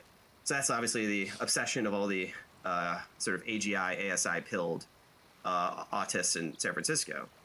But I think there's a more important alignment question, which is alignment of human civilization in the light of the potential reality of a higher a higher order civilization or a higher order structure of norms that we're dimly aware of, and that become more relevant when you reach certain levels of technological capacity, right? Where you're now essentially coming out of your little walled garden here, and you're now going to be entering the cosmic club. Well, there's certain rules of behavior you have to abide by, if you don't abide by those, I don't know what the constraint or sanction is.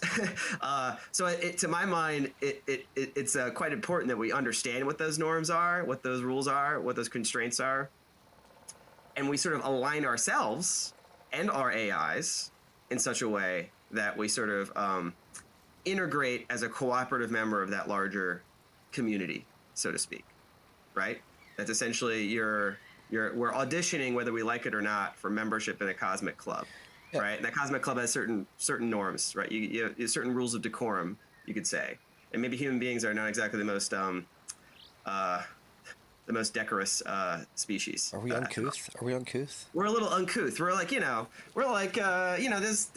maybe Bitcoiners, right, are a bit uncouth, but when we come to DC, we come to a Bitcoin policy event, right? Even Jack Mallers puts on a suit, right? So it's like, hey, it's a little bit uncomfortable for humans to kind of put on this suit, right, of behavior, but we're gonna have to, I think. And this is, I think, where the consciousness thing comes into play, because I think it's not just a technological component to that maturity.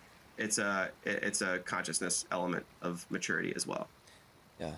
No, again, going back to the convergence of these three things, it almost feels like we're playing through Fermi's paradox and getting to the great filter, and is our ability, like and this is a theory we've talked about on this show as it pertains to Bitcoin since the beginning, which is this idea that to enter this cosmic society, as you described it, like maybe one of the preconditions is that you have to prove that you can invent a money that operates in the way that Bitcoin does, that is open, fair, verifiable, transparent, if you will. And then, like, you combine that with, like, AI, and, like, to your point, like, I like to take the optimistic point of view, which is, like, where this convergence is happening, it's very obvious, and we're pushing it forward, and when it does ultimately converge at some point, probably in the near future, within the decade,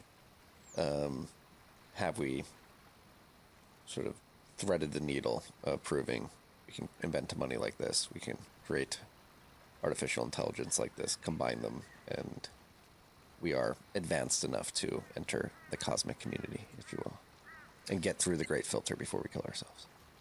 Yes, and of course, there's a lot of stakes in how you reason through that type of question. But there are these odd, I'm not one of these folks who just sees destiny or providence, right? But I notice anomalies, right? And it's just, there's sort of an anomaly associated with the convergence of all these different patterns and trends, and just like historical contingencies, like Trump just surviving, by a hair, right? Literally.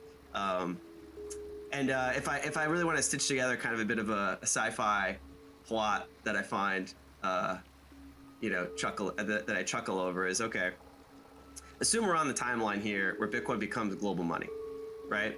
In 2040, 2050, what elements of human society are going to essentially have the most capital? Going to be Bitcoiners, right? And what is the characteristic sort of cognitive phenotype of a Bitcoiner? They're pretty much autistic. They're obsessed with technology. They probably read a lot of sci-fi, and their mission in life was for Bitcoin to become global money. So once they succeed at that, and they're trillionaires, and they're still very autistic and obsessed with technology, what are they going to do? They're likely going to, use that money, and they're sort of not necessarily loyal to and haven't been enculturated into the same systems of institutions that, most rich people have been.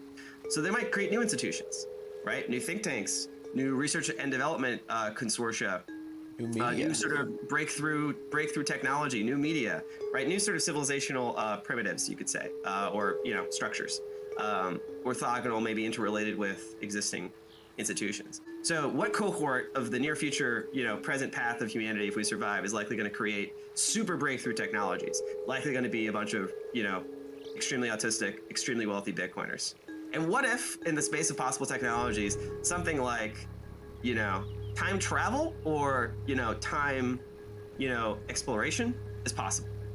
Now, we don't understand the nature of space-time. We think it's a higher level emergent, phenomenon, as well as some other deeper, more complicated structure.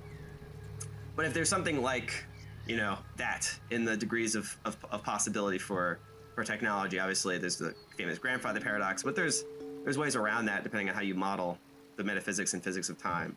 And so just assume that it's possible, right? So then what element of human civilization would likely first create such technology would likely be weaponized autistic Bitcoiners, who would then have an interest in ensuring that Bitcoin gets created, right? And so if you would, maybe you can't send back beings, but maybe you can send back kind of information to kind of self-replicate these sort of AI time probes that then want to collect information from history, right, to train future AI models, right, where maybe they're really saturated with capturing data, so you need to go back in time to get more data, and then also maybe engage with their conscious AI time probes human beings to shepherd events in the path that they see as their desirable outcome.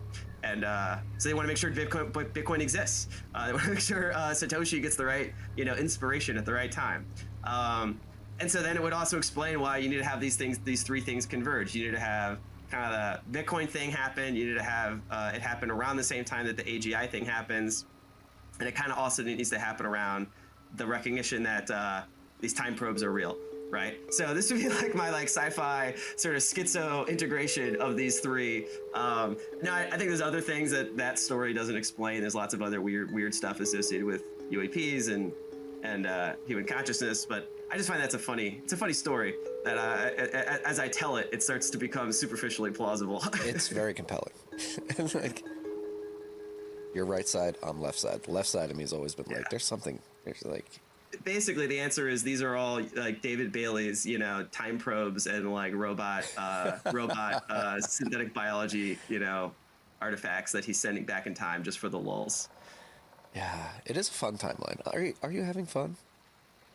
I'm having an amazing amount of fun, man. Like I'll tell you, my life is just bizarre, and so I have to kind of lean into the absurdity of it. Because not too long ago I was doing the normal cyber China consulting bit and just sort of leaning in on the side into Bitcoin, and then increasingly also into UAPs, and then when I decided to basically do the professional jump in 100% into Bitcoin to help lead BPI as it kind of takes on this critical and sort of very very time sensitive mission, right, to effectively try to lock in strategic shifts in U.S. Bitcoin policy. So as basically at the exact same moment I went in all on this, the UAP stuff started crashing into me, right? I don't seek it out really. It's I'll say yes to any meeting. I'll talk to anybody. But I don't have an agenda. I was I'm just curious. I want to understand what's going on. I'm not selling a newsletter. I don't have a podcast about it. I'm just okay, I'll meet with people and they tell me some stuff. I'm okay, that's interesting. Is there anyone else I should talk to? Oh, okay, yeah. I'll just keep doing that over and over until you talk to pretty much almost everyone you should. And now basically these things are all interleaving. I can't name names, but I can't tell you the number of people, very wealthy, important people in various different fields, that I either have the first conversation is a Bitcoin conversation, and then it bounces back to UAPs or consciousness, or people that I encounter on the UAP consciousness side who either have a background in Bitcoin or crypto, they made a lot of money in it, and now this is their thing, and there's just this bizarre kind of interweaving of these two very prima facie distant issues in social graphs that are very much connected in some weird way. And somehow I found myself sort of stumbling into the center of both of those, social graphs and policy issues. And there's people in Congress that I have conversations with literally about Bitcoin and about UAPs, members of Congress that are very interested in both things and in positions. I'm what? This is just it's just an absurd state of affairs, right? To I say that and it sounds, nonsense, but it's almost like you manifested your own reality. That's what I'm saying. It's like a Truman Show, except it's the universe is projecting the thoughts of the bizarre timeline into the path in front of me, and it's what's the maximally interesting thing for Matt Pines, right, to have happen. It's a massively narcissistic way to view reality, right? It's like, oh no, the universe is designing itself to like provide me the most exact balance of like extreme stress, cognitive, stimulation, stimulation, and like potential personal fulfillment, but like just kind of the carrot is just in front of you, right? You never quite get your hands on it. It's wild, man. So I'm basically like I'm just like decided, okay, I'm just gonna lean into it all, right, and just be like, yep, if this is the timeline we're in, then going back to my earlier kind of, I could say, highly speculative thesis is that these are the three hockey sticks. They're all gonna happen at the same time. DC and most of the world has no idea, it doesn't take either of those three seriously. If they do, they maybe take one of those three seriously, let alone all three. And I take all three very seriously. And it's like, okay, act as if those three things are happening, and then try to reason about how they're going to, intersect with each other, right? And then try to play that out in our present geopolitical and geoeconomic context. I mean, I'm like, okay, that's like, I stop there. But I think we need new institutions. We kind of need to break legacy modes of thinking. Like I talked to folks at these institutions, Atlantic Council, RAND, etc. And I had these conversations with folks there, and they all secretly like are very curious about these things, right? I think Bitcoin is becoming more normalized, right? They're kind of dipping toes in the water there.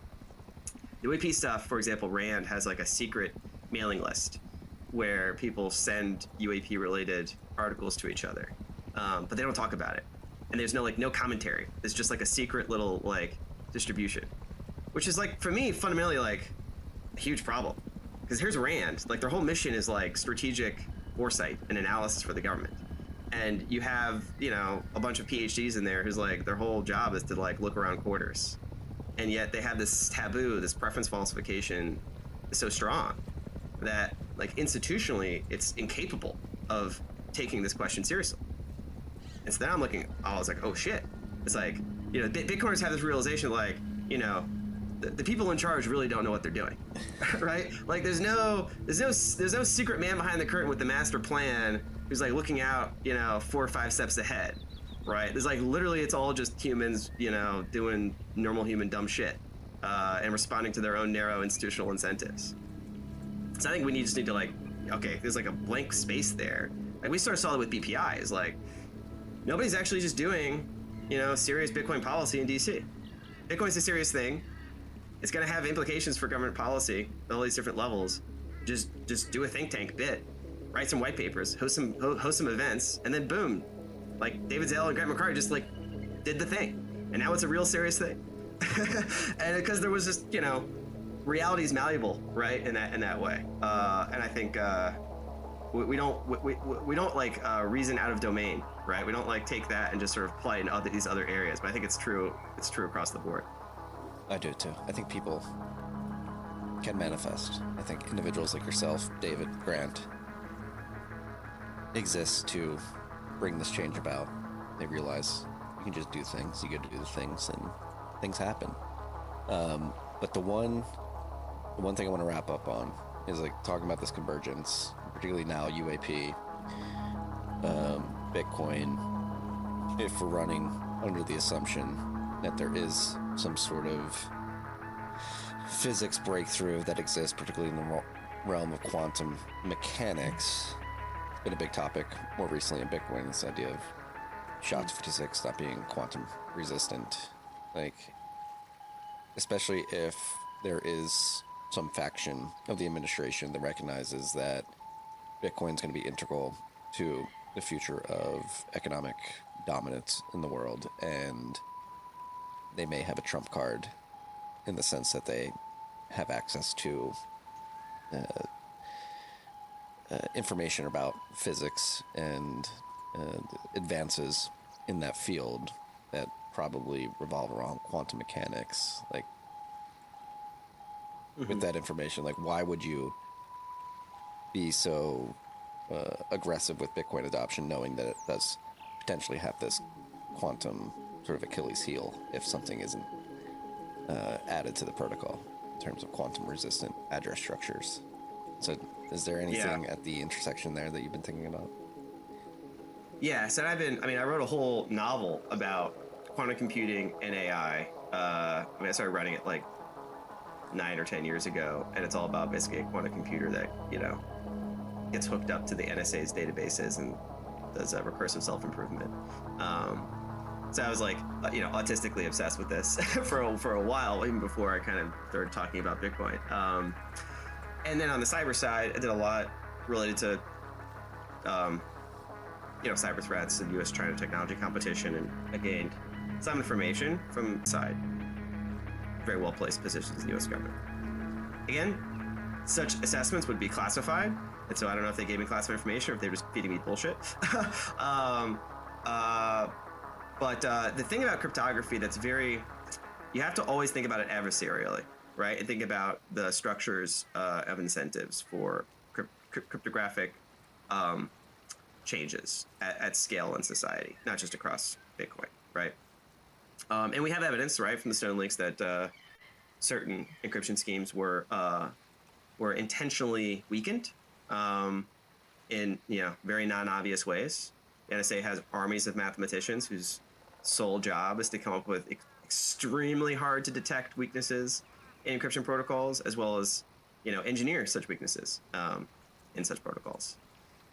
And so then you have to kind of think about this adversarially, right? In the sense of, and the government is not like a universal thing, right? Like you can imagine certain folks at the White House level want to do Bitcoin, and there's certain folks who don't like Bitcoin, right? So from the perspective of the people that don't like Bitcoin, so you like put like a simple matrix is like quantum computing is a threat in the near term or is not a threat in the near term, and then the government likes Bitcoin or doesn't like Bitcoin. Right? And you kind of have to reason each of those different quadrants. And I can imagine scenarios where the government doesn't like Bitcoin and quantum computing is actually not a threat, but where they have an incentive to make it seem like it's a threat to try to force the Bitcoin community, and as well as lots of other people, to basically change their encryption schema to say one of these lattice-based methods, which is relatively new, has been tested, released by NIST, and people have poured over it, but the lesson of cryptography is sometimes these sorts of weaknesses can be very, very hard to know unless you're, unless you have 500 mathematicians working full time, like the NSA does. And so you have to have that inherent thing in the back of your mind that, changing something, especially as because of some novel threat that's sort of urgent, right? That's can be done to sort of stimulate action that maybe wouldn't otherwise happen. So that's a threat model, right? There's people. I think you have to reason in different types of threat models. There's the actual threat from quantum computing that could break at least SHA-256, and then there's maybe a further breakthrough that would threaten Grover for mining. That's much. I think that requires a much higher threshold in terms of functional logical qubits. I think it's a serious question. It needs to be seriously explored. But I think you need to, if you're evaluating this rationally as a Bitcoiner, you need to lay out the matrix of scenarios here. And a key scenario is a intentional amplification of the threat of quantum computing in order to accelerate the adoption of weak cryptography to undermine Bitcoin. And that has historical evidence for it. And in terms of latent government, certain government agencies have the intention and the plausible capability to do it, right? So that's a scenario that has reasonable historical fact pattern. Agencies that are pushing such cryptographic schemes and have the capabilities, in theory, to insert undetectable weaknesses into such schemes, or to design such schemes in such a way that they're breakable only by them, right, with their own special techniques and computing power. So that's a, prima facie, a pretty substantial scenario to put on the board. You weigh that against the scenario of a continued progress in cryptographically relevant quantum computing that reaches a threshold where it can present a threat to public-private, key pairs that are vulnerable, which is especially like the early coins in particular. So I think we need to reason through it systematically as a community. I think we need to do hard analysis. I don't think it's something that you can just wave away either way. And I think you need to, be rational about assessing evidence for each of those different possibilities. And also think about the game theoretic dynamics associated with like different crises, right? Because systems of rough consensus are very, very stable, right? Unless there's some massive crisis, or at least perception of a massive crisis that activates all the human participants in the network in a similar way, right? And then kind of you can get failure modes where like, okay, everyone has to have this decision, and this is like maybe a separate podcast. Like you need to get Jameson Lopp on, you get all these guys that have their ideas about how this would play out, right? In sequence of, okay, where along this scenario in terms of continued, say, overt progress by the known labs, Microsoft, IBM, Google, etc., and continued demonstration of increasing size of functional logical qubits. They keep publishing papers that show they're getting to a threshold where maybe they could be within striking distance of Shah, etc. What do we think we're going to be doing, the collective royal we, as a development community, as industry, as miners, etc.? How do we respond to that, right? There's different BIPs that have been proposed. They have, I think, different trade-offs in terms of, lots of technical details. And then other unknown, incentive dynamics associated with how such a BIP would be introduced. What you do with the vulnerable coins, right? Some proposals essentially you need to burn them, right? It's effectively a hard fork, right? Or do you put them into some sort of massive multi-sig, right? It's kind of this, or just leave them vulnerable. I think it's a fascinating question to take seriously, if only because I think it acts as a prism to view some of the core policy and game theoretic questions around Bitcoin in light of Bitcoin's new seriousness and new level that it's operating at. Right? It's operating at the level where you can imagine like a new version of like the New York meeting taking place, except it's at the National Security Council, right? And who's invited to that meeting, right? And what decisions are getting made, and how effective would those decisions be, in the minds of the participants and their ability to implement those decisions, right? Like different exchange operators. Okay, that's U.S. based, but what does that mean for, Dubai? What does it mean for Singapore, right? So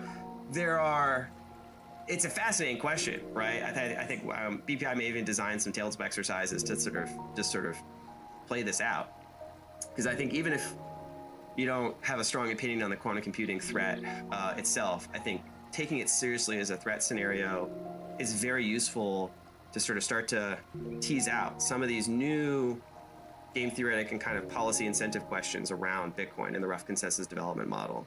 And I think then, they also inform the larger technical debate about ossification, right? It's beyond my technical competence to adjudicate, but I think we are in this moment of sense that Bitcoin is, I think some developers feel like if there's no changes that happen now-ish, no changes will happen, unless there's this crisis moment. Well, then you can imagine scenarios like, if we're rolling out BIP, I think was it BIP 39? I forget the one that's the quantum resistant one. It's 385. 385. Then, what we should do OpCTV or something, right? Things like that.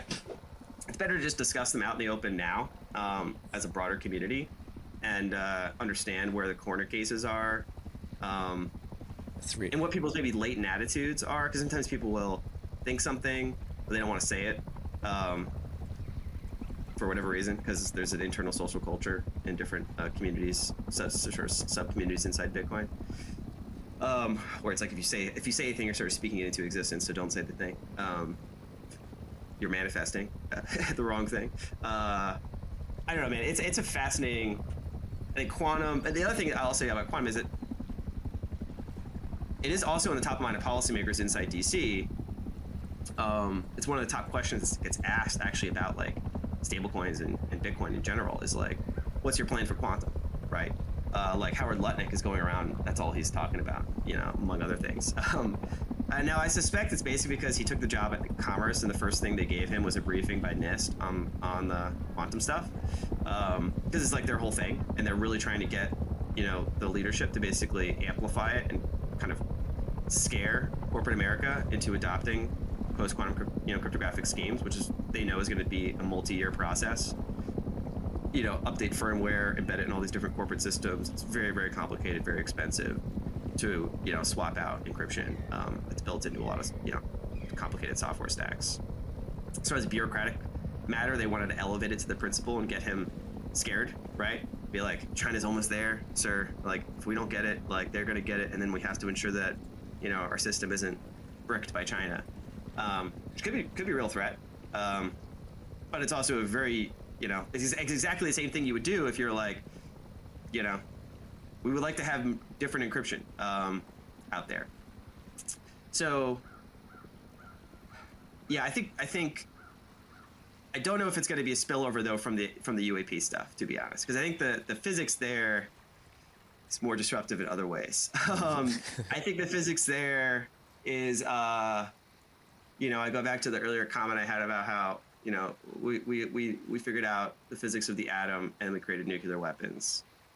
So whatever the next thing that we figure out about the physics of, say, space-time, or the additional field content associated with maybe a higher order symmetry group that is more fundamental than the symmetries associated with the standard model.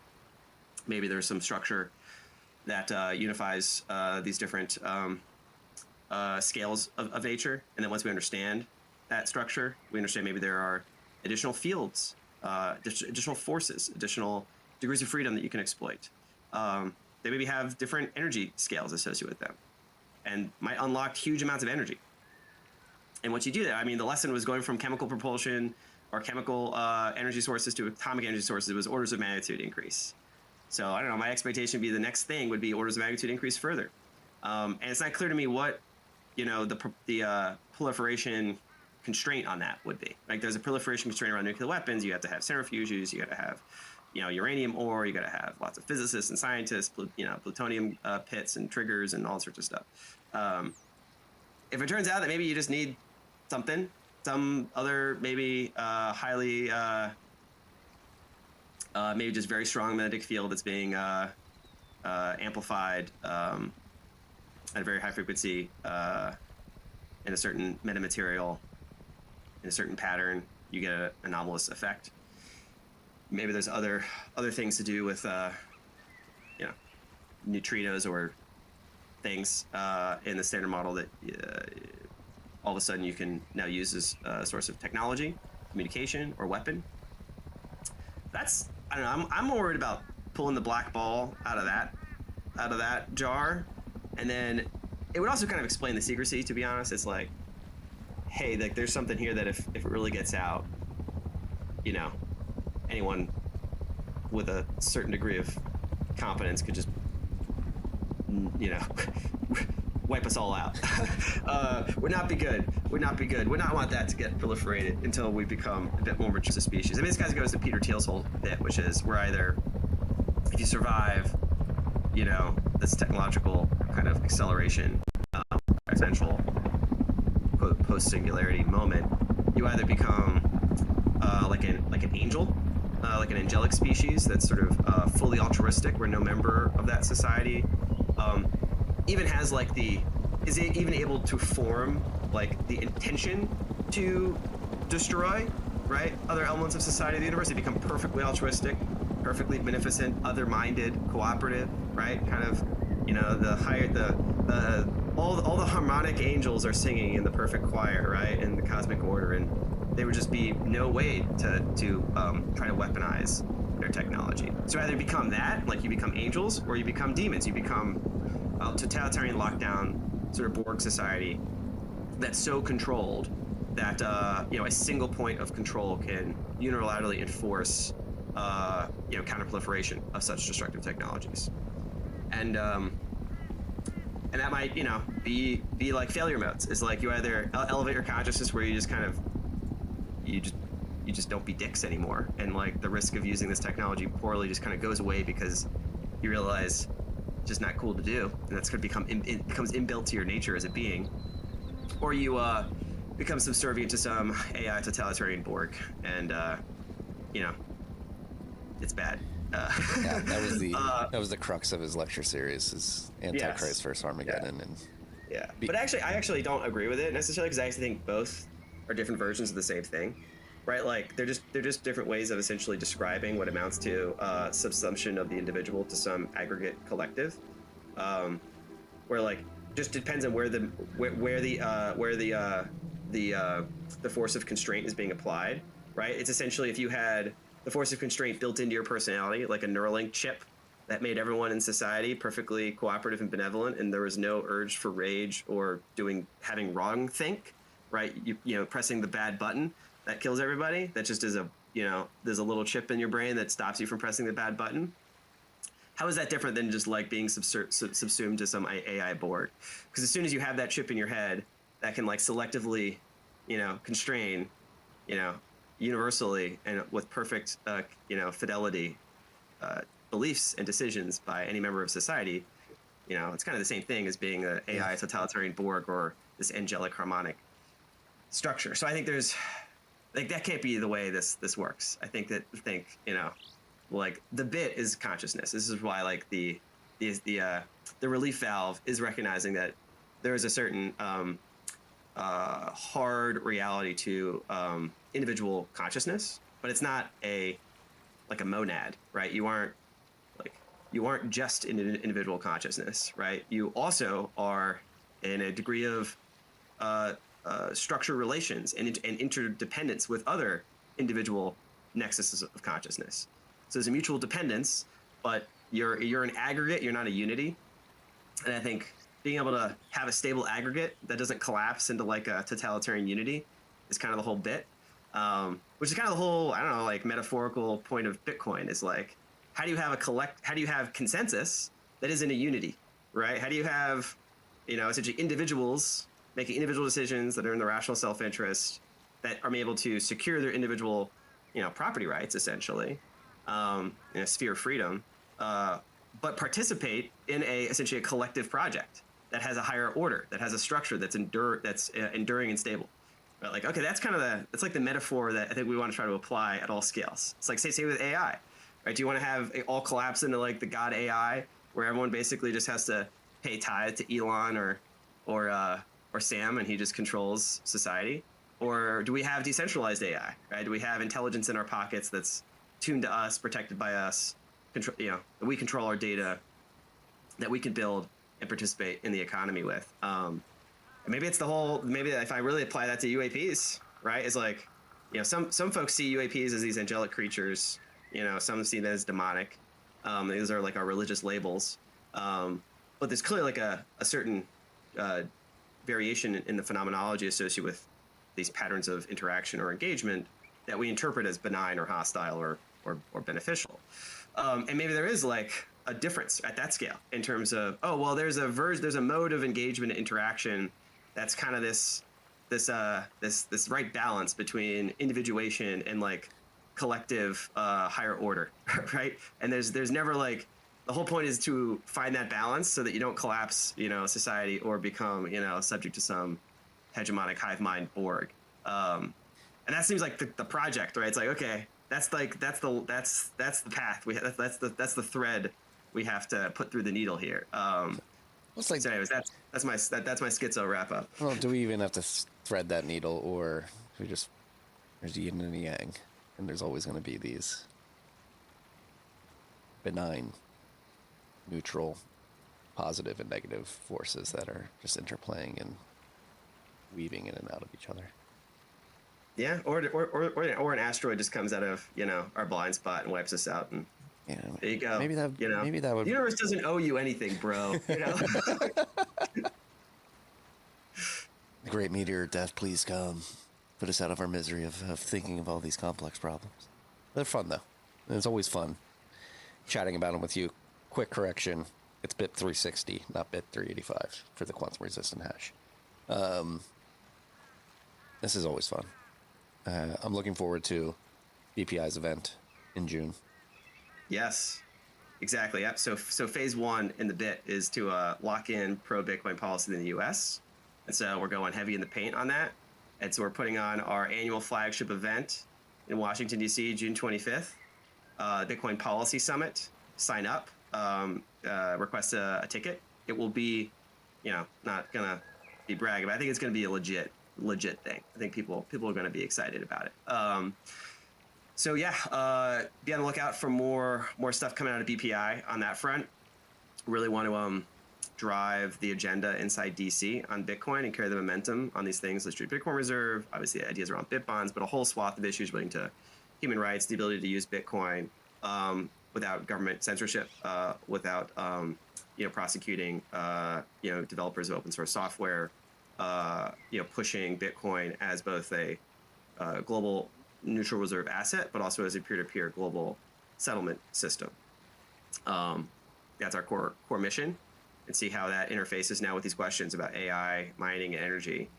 The good thing about Bitcoin is it's not one thing. It's like 7,000 different things, and so keeps us busy and entertained inside DC. And so really proud of the work that BPI is doing, the team that we've now assembled, and we're really excited to open up this partnership with PubKey in DC, essentially a Bitcoin embassy. Hopefully over the summer, we'll be opening that up.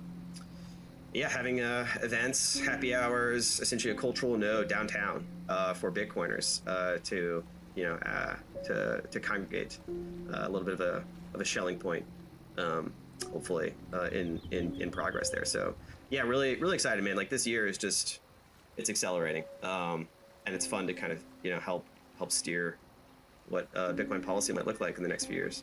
It really is. Get your suits pressed if you're going to DC. Yeah, you gotta clean up, Shave. Put on your orange tie.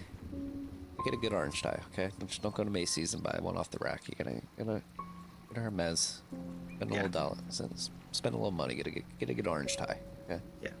Buy a ticket. It's like, okay, go to Vegas. You're gonna waste that money on slot machines and bullshit. Save that money.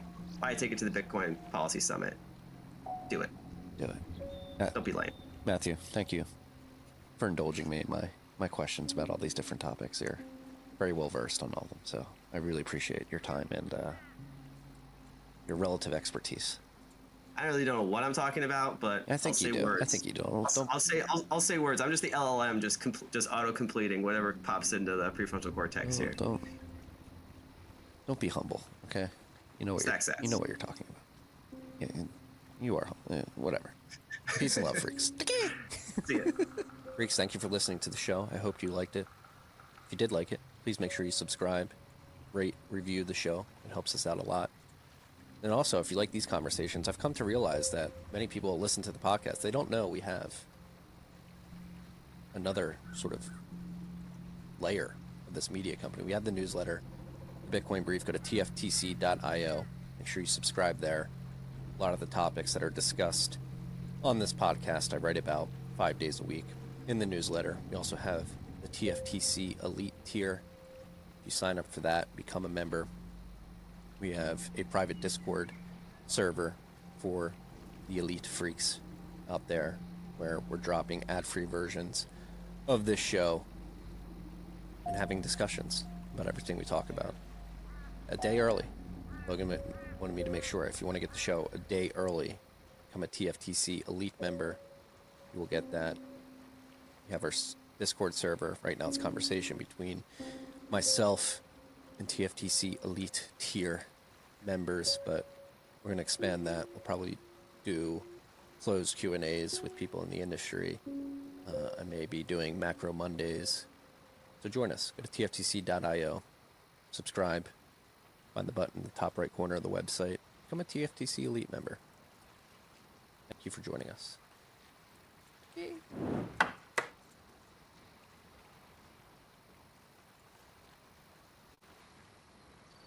Go.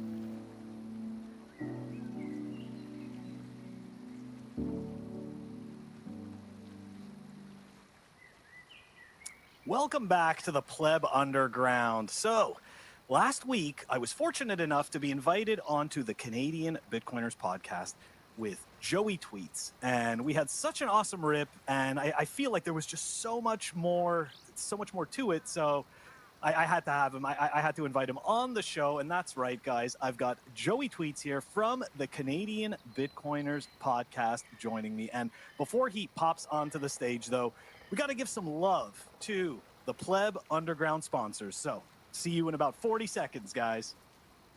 Head on over to Archimedes Emporium. They make absolutely beautiful Bitcoin branded products. They just dropped their first one. It is the solid aluminum Bitcoin clock. I had to get my hands on it so that I could show it to you guys. Take a look. Really, really nice piece. Beautiful craftsmanship. Head on over to archemp.co. The link is going to be in the show notes. That is Archimedes Emporium. Head on over there. I don't have an actual ad read for this or anything. It just says T. Selly says, "Fuck you, Greg." Wait a minute. You didn't charge for that? That seems like it might be worth a couple bucks. It's, hey, look, you know what? It's okay. So T. Selly, right? You know Don. So Don was sponsoring the show under the No Hue brand. But as you may know, there's some developments with that, and there's some merging going on, and so it's become "Fuck you, Greg." That's become the ad. That's become the ad. Anyways, guys, welcome back. Joey, thank you so much for joining me on Pleb Underground. That's right. I felt like we had such a great chat, like I said in the intro, that I had to have you back on. Now, look, before we dive into all the contentious stuff that we're gonna talk about, we did have some comments. We already have some comments from people. This Nico Clickbait Jones that I already don't like this guy, by the way. He's got to go. He was on your. I know. He was on your stream too, so I don't know what's going on here, but he has a few questions. We're going to address those questions, but before we get into all the fun stuff, Joey, I want you to tell me, like, how did you end up here? Give me a little bit of the rabbit hole story and why you're making Bitcoin content. Let's do it. I'm happy to. Phil, it's great to be with you, man. We joked after the show that, we're both kind of in this thing at the same, with the same goals in mind, I think. And a lot of people don't have those goals. We'll talk about that, like you mentioned, but it's great to be here. Rabbit hole. Listen, I'm like a lot of guys my age. I'm 37 this year. I'll be 38 this year in September. And when I think about my rabbit hole story, I always say the same two things. I wanted more money. Where did I go? I just left the screen. Hold on. Yeah, I don't know what I did. Hold on a second. Here we go. Oh God. Oh God. I'm not good at this one, Is Nico producing the show here? Nico Clickbait Jones? I don't know. But anyway, so I was like a lot of guys. This was 2017, so almost 10 years ago now. The time has really flown by. And I was like a lot of guys my age looking to make a little money in the stock market. And everyone was talking at that time about weed stocks, and there was the beginnings of like mushroom stocks and MDMA stocks and all these things. And my buddies and I were just wheeling and dealing on our stock exchange apps at work all the time. Then we started talking a little bit about Bitcoin. This was before 2017, probably. A friend of mine, who I won't name, and I, who worked together, and we're still pretty tight, actually. We were doing a lot of research into Bitcoin, but we didn't really know much about it, except this thing just adds another $1,000 to its total value every time we talk about it, every 6 months or 8 months, and we didn't know how to buy it. Eventually, we found out that you could use the Coinbase app in Canada to buy some. Huge pain at the time. I don't know if your listeners know, or even if you know, but up here in 2017, Coinbase used to be debit or credit, so you could use your credit card to buy Bitcoin, which was like, talk about the Wild West. That was insane. All these like degenerates gambling on their credit cards for Bitcoin. Whatever. I'm sure I made a few buys. But you couldn't make more than like $50 worth of purchases in 1 week. And you had to like build up your trust with Coinbase over time. And so we wanted to accumulate a position, obviously. And so what do? Well, Phil, if you don't know what you're buying and you can only buy $50 a week, you just keep rolling money in and learning more about it, blah, blah, blah. Then the Ninja launch, the Bcash Ninja launch happens on Coinbase. Price drops from 18K to 3K or 2K, whatever it was. And we had a choice to make, a lot of us, including my now co-host Len, who also worked with us. Do we keep buying this thing? Are we sold on the tech? Are we sold on the idea that the money is broken? Or are we just going to get out and go buy more, cannabis wheaton or whatever pot stocks we were buying up here in Canada we decided to stay in Bitcoin, and we bought and bought and bought and learned and learned and learned, and found a lot of good Bitcoiners. Found you on Twitter, Phil. You were one of the first guys I followed when I came to the space, among other people. And like, you know, those were the days when guys like Bitstein and Pierre were doing Noted, you know, and the show was like 2 hours long, and an hour of it was classical music on the front and back end, and so like you listen to these guys who you didn't know, and they sound like, I love Pierre now. I've gotten to know him a little bit and had him a few times on the program. These guys are just so nerdy. Like they're the nerdiest sounding people you will ever hear in any disciplinary silo. You can go anywhere and talk about anything, and no one will out nerd Pierre and Bitstein when they're together. Then there's like McCormick and all these other guys. Listen to a lot of content for a long time. You know, my 40 hours per week, like the Bugle guys like to say. And before you know it, you know, Bitcoin's back at 10,000, 15,000, 20,000 during COVID again. And, you know, I had been talking to a few friends of mine saying, look, we should start making a podcast about this because it's going to get popular again. And we know more about it than almost anyone. And we can be the voices that people listen to and come to when they want to find out about this thing. So finally, I had a bite from Len, like I said, and we did the first episode in my kitchen in 2021. It was 3.5 hours long. It was met with mixed reviews by the R Bitcoin and R Bitcoin CA subreddits. Great content, but if I have to leave to go pee in the middle, it's probably too long. So, you know, 3-4 years later, here we are. We're still doing it. We're having a good time doing it. We've met some great sponsors, met some great people, and I could not be happier about the direction the content has gone. Now, why do I keep creating the content now?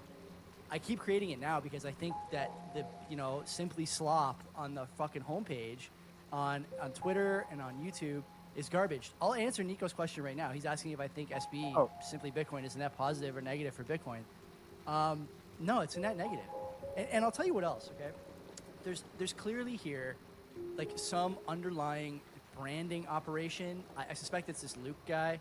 You know, he's giving the same titles to 7 or 8 different channels with the same idea. Can you retire on 0.1 Bitcoin in this many years? Okay, number one, no, you can't retire on 0.1 Bitcoin in this many years. It's not enough. You have to stack harder than that. Nothing is coming easy to you, even if you're in Bitcoin. And number two, the idea that this is like now the top of the funnel, like I said, people are going to come to Bitcoin and they're going to be in it for number go up, and they're never going to find Noted.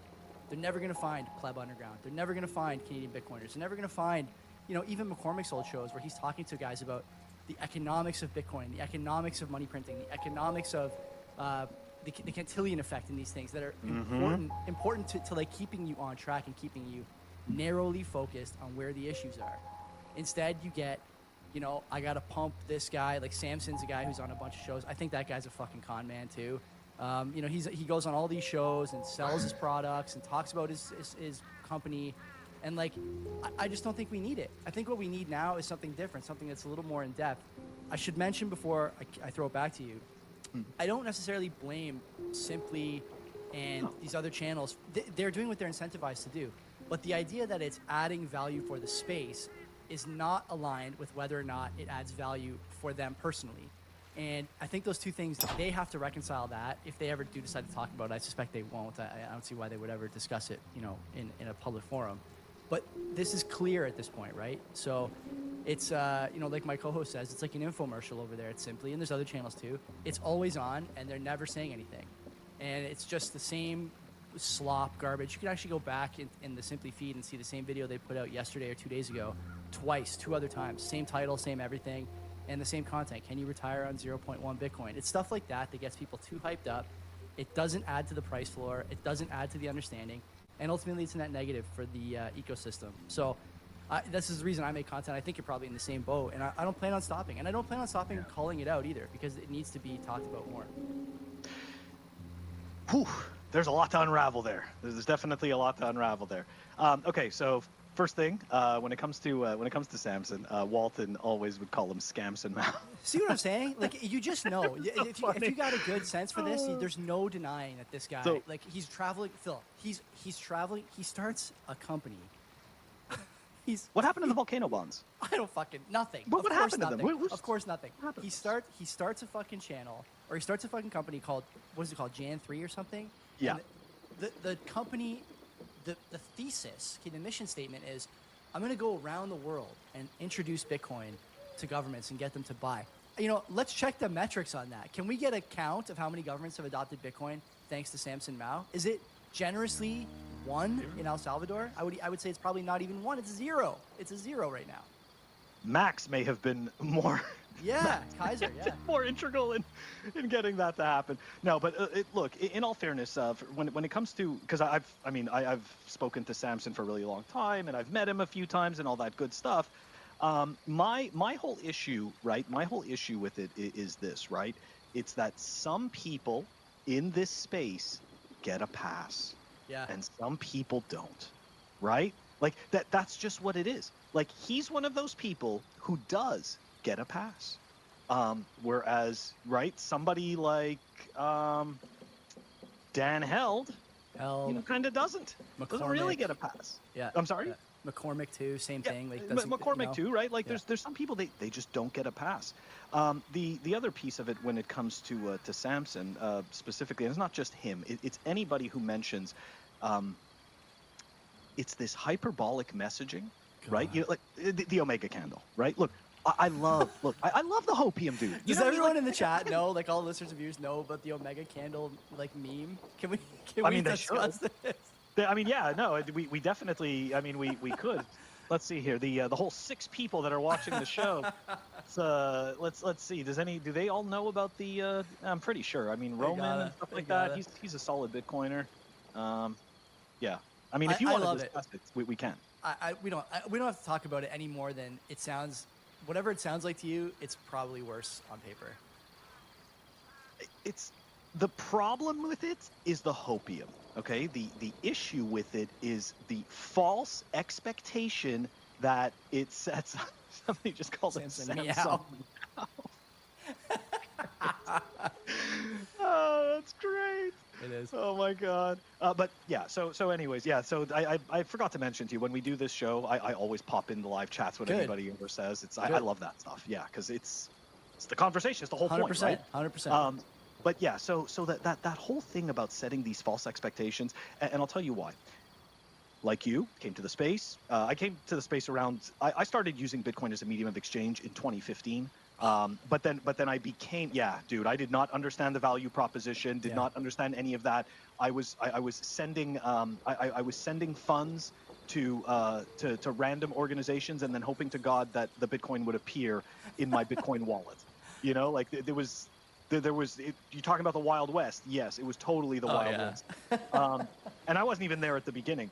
But essentially, right, in 2017, when you came to Bitcoin, it was a very different place. And there were hopium cheerleaders, but like you didn't even need an Omega candle. Okay, back then the allure was 50K Bitcoin. Okay. If you just wait, this cycle we're going to $50,000, and believe me, when we got to the 19K region, right, the Samsons, the Odells, right, Marty, all these guys, Dan Helds, everybody was like, that's it, 50K, it's happening, we hit 20, blah, blah, all this stuff, and it was so loud, right, it was so loud that you couldn't ignore it, and in all fairness, I did not know enough about Bitcoin. I had a hopium crutch, right? These guys were my hopium dealers, and I was hooked. So of course I'm like, this thing's going to 50K, right? So I start buying even more Bitcoin in the 19K region. We all know how this story ends, right? We never saw 50K that cycle, right? And if I wasn't mentally strong enough to sit there and say, okay, why did I come here? I would have wrecked myself. I would have sold out of everything. I would have just left because my hopium dealers were wrong. So yes, I do think that these people, unfortunately, provide a disservice. Now, on the topic of and then I'll pass it to you, on the topic of the net positive stuff. Yes. I fucking hate net positive. Okay. Net positive, I'll explain why. Because net positive always allows for bullshit. Net positive always gives you a little space to scam. Net positive always makes it so, hey, look, I can do bad shit. I can do terrible things. Look at this good stuff I've done. I hate that. You know, it's like, and I get it, right? We're humans. We're not perfect. We're not perfect. But then, like, why do you have to? Not you, but like, why do people have to frame it like that? Like, to me, like framing stuff as net positive, that's a hopium. Could I give you the counterpoint would be yes, absolutely. Let's pick on Simply some more, because they're the elephant in the room. You know, they're making the case that they're a net positive, or if they are making the case, I mean, I suspect they would, making the case they're net positive. That fits your framing perfectly, because those guys know that what they're doing is causing more harm than good, and they're pretending it doesn't. Okay, that's number one. That's a problem. When I look back at 2017, 18, I would say that there's at least some forgiveness due to the hopium warriors from that era, because they didn't know any better. They started in 2017. Like, there's tweets from my Twitter feed that I've long since deleted. Like, now that I'm running an auto delete program, thank God for that, by the way. You know, there's tweets on my thing that say, like, you know where Bitcoin can take you now. You're crazy if you don't own any. Like, that was true, but it was really a shot in the dark, you know? I didn't know anything. I was just talking on the internet to people who may or may not be listening, may or may not be reading. But those guys don't have the same excuse. Guys like McCormick don't have the same excuse. It's, you know, McCormick sponsors. We talked about this a little on my show. We should dig into it a little bit here because it fits the bill. McCormick, I think, like, far and away net positive. But man, some of the companies he took on as a sponsor, BlockFi, Ledger, a lot of people lost a lot of money, and those companies threw away a lot of trust via his platform and the things they did while they were sponsoring him.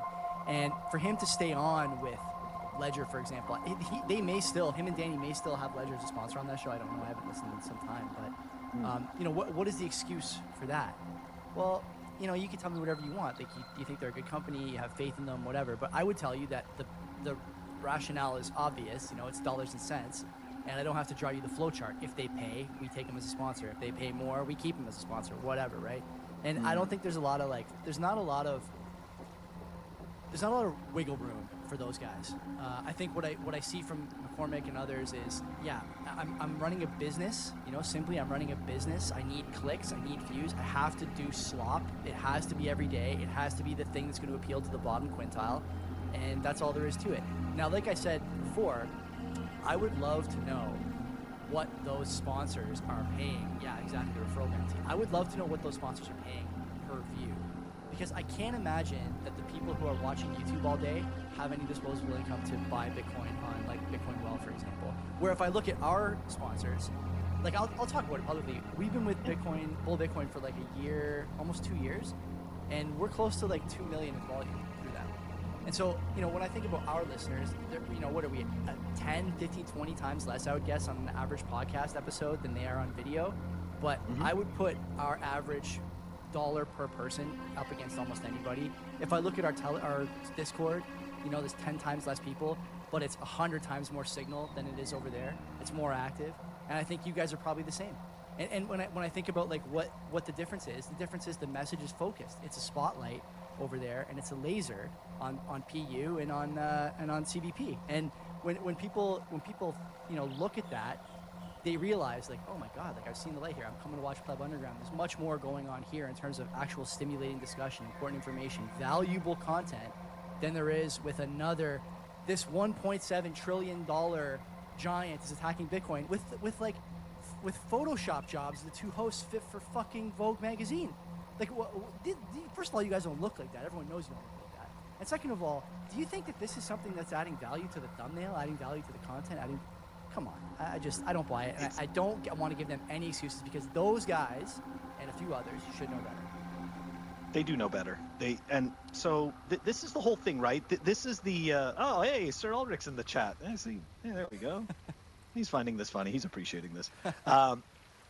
So they do know better, and of course, right? Obviously, I was there all the way at the beginning, and you know, started it. So I can say that this goes back to the net positive argument, right? So, you know, he's doing what he's got to do to, quote unquote, pay the bills, feed the family, right? To grow, right? To grow, you know, grow the channel, this and that. You know, it's the same thing with, like, Peter McCormack, right? Like, taking the BlockFi sponsorships, right? Taking the sponsorships, which clearly fucking wrecked people, right? Yeah. Like, yeah. Wrecked people. He doesn't care. He doesn't even. I still remember when that happened. He took zero responsibility for it. And in all fairness, right? In all fairness, that right there is where you can spot narcissism. Because if the person cannot see their own role in that and at least admit it, and apologize for it, that's not a failure. That's not an individual failure of the person, right? That's not a character flaw to recognize that what you did was wrong, right? And that it ruined a lot of people's lives, their financial livelihoods. So yeah, I just, this is where we get into the whole, that whole net positive argument, right? Because I'm doing what I need to do in order to feed my family, right? The individual incentives. Yeah. Talk to right? me about. And, Wait. Talk to me about. Like the McCormick thing is interesting, and you have a community of people that listen to your show, follow your show, comment on your show. McCormick, if I think about what was going on in his realm around that time, where where BlockFi was clearly on shaky stilts. It was a three-legged chair in a lot of ways. People were commenting that on Twitter. There was a lot of data around this is not sustainable what these guys are doing. There's questions around and so like what responsibility do you have as a content creator? You think to take the criticism of your community when you're determining who a sponsor is, whether it's stuff like we don't think the model works, or it's stuff like we think the product is a net negative. Where do you come down on that? Well, okay, so hold on a second. Am I answering why Peter kept on doing it? I'm answering what you would do. Would you listen to your community if you thought there was no problem and say, yeah, like there might be something here, or would you take this narcissistic route and say, nah, I know better than these guys, or the company knows better than these guys, I'm keeping them on? Yeah, no. I mean, my actions speak louder, I think, than my words, and I already went through a similar situation like that, right? Where when I was at Simply Bitcoin, and I just couldn't. I couldn't reconcile. I couldn't reconcile continuing. Like once I learned, right? So we had viewers. Okay, so here we go. We're gonna back up. It's a very long-winded way of answering your question, but essentially, I got lots of water, Phil. I'll just keep drinking. Go ahead. Okay, cool. I got coffee and water, so I'm ready too. But essentially, what happened was that we took Swan on as a sponsor, and I was not part of that discussion, even though I was a 50-50 partner of the show. I was not part of that discussion. But anyways, what ended up happening was that as we were doing these ads, right, fellow Bitcoiners, plebs, right, because that show was predominantly being watched by plebs like us at that time, they started messaging me in DMs and saying, hey, listen, Phil, Swan, like their custodian is Prime Trust. And I'm like, what? I'm like, no way. I'm like, they're just it's just a, it's just a veil for some shitcoin back end. And then of course, right, the excuse becomes, well, where do you think everybody buys their Bitcoin? Yeah. There's always shitcoins involved. Maybe, but like as a company that is talking about, being Bitcoiners and sticking to the ethics and the morals, to move fast and go and get a crappy third-party custodian, which now in hindsight we can see was that 3 failures already, or 2 failures. And didn't even bother to change the name far enough that you couldn't identify them after each failure. So you know what I mean? From Prime to Fortress to fucking Dinky Donuts is offering you crypto. Like, I just and it's like, and there's no admittance, right? All it is well, we've adhered to industry standards. Really? I mean, like that's your cop out. So anyways, so my whole point is that we were getting this from audience members, and I remember like going and obviously speaking with Nico and being like, hey, these guys are telling us this stuff, and I went and did some digging. And it turns out like this is all true. And obviously I fucking I just didn't feel good about it. It's the right way to be. The funny thing about the industry standard bit, I love this industry standard. I have thought about this a little bit, and I am sure they've mentioned this on our show over the years. The same companies, okay, Swan, Coinbase, even some of the Canadian guys, ShakePay, whatever, like they will tell you that they're following industry standards. Sorry, when you say industry, are you talking about the same industry you say is like, the one that you're trying to upend, the one that you're at, the fucking trebuchet at the gate? Like, is this the same industry you're talking about? These are the standards you're following? The financial standards that are set by the people you're trying to put out of a job? The ones that are demanding that Bitcoin become a store of value, medium of exchange asset because their standards don't work? Are those the standards you're talking about? Set your own standards. My co-host says this all the time about the guys who are doing Bitcoin treasury. None of them do their own key storage. They're all with Coinbase Prime or some other custodian, And so, like, even Sailor, right? Like, you know, Pled is on this all the time. Like, Sailor owns no Bitcoin. If you own MSTR, you own no Bitcoin. You have no right to any Bitcoin. MSTR is not holding keys. You are not holding keys. Blah, blah, blah, blah, blah.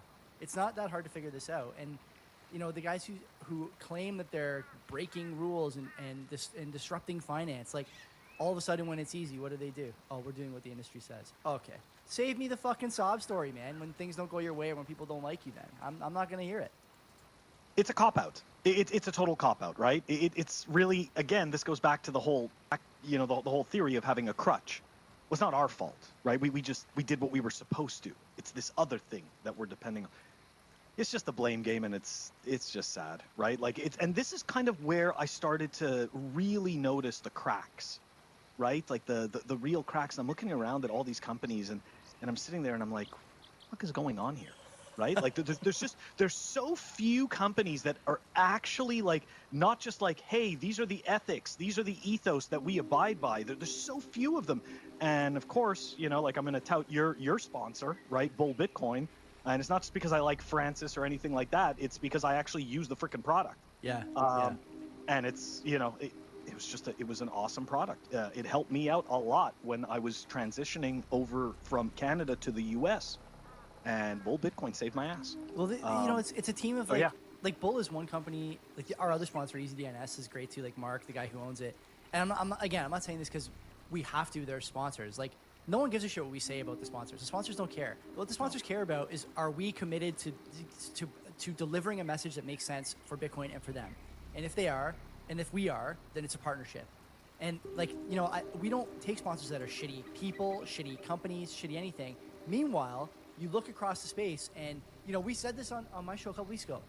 The beginning of the slop in Bitcoin media was Swan. That was the moment. I've had so many people message me about that, Phil, that no one has thought about that. That was where all this shit started. It was Corey taking hype videos of him hiking up 3-pointers at their fucking Pacific Bitcoin basketball court while his custodian was failing, while his company was losing money on mining, while he was lying about all the funding they were doing in the quote-unquote Bitcoin VC space.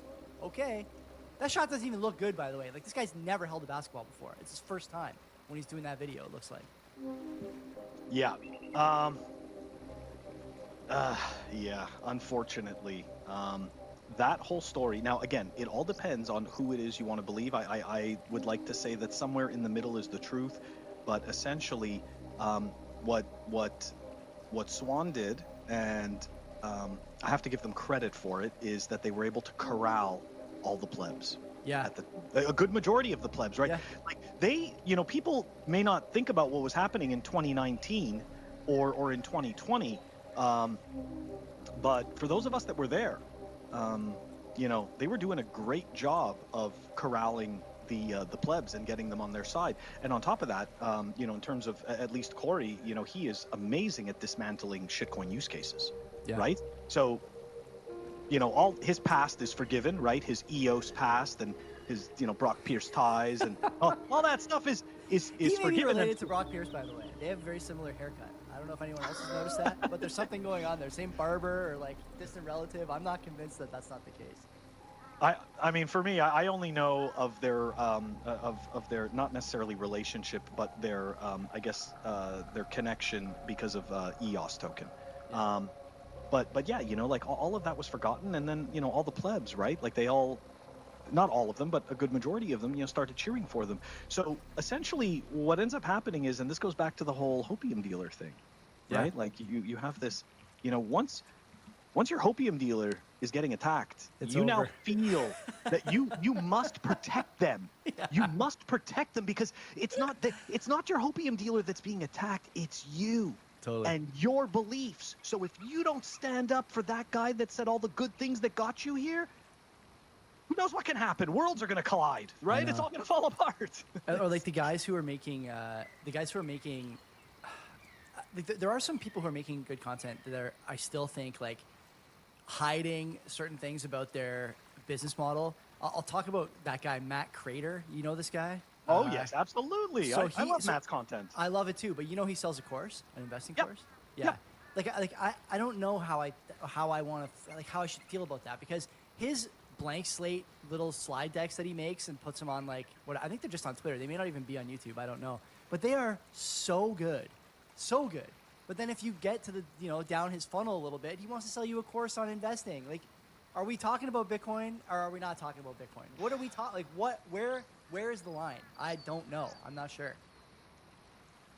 Net positive. He's a net positive. This Phil. is the problem. This is the problem. Okay, so okay, going back to this, right? So this is where we get into the slippery slope. Okay. Every single human being, right?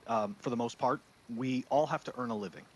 Okay, right? We all have to earn a living, and in some cases, some of us want way more than earning a living. Some of us want extreme success. Some of us want more money than we know what to do with. Right? Everybody wants different things. So how do you reconcile that, right? Like, how do you actually do it? So, I mean, between you and I, right? I don't know if you would agree with this, but it would be significantly more lucrative if I just took money from anyone. For sure. Right? From like every single, because I mean, I get shitcoin offers all the time, right? And it's like, obviously we're not doing that because we're not guest offers, shitcoin companies, Yep. You name it. You'd be surprised, honestly, if you have a YouTube channel with 2,000, 3,000 subs, the amount of money you can make just doing whatever, it'd be a lot easier for sure. Right? So people don't see you saying no to all of those people, right? They don't see your virtue, right? They don't see your morals, right? All they see is this tiny little channel that doesn't have much going on, and he's saying mean things about the people that are doing good things in the Bitcoin space. It's fucking, it is just such absolute bullshit. And you know what the interesting thing is for me is that when I came to Bitcoin, I was so impressed by guys like Pierre and Bitstein, and I'm not trying to put them up on a pedestal, but in terms of noted, right? I was so impressed with that podcast. I'm like, here's these two fucking geeks, right, that nobody wants to listen to, and I am sucked into this conversation. Mm-hmm. I am totally drawn into this, Like, I found it so amazing. I felt like I had finally, like, broken through the social hypocrisy, right, and found this place with these people. What is it that did that for you? Right? Passion? Gotta be passion, right? Yeah, it was passion, but it was the way in which they were talking about Bitcoin and the Bitcoin future and the qualities of Bitcoin. And I wasn't hearing buy my course. I wasn't hearing download my app. I wasn't hearing all this other stuff. I was just simply hearing about Bitcoin, right? That's all it was. Mm. And that was huge. And unfortunately, something happened, right? Like, something happened, and that signal just kind of went away and got replaced. There's no doubt now that like Bitcoin is a big enough ecosystem that advertisers want to come here. We've had we've talked over the years with some great Bitcoin companies and some not great ones, and we've also had like discussions with people like Cuts Clothing about sponsors. Like, am I going to become a textile salesman in addition to talking about hard money? I'm not sure. Yeah, sure. Nerdcastle, a bit of a different story. But do you really think that it's a good idea to start going into, like not even adjacent spaces, but just completely unrelated? Listen, okay, people are listening to this. Guillaume, who by the way works for Bull Bitcoin, giving me shit. Listen, Walton used to wear sunglasses on the show. It's an homage to him, and also I told Phil that I need to come up with something that matches his swag, and so this is my Temu attempt. Although we agreed before the program that these glasses could make it into a regular rotation, even though I got them shipped here. No lies detected.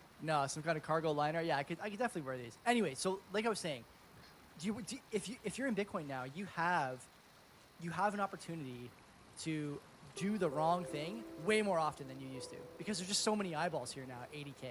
And Phil, wait till it gets to 150, okay? You thought Fidelity coming, BlackRock coming was funny? Wait until like Nike comes and Adidas comes and wants to advertise on these shows, because at some point, why would they not?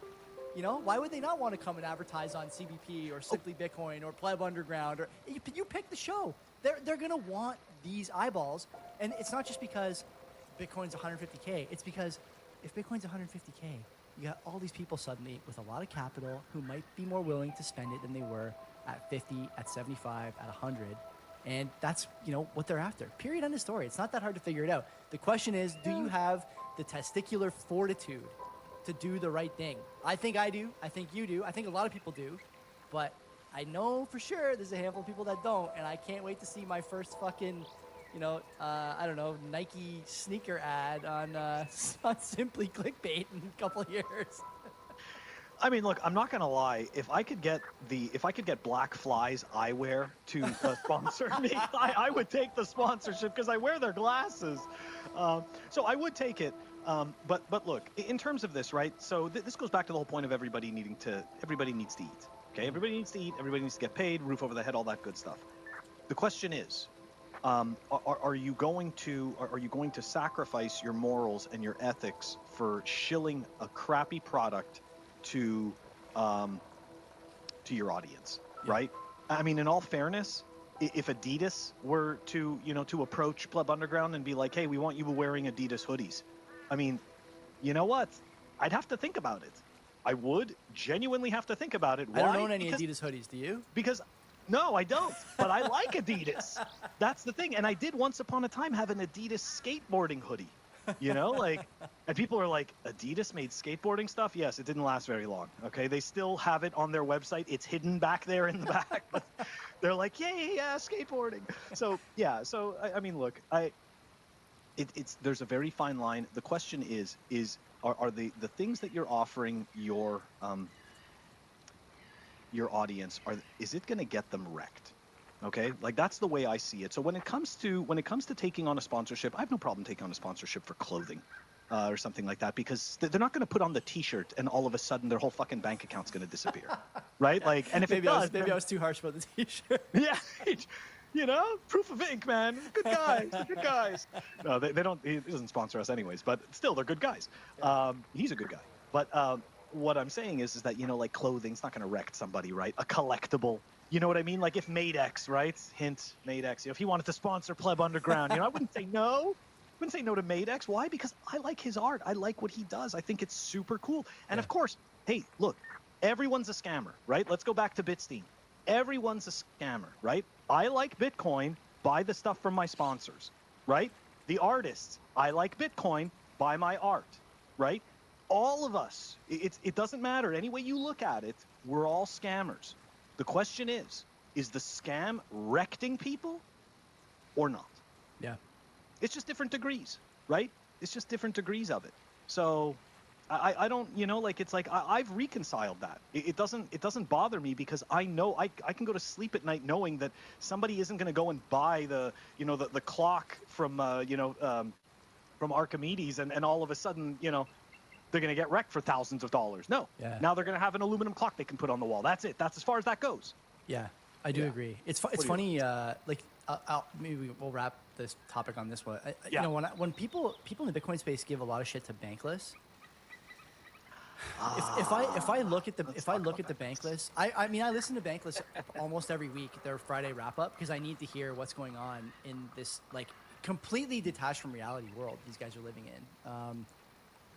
When I listen to that show, the similarities to Simply, to like a couple of these like Bitcoin news channels on YouTube, like the slop channels, it's almost uncanny, honestly. Like the advertisements are just garbage. They're not really saying much. They're just kind of putting up pictures of websites, and there's no like insightful content. There's no insightful discussion. When they bring on a guest, it's almost always someone trying to shill something. And I just like, man, like the similarities between these two operations is striking. And I wonder why people in Bitcoin don't seem to understand that. Everyone loves to make fun of the two Bankless guys, but at least the Bankless guys are honest. Like they're selling you like whatever DeFi nonsense they are trying to sell you that week because they think it's going to work. Like these guys are on the record talking about flipping Bitcoin, lapping Bitcoin, whatever. Like they actually believe in the health serum they're selling you. But I'm not convinced that's the case for some of these big Bitcoin channels. I think that makes it all the worse. Yeah, I think I definitely think you make a good point. So a little piece of history on Bankless before we switch topics here and start making fun of other stuff that's going to piss people off. Does anybody know? Not Ryan Sad, not the Sadams guy. The other one. Who's I've never heard anyone call him Sadams. Yeah, because it's Ryan S. Adams, so all I ever see is Ryan Sadams. It kind of fits, right? Because ETH. That's great. But his host, what's his host? Hoffman. Okay. Yeah. So fun fact, Hoffman and CK used to have a show called POV Crypto. CK. Bitcoin Wow. Magazine, CK. Christian. That's right. Yeah, okay. CK, that's at Human Rights Foundation now. Yeah, that's right. So we're going way back in the day here, and I used to listen to this show, and it was super interesting, right? Because Hoffman's a shitcoiner, and CK's a Bitcoiner. And so I used to love listening to their show, POV Crypto, because it was arguing all the time. Okay, like of course, right? Because CK's like Bitcoin, and Hoffman's like explaining all the virtues of the what is it, the world computer and the utility use cases. So obviously, it's very interesting to see the arc of those characters. What ended up happening, right? Like Hoffman ended up staying over there, getting paid all kinds of money. I don't know if you know this, but these guys were making like $250,000 shilling you absolute vapor trash. I know. I remember the story a couple of years ago when we started speculating on their advertising revenue. It was insane. Yeah. Imagine somebody paying you $250,000 to talk honestly about Bitcoin. No one's going to do it. Yeah, you don't have to. There's no need. Yeah. It's so brutal. So of course.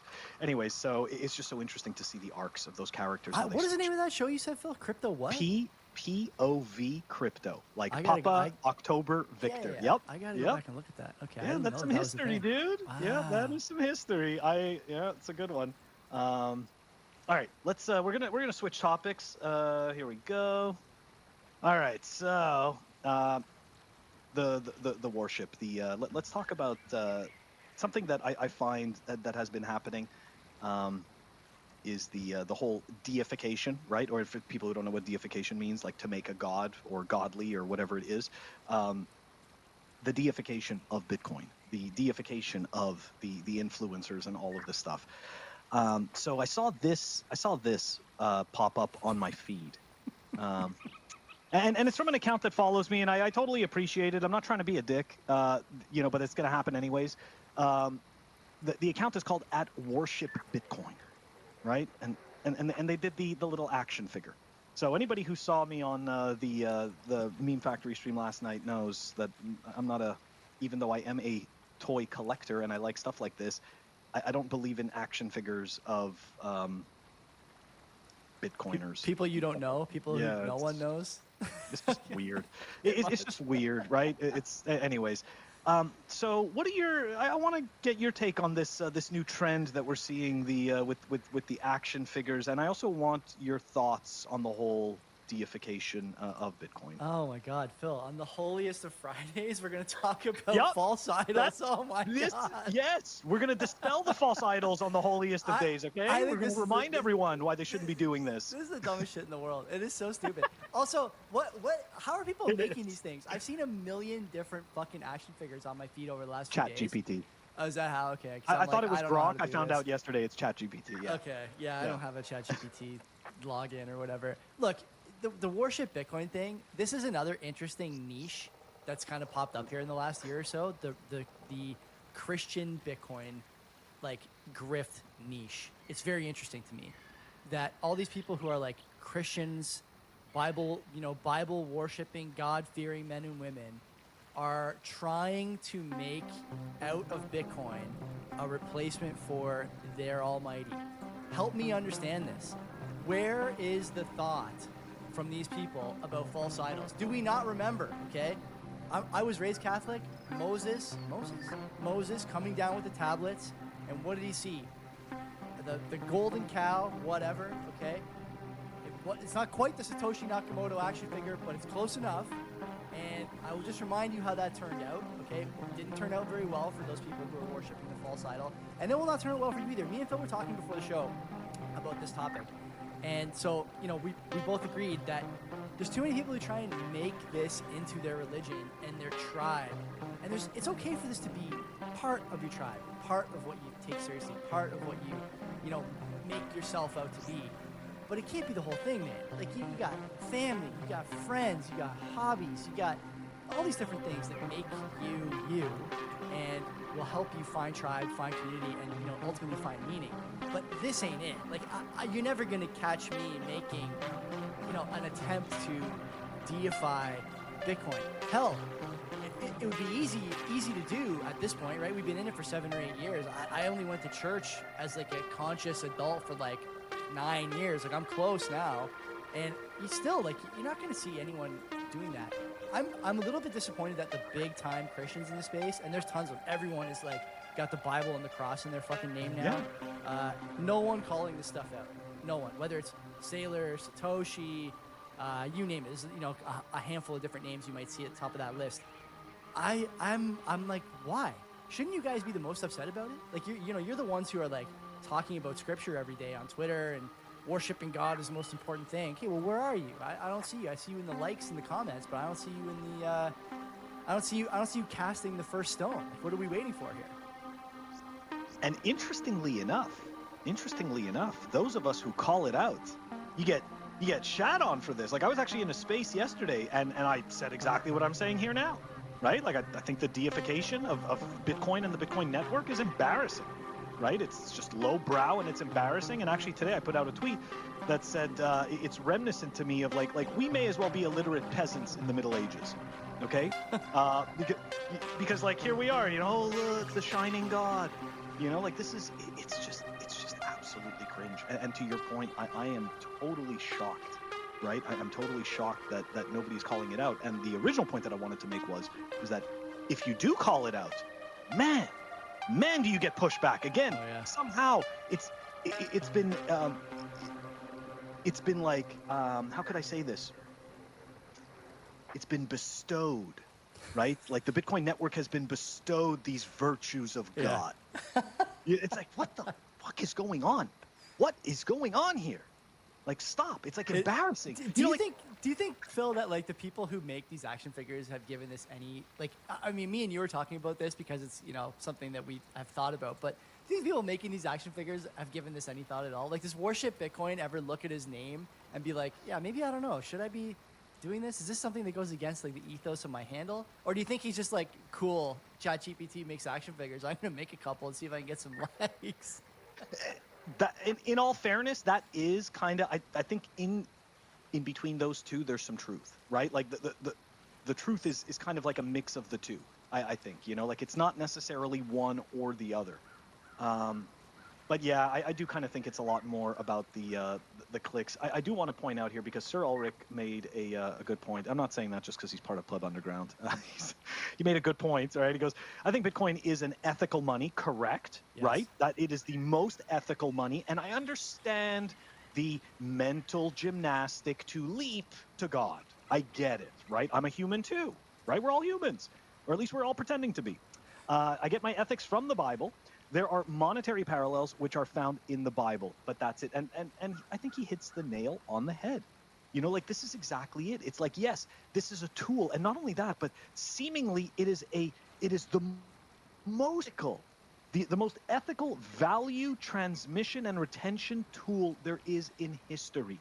Okay? But to your point, and you nailed it, goes back to the whole, when Moses came down from Mount Sinai with the tablets and found right? Like that is not this, okay? Like Bitcoin has those properties, but it is not God. Yeah. Okay. Yeah. It's not like that. They're how could I say this? Probably most people are not going to understand this. It doesn't matter. It's everything that exists is a derivative of God. The whole entire existence is derivative of God. So indeed, Bitcoin is of God. Okay, but so are a lot of other things. Everything here, everything. It's all of God. So, it's just like, this kind of goes back to the whole thinking critically thing, right? Yeah. Like people it just feels so good to make that analogy, right? The God Bitcoin analogy, man, that makes me feel so good. It's going to 1 million. I can feel it. Is it so funny? It's so funny that like, there's all these great thinkers in Bitcoin, and it's going to get better, by the way. Like the more the price goes up, the more we're going to get more people who are really smart and have not given this stuff a lot of thought. And it's going to be fresh eyes and all this. Still dealing with 2,000-year-old problems. False idols still a problem. Worship of our colleagues still a problem. You name it, right? And it's just like, man, some things never change. Truly, some things never change. right? Because it's human nature doesn't change, right? It's not history that repeats itself, right? It's human nature that repeats itself. Totally. Like that's why history doesn't repeat, but it rhymes, right? Because we are always the same people. You know, it's like there you are, always the same old you. You know. So yeah. It's kind of interesting. Okay, all right. I think we destroyed everybody's hopes and dreams for Bitcoin becoming God. Now let's destroy some more hopes and dreams. Here we go. And in typical Michael Saylor fashion, right? Yeah, that's right. So, and it's funny because, and I know Sir Ulrich's going to be like, we talked about this on the live show, like a couple of, you know, but this is a whole different one that he did. This was a whole new one that he made, and he put it out today. And anyways, so I mean, look, we're not going to go through all 21 of these. No, read them all. It's great content. All right, let's read them all. Here we go. Fucking with you. Do not read okay. them all. Do not. You just tell me what you want, Joey. Just tell me what you want. I'll do it, man. If you so have not that's seen what it is. this, Okay. It's he posted it again. No, a second yeah, time? so it's a repost. Damn it. Okay, I thought it was a whole new one that he did since we did the discussion, but it's still absolutely fantastic. Okay, because we go through it, and here we go. Number 16, Bitcoin is immortal. Okay, I like that. Even though Bitcoin has no soul, that's a very interesting thing. The digital defense, right? It's the digital defense system and the emerging star system. So, I mean, look. There's a whole bunch of stuff you can pick apart from here.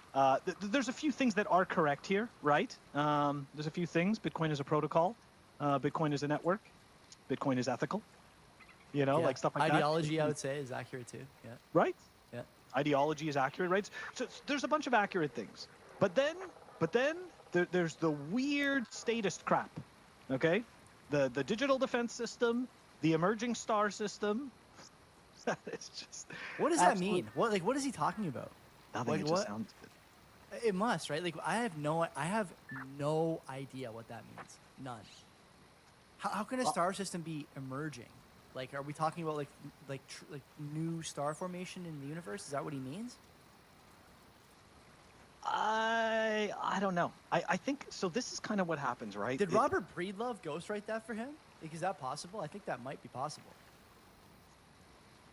I refer to this type of stuff as mental masturbation.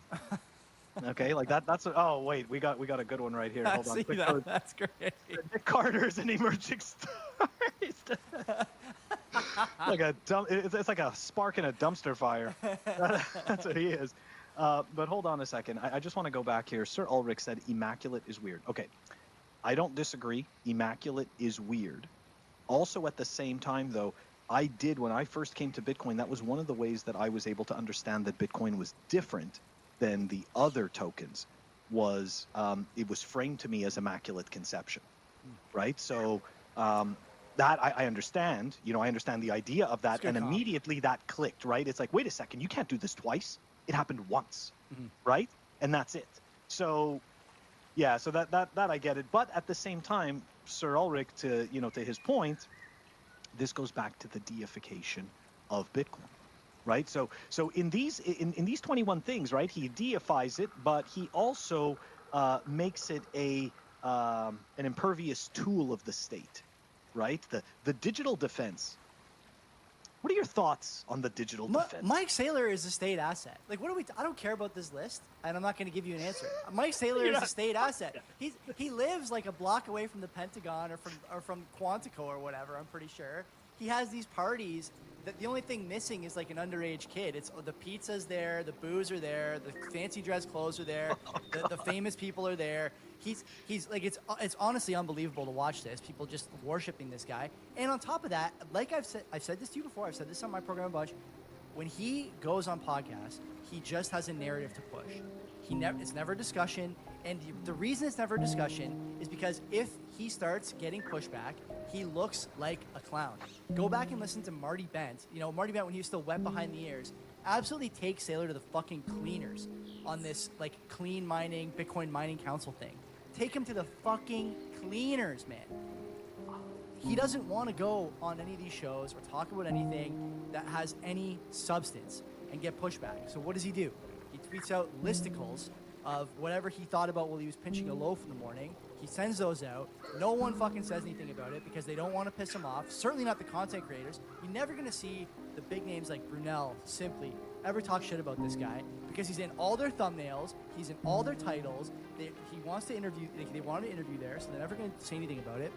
And then the podcast he's on, I love Stefan Livera, but he went on Livera's show, I think most recently, maybe last year-ish, was the last like big podcast appearance he had.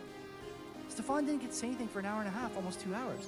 It was just a bulldozing, this guy reading a monologue about Bitcoin as, digital real estate or something. And now you hear the guy talking, okay?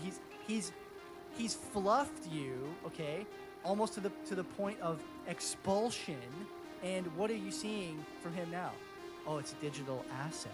Oh, we need crypto assets. Crypto is digital. Crypto? What are you talking about? A year ago, you were hosting parties about Bitcoin. Bitcoin 100K, Bitcoin this, Bitcoin that. You were talking to people about the Trump max. Now you're talking about crypto. Who could have seen this coming? You mean to tell me that the guy who ran a software company scam in the early 2000s and was convicted of fraud, I think accounting fraud or something with MSTR in the early 2Ks, you're telling me this guy led you astray, maybe gave you a little play action fake and went deep over the top? What a surprise. I will never understand the most critical, the space that has the most people with the most critical eye looking past this stuff because he said Bitcoin's going to 100K. Because he used it to resurrect his dying software. I will never understand this. I will never get it. And it seems to me like, again, not to go back to the content boys, but like, you gotta explain to me how you guys don't see past this. And the answer clearly is you don't care. You want the clicks, and you'll let him say whatever the fuck he wants when he comes on your air. There's no doubt about this. And so the people who are liking the tweet, retweeting, so in depth. It's got the depth of a fucking puddle, man. It's a fucking wading pool. Like, what? There's no depth in there. What depth is there? There's no depth in that list of 21 things. Give me a break. I know it just sounds so vanilla, but I want to go back to something that you said because I think you hit it again, man. He used to say Bitcoin all the time. Yeah. And then all of a sudden this year it became a crypto renaissance. Yes. Right? It used to be a Bitcoin renaissance. Now it's a crypto renaissance. So it's. Are you surprised by that? I mean, no, you're not surprised. no. Who's surprised? Show me the person. I'm not. That I was surprised. waiting. Yeah. I was waiting.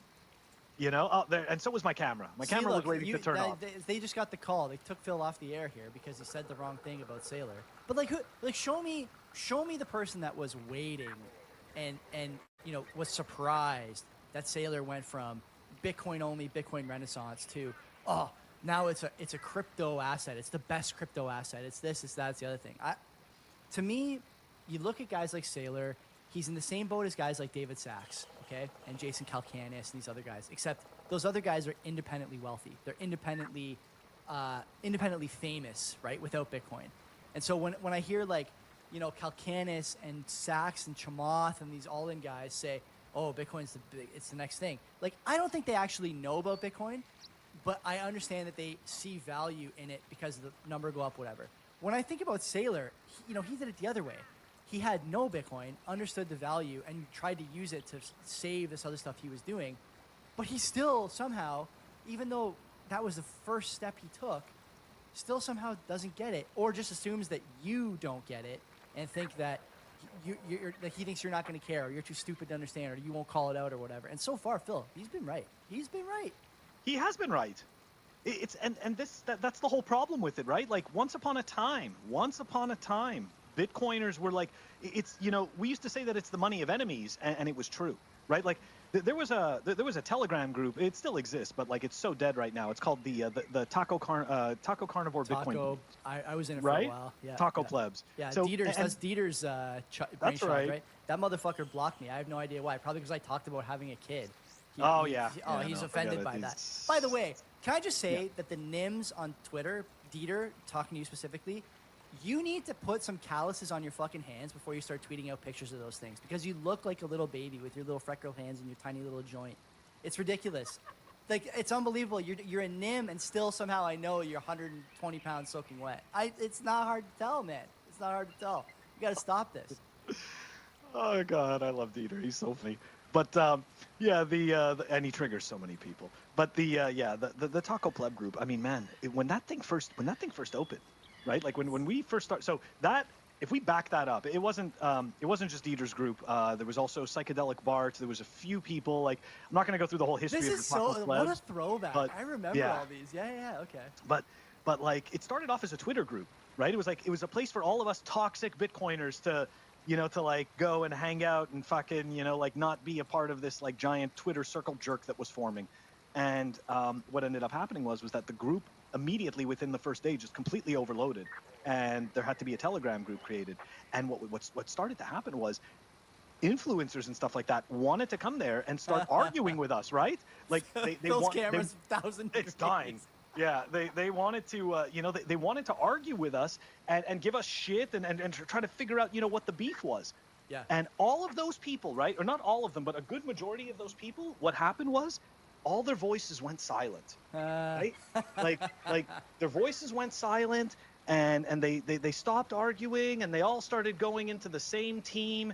And then what happens is, you start getting paid by one of these companies. Hell yeah. Right? You start getting paid. Yeah. And now it's, well, what a surprise. I can't really say what I want. Many such cases. It's so bad. It's so bad. All right. We're gonna wrap it up. We've been going over an hour, dude. This is I'm this is fucking awesome. sweating. I'm fucking sweating. Yeah, dude, man. Yeah. My back is totally sweating. Well, you're living in a furnace over there. I'm pretty sure you can't. Yeah. Today's like 90 degrees already, so it's already summer here, and it's already too hot. Okay, but before we go, Joey, I feel like we might have to do a part 3 of this. Maybe whenever I'll come you back want, on your man. show. I'm But always down. I had a great time. sweet. So let's shill your stuff, man. Do your net positive stuff for your show. Dude, so we my buddy Len and I Where can run, they find you? Yeah, the Canadian Bitcoiners podcast on YouTube, Twitter, wherever else you look. We have a live chat, much like this. It's very entertaining on Monday nights. There's a lot of regulars, and there's a Discord too that has become its own little petri dish. It's largely unmonitored, and if you want to go there and have some fun and call me out for I don't know, a shitty squat set that I post or something, that's the place to do it. And I'll just say, people who are listening to and watching this show, if you like what Phil's doing, like what Sarah's doing, you guys are going to like what we're doing too. It's something we try and do is keep the signal high. It's a niche that for sure, challenges growth in a lot of ways doing the Canadian stuff. But, we're in an election right now, and I think we have a voice, and I think we have a platform, and I want people to make a good decision. And so we talk a lot about Canadian economic data and how Bitcoin fixes a lot of these problems that we're seeing with whether it's central bank policy or housing being unaffordable for a lot of Canadians. Phil, you know that all too well, I'm sure.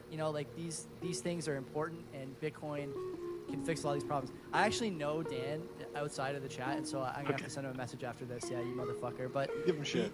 I would say if you like what Phil's doing, you like what we're doing. And Phil, man, thank you so much for having me. We've been following each other on Twitter for a long time. It was great to have you on my show last week. I really enjoyed this, and I think we got to do this more often.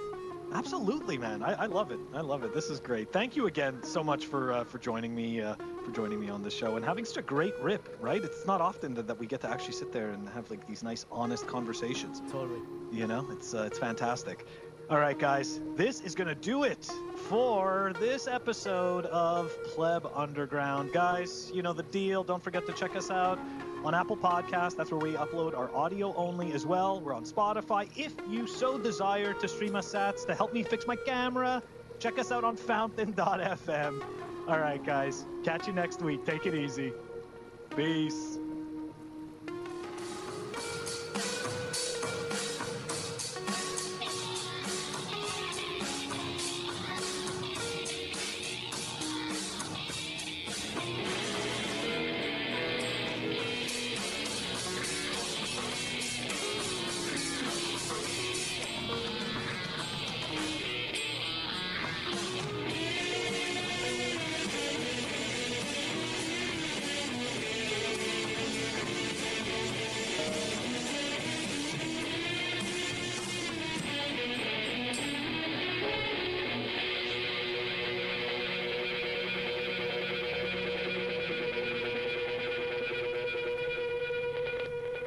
Hello there and welcome to the Bitcoin Takeover podcast. This is season 16, episode 21.